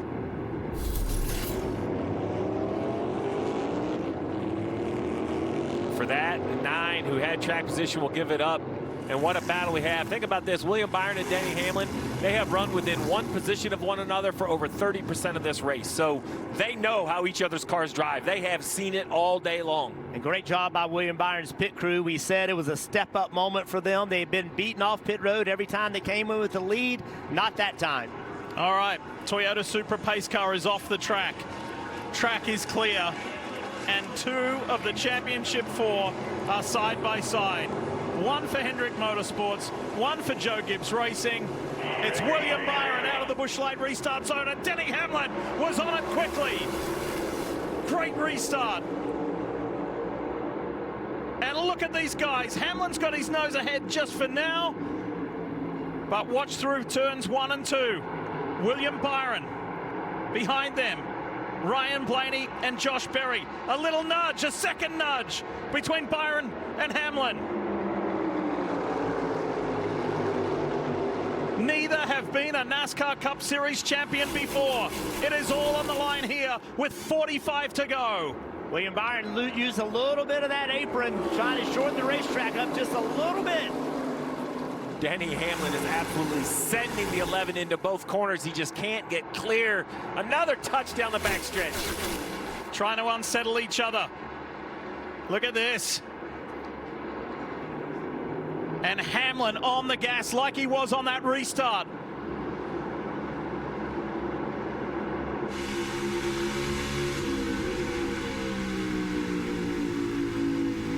Remember in the early phases of the race, Hamlin was spectacular on restarts and then ran away from everybody. William Byron was good towards the end of stage 1 to win stage 1. So we got 44 to go. How's this going to play out? And can Hamlin run away from them for that elusive NASCAR Cup Series title? Just like last time, stay in touch, we'll go get it.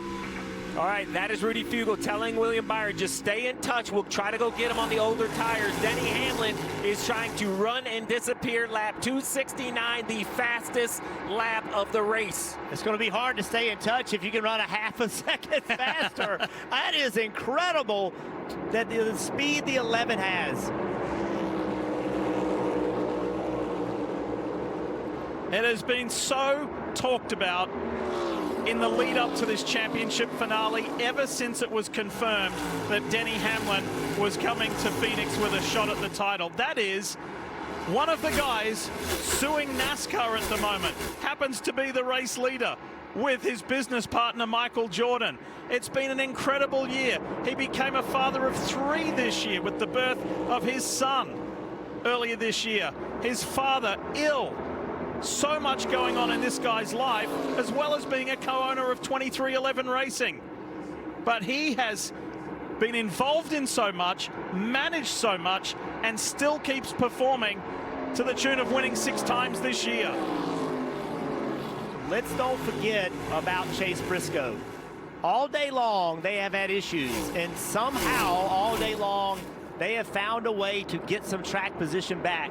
There he is, in 6th place. Now, I don't think he can get there from here with 40 to go. I don't think he can get the lead, but with a caution and a good pit stop, Chase Briscoe has repositioned himself with an opportunity. He was running that high line again that you like, Jeff. Let's go for a ride. The Bass Pro Shop's on board. Here, brake fins on. He got told by his crew chief, James Small, earlier in this race, stay with it. We have a very good history of coming back from adversity. Dave Burns. Lee, words are important here. The team told me that the right rear was up. That doesn't mean it hadn't lost a little bit of air. That doesn't mean there was maybe a weird issue, but there may be something else mysterious going on. Chase doesn't care at this point. It's time to go. He used that high line to try to go to the front and win the championship. And this team wants to run. Whoa, whoa, a lot of racetrack there. Got loose on entry. This team wants a caution. They want to run, I don't know, see, maybe 10 more laps or so, get a caution, come down pit road, put some tires on it. You're going to have to leapfrog. They're not going to get there from here. Watch this. Turns down in, rear grip is at a minimal. He kind of chases it all the way into the gray. No real wall contact. I mean, he is so much fun to watch a race car driver go find it, try to find a little more speed. It shows you how they operate on the edge of grip all of the time when they got to try to find that little bit more. Sometimes it just isn't there. For Byron at this point, I like what Rudy Fugle told him, try to stay in touch, but I think letting the 12 by, while that's not for the championship, that dirtier air will make your car drive worse. It will eat up the tire life a little bit more, so Byron really is going to have to be high on defense right here. Exalter on board, looking back at Ryan Blaney.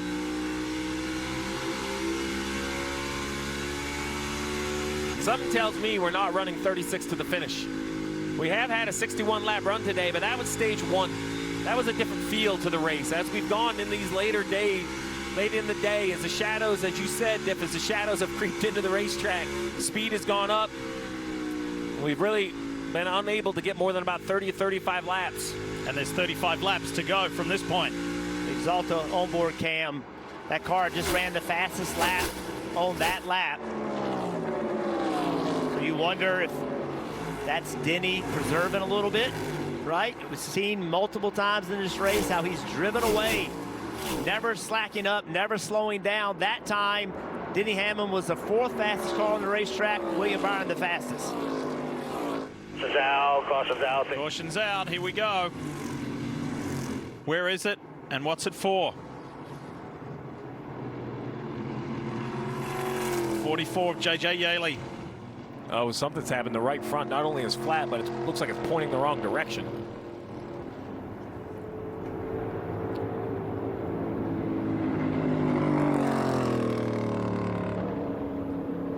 We talked about it earlier. Chase Briscoe in 6th place. I think this is what he wanted. I think he had to have a caution and an early caution. Before we get there and talk more about Briscoe, let's have a look what happened to Yaley. Oh, straight into the corner. Similar to Armendinger. Yeah. Luckily, he kind of gets it turned. Yeah, he did a great job there. Wow. But you see the right front. Not only it's flat, it's kind of pointed out. So I don't know if he had a. I mean, look, it's obviously broken. So I don't know if the tire went flat and something broke, or something broke and it forced the tire to go flat. Well, up and down pit road, by my math, everybody has a couple sets of tires left. Now, one of those may be your qualifying tires. So probably one set of stickers, one set of scuffs, unless you use the scuffs earlier in the day. 33 laps to go. I guess you got to decide, you know, how you want to manage these two. I would put the stickers on now. You hate to lose the race at the end with having to put the scuffs on, but I'd hate to put the scuffs on now and have it the last set of tires I put on. I wonder how many sets of stickers the 19 has. Remember, he had a tire issue on the green. He had to pit.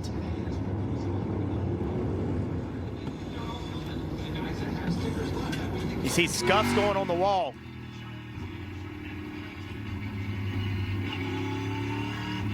To your point, it might only be the only thing they have left. So scuff tires for the 19. That's probably the tires that they qualified on.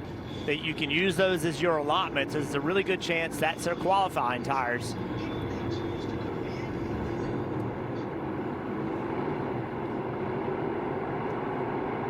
So the lap count that they're going to have to go on this next set of tires, Dave, is more attractive. It is less and more doable. But let's see how we go on this round of stops. Who's going to get the advantage? You saw the biggest thing there was a tear off. A big chunk of rubber hit the front. 2 tires on the right side only. For Kyle Larson in 13th, he said that's the littlest amount of grip I've had all day. Like with right side tires for him as well. And for William Byron, he said, I was three there, can't trust the back of the car. I have to trust the back of the car. These are sticker tires going on for William Byron. They will put 4 on, Marty. Denny Hamlin said the balance was good, but the first hint of freeness early in the run for Hamlin. You see all those 2 tire stops coming through, but 4 tires for Denny Hamlin and the 11. It was time for the 19 and the 5. You just cannot continue to follow. You have to do something. Everything is on the line. 2 tires is really the only option, I think, for James Small and Cliff Daniel. I love the aggression. Backs against the wall, you got to fight your way out.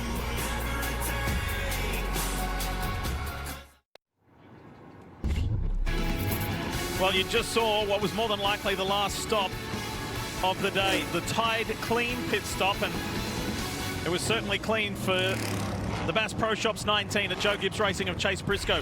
2 tire stop. That call from James Small, which he has done multiple times this year to bring Briscoe from further back up to a prioritized position. Dave Burns gave us a great update during the commercial break that I thought those were the qualifiers. They are scuffed, but they were on the car earlier today as they were rolling around, so maybe a little fresher than the qualifying tires. And think about this. We've run, what, 283 laps. We've had a clutch issue, 4 flat tires, a free pass, a wave around, 2 bad pit stops, and now they run 1 through 4. I mean, can you imagine this?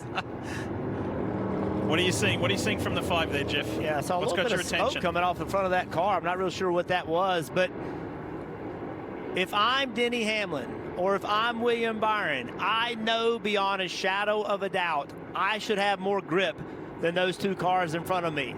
What do I do about it?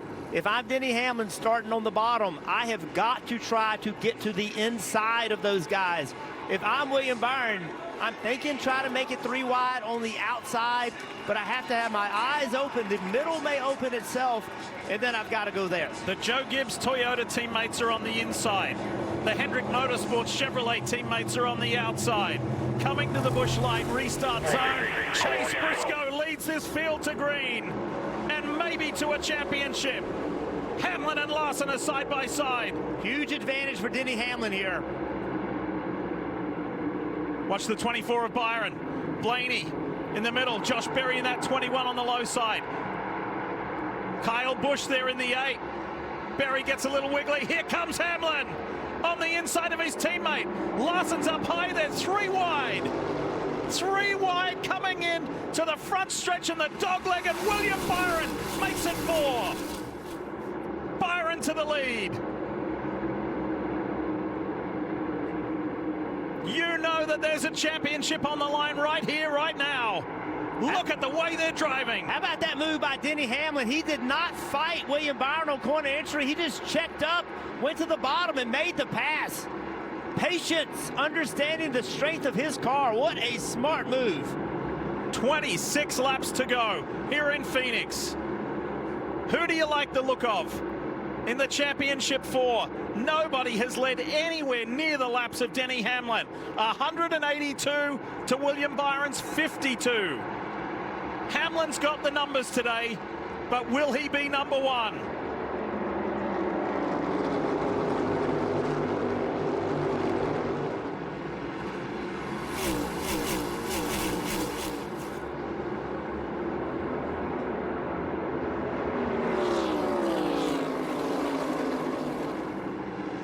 They've edged away a little. While Logano is the third car in shot, they've edged away a little from the fellow Championship 4 drivers. There's Larson, there's Briscoe.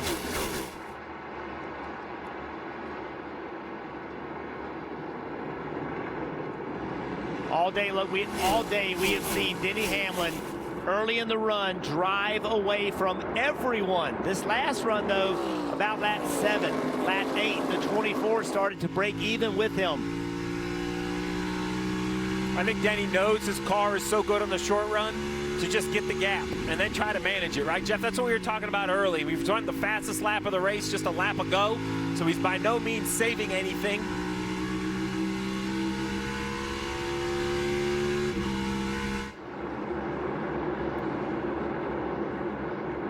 Look at this. This is from earlier.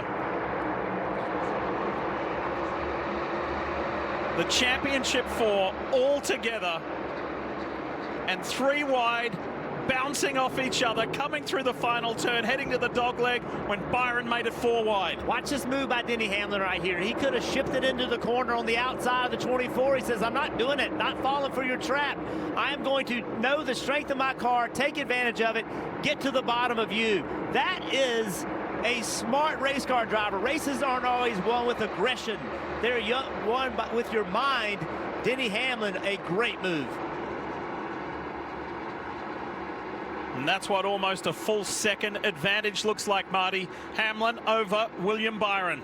Lee, so much adversity for Denny Hamlin today. The clutch issue. They had a left rear tire go down at the end of stage 2. And after the last stop, Steve, Chris Gale told him, after the stop, we noticed that we lost a wheel weight from the left front tire. If you feel a vibration, that is, quote, likely it. So Hamlin on his own now, certainly not coming back down pit road, but would that be a concern for Chris Gale? Not a concern at this point. It is kind of what it is at this point. I think it's good information to give your driver just to make sure that the vibration doesn't panic him more than it needs to be. I think you can't give too much information, but with 20 laps to go, it is in the hands of your veteran. Look at Coach Joe Gibbs there on the right. 5 championships across 3 different drivers in the history of Joe Gibbs Racing. 2 for Tony Stewart, 2 for Kyle Busch, 1 to Bobby Labonte. Is today championship number 6. Still the fastest car on the racetrack by a large margin right there, 1.3 seconds ahead. William Byron went looking for some speed already to the top of the racetrack. We have not seen William Byron up this racetrack like that this early in a run. He's seeing the 11 getting away from him. He has to try something different. 18 laps from here left in this 2025 season. No driver has ever led this many laps in a championship finale. 24 back to the bottom of the racetrack. He tried the top. It was slower. Now to the bottom of the racetrack. That's all you can do as a driver. You have to be willing to go look.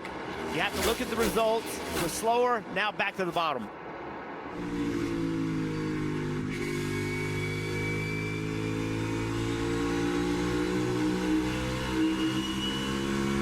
Sitting on top of the pit box for one of these cars, you're asking yourself, what if? What happens now? If the yellow comes out, do you bring your car back down pit road? You know new tires would be faster, but how many people won't come down pit road? If you're Chris Gale, you would love to see this thing just run 17 straight laps to the finish. You want your veteran 720 starts behind the wheel. You know Denny's the right guy to do the job, but do you get the ball, right? Does it come back into your side of the team and you have to make a decision?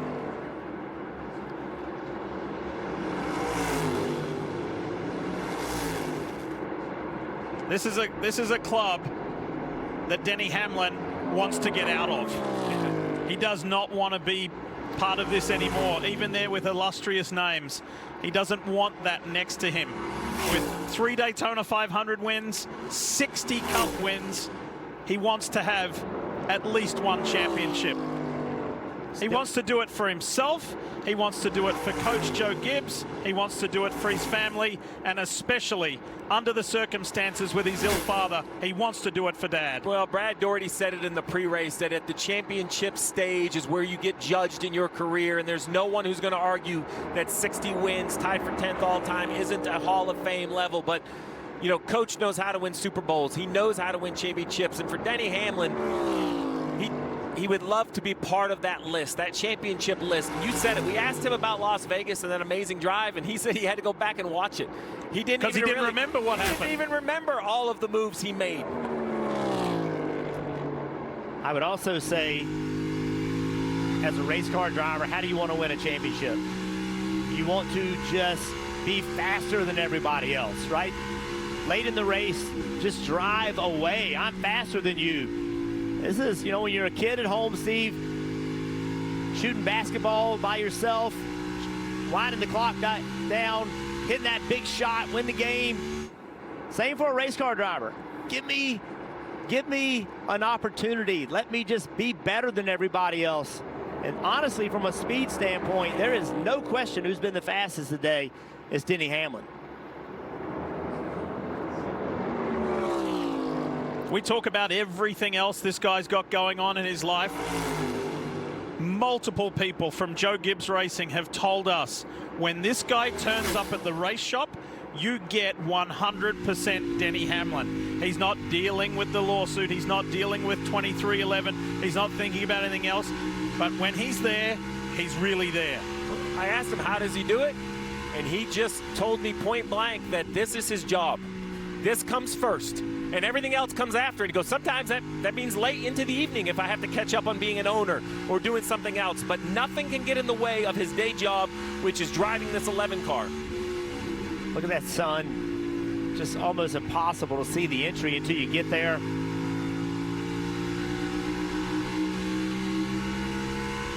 Chris Gale, what a relationship they've formed just this year alone. See him right there, still crew chiefing. Yep, bring those air pressures up. Yep, that's what I want. That next set of tires, air them up. Was going to have a short run. You can't just turn into a race fan when you're on top of that pit box. You maybe can't help your driver, and you probably don't have to say anything to Denny Hamlin, but you have to be ready for everything. We showed you in Countdown to Green that incredibly emotional piece involving Coach Joe Gibbs and the story behind his late son, JD, who went to meet with Denny Hamlin for the first time and give him an opportunity. Denny and his partner, his fiance Jordan, had the birth of their 3rd child this year, a son. His name is Jamison Drew, the initials JD, as a tribute to JD Gibbs. Plus, the D in there for D Hamlin, a tribute to his father, and to keep that going for another generation.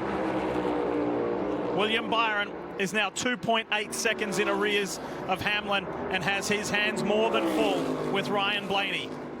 Blaney is trying to make this pass, but with mittens on, he's a better part of this battle. He's not just going to lift. He owes it to his race team and to his fans. He's trying to make this pass, but he knows he can't slip and have contact, so it has to be the cleanest pass perhaps he's ever made.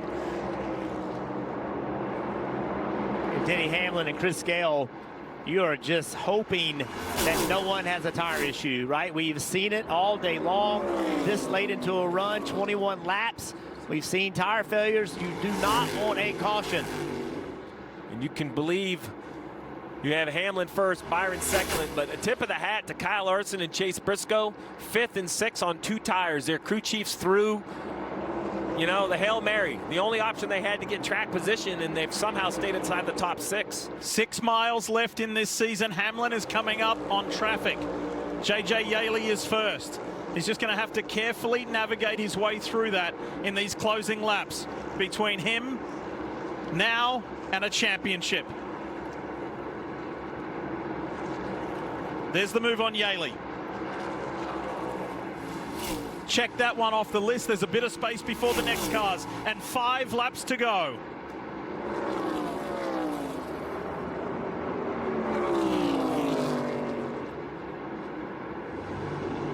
Early in the race, he showed us how special he was on restarts and streaking away from the field. He had to nurse and manage the clutch issue that did not please him or crew chief Chris Gale earlier in the race. But he's continued to punch through that and work through that. After that drive in Las Vegas, I had mentioned, you know, it's big-time athletes and big-time moments, thinking about his co-owner, Michael Jordan. And I will say that 204 laps led, closing in on 3 laps to go. The performance behind the wheel and the car have been just unbelievable today. What a great race car, and what a great job by the driver, the pit crew, everybody. Kim. Okay. Oh boy, William Byron. William Byron has a tire issue and the caution is out. And please, under the apron. What it was. It finally happened. Finally happened to the 24. He was the only one of the Championship 4 who didn't have a tire issue, Kim, and now it's struck. Yeah, and right before you saw it on the screen, he came on the radio and said, I have a flat. They said, we see it, so issue for the 24.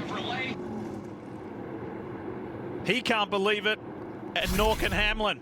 So close to the end. Have a listen. Oh, as soon as he lifted, he knew he was in trouble. He just cannot keep it from hitting the wall.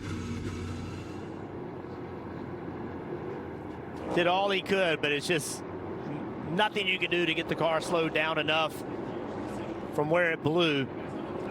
And now this sets up, clearly the 24 is in trouble if you're thinking about a championship, but you mentioned it a minute ago. Larson and Briscoe on 2 tires, staying in that position, 4th and 5th. They're not out of it. Well, this is the difference. It's not a team against a team like in other sports. We have a field full of race cars.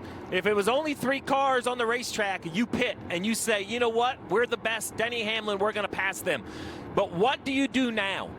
If you pit and take tires, and Larson and Briscoe and 10 others stay on the racetrack, can you overcome? Can you pass enough cars? If you stay out, still not dead. Keep fighting. That's the radio of the 5 right there. If you stay out and Larson comes and gets tires and lines up behind you, this is just an absolute gut-wrenching decision that's going to be required from these crew chiefs. Steve, there are times that leading a race is a disadvantage, right? If you got to do something different than Denny Hamlin to win this championship, they got to make the decision if they're going to pit or not before you do. You watch what they do. They're going to drive what others do. And after I saw the truck race and Corey Heim was 7 wide on 4 fresh tires, I believe I'm going to put 10th, right? I'm going to throw the ball in my driver's hands. Yeah. I'm putting tires on the 11 and telling Denny Hamlin to go win. But that is an absolute gut-wrenching call. Let's see what they do. Here we go.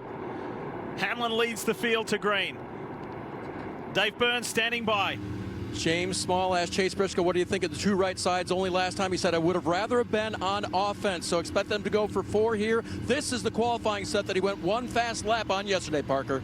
Should be the same situation. Kyle Larson, you heard Cliff Daniels say, we're not out of this. He does just right sides there for the 5 car, Marty. 20 years, Denny Hamlin has been trying to win a championship. He was 3 laps short, Parker, of making it happen. Chris Gale in his first ever championship 4 doesn't hesitate for 1 second. He said the call is Tundra. They brought him down pit road. It's going to be 4 fresh tires. To Steve's point, this is what won the Truck Series championship Friday night. But Hamlin is going to lose a ton of track position here. So many 2-tire calls, and at the front of them will be Blaney and Larson. It will set up absolute required precision out of Hamlin now. He is a little bit back in the pack, and more importantly now the second of the championship 4 drivers with Larson taking 2 tires. If you're just tuning in, turning on, the championship 4 drivers, they don't have to win the race to win the championship. You've just got to be the highest of those 4.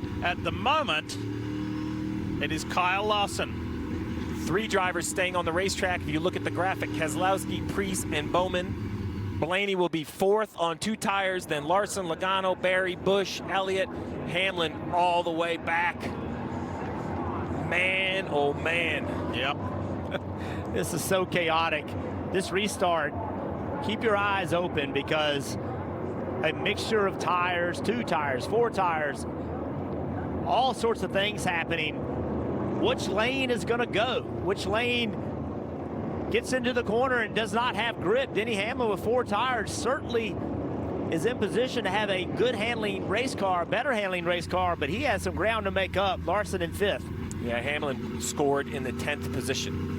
So first things first. Now you have to choose, right, Jeff? You can choose inside or outside lane. We'll see what the front guys do, but if you're Hamlin, I would imagine you want to be bottom just to give you the most opportunity through the front stretch, and that's what Corey Heim did in the truck race. He was bottom. He was basically against the inside wall running through turns 1 and 2. Well, here you go. Look, Keselowski pitted lap 281. Priest 281. Bowman 281. Now you have the guys that just pitted 2 tires, 2 tires, 2 tires, 2 tires. So no one is going to have as good of a tire as Denny Hamlin, but can he get through the pack? And to your point, Steve, it all starts with the choose. A lot of this you can't control.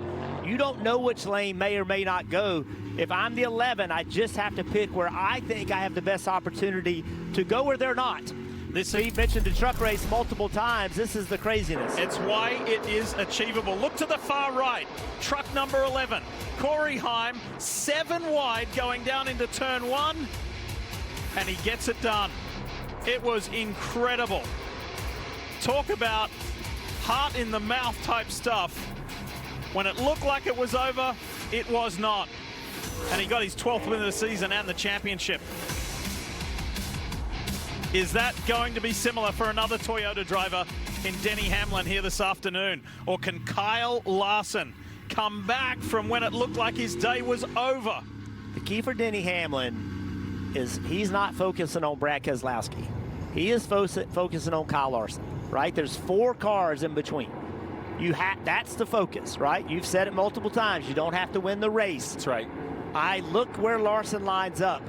Where is he? Where's everybody else? And then I pick based on what Larson did. That's the only thing that matters to Denny Hamlin. And those front 3 on old tires are really going to make the restart, not roll smooth. It's got the timing, the cadence is going to be very awkward. All right, here's the choose, Jeff. Let's see where everyone lines up, where they decide.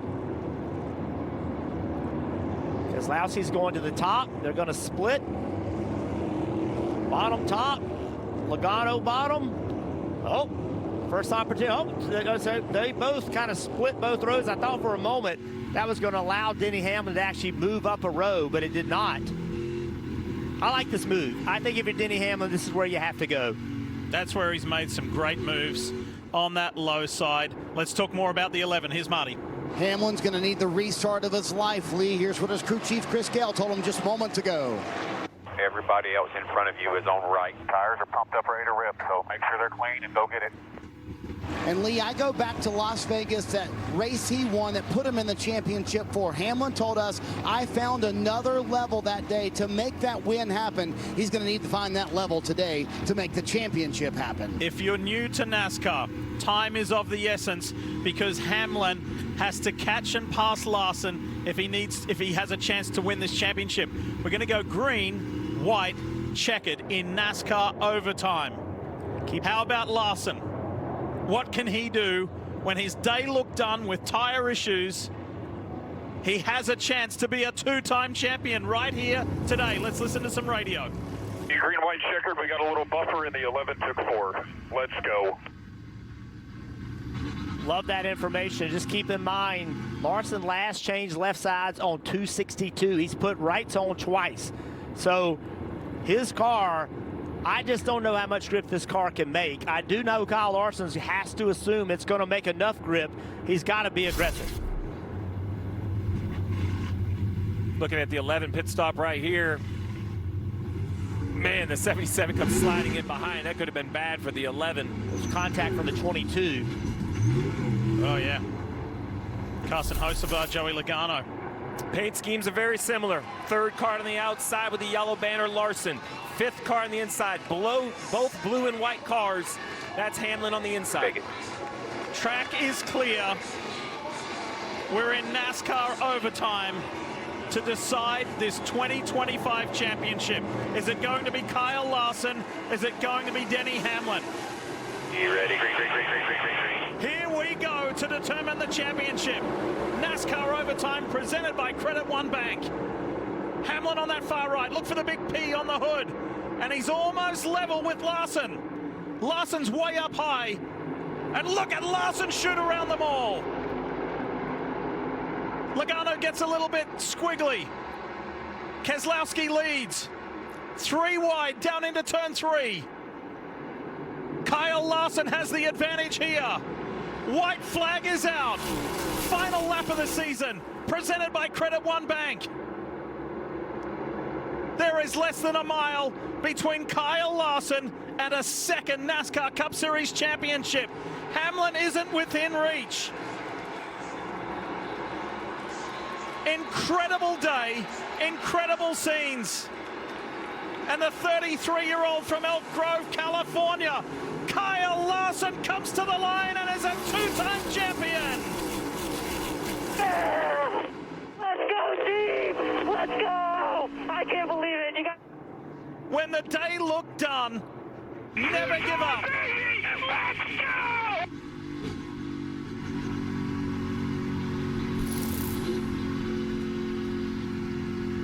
Steve Larson just had the drive of his life to enter a special club of 2-time NASCAR champions, and Denny Hamlin, you can only imagine, is devastated. He was 3 laps from home. 3 laps from home. The caution required a pit stop. 4 tires, more grip. Larson with 2 tires in track position.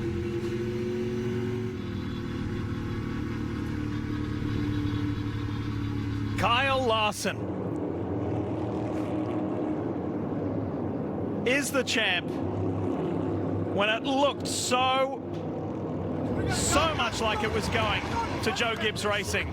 Mr. H, Mr. Hendrick, Rick is here to celebrate his 15th Cup championship as an owner.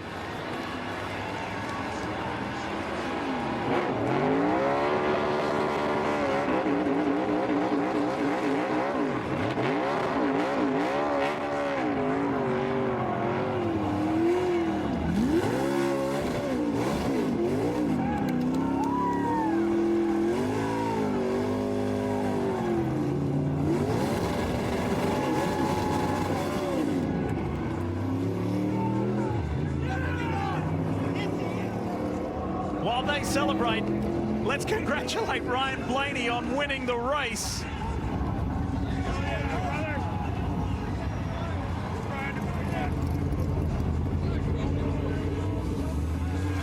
As the Hendrick team are now with their man.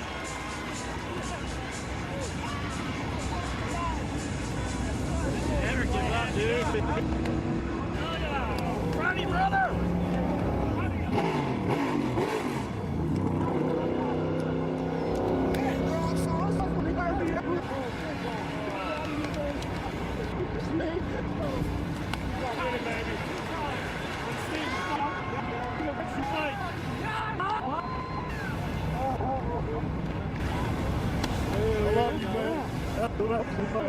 He's drying on the ball. He's up there. He's up top.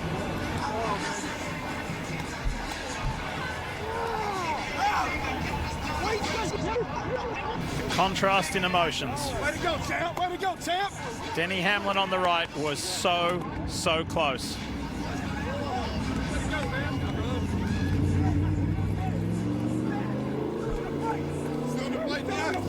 Good job, man. Cliff Daniels and his driver, Kyle Larson, celebrate.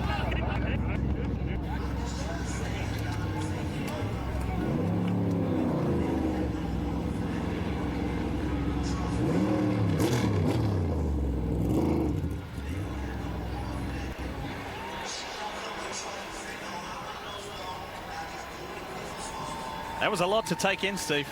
A lot. A crazy restart, a crazy finish.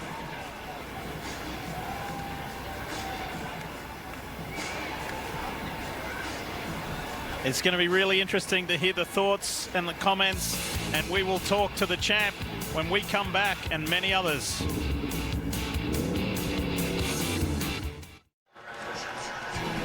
The restart of Kyle Larson's life makes him a two-time champion, and the family gets to celebrate.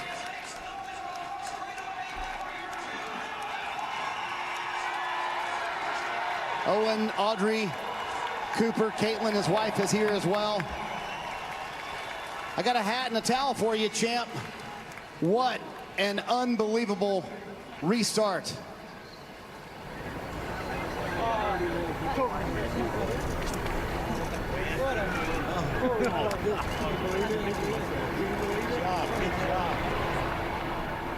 Kyle, was it the bracelets the kids gave you before the race?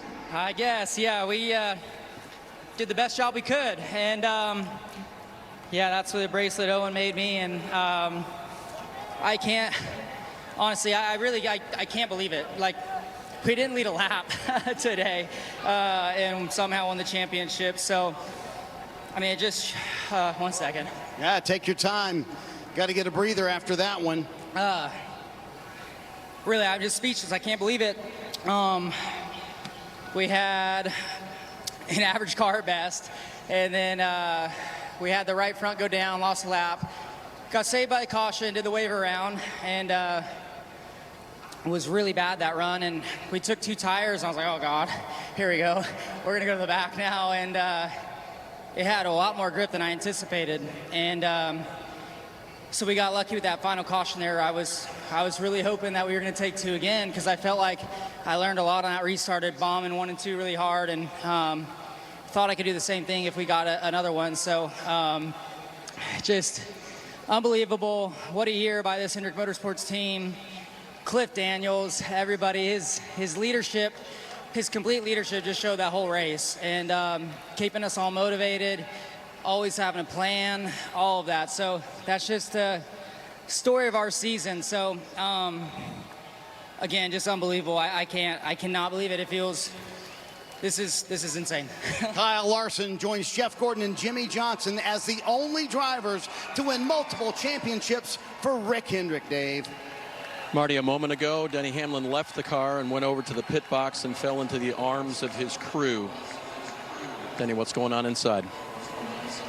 Yeah, nothing I can do different. I mean, prepared as good as I could coming into the weekend, and my team gave me a fantastic car.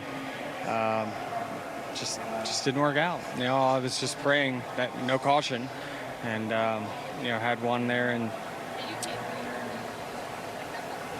what can you do? It's just not meant to be. You ran away from everybody. The car had speed, and then the caution came out. What went through your head?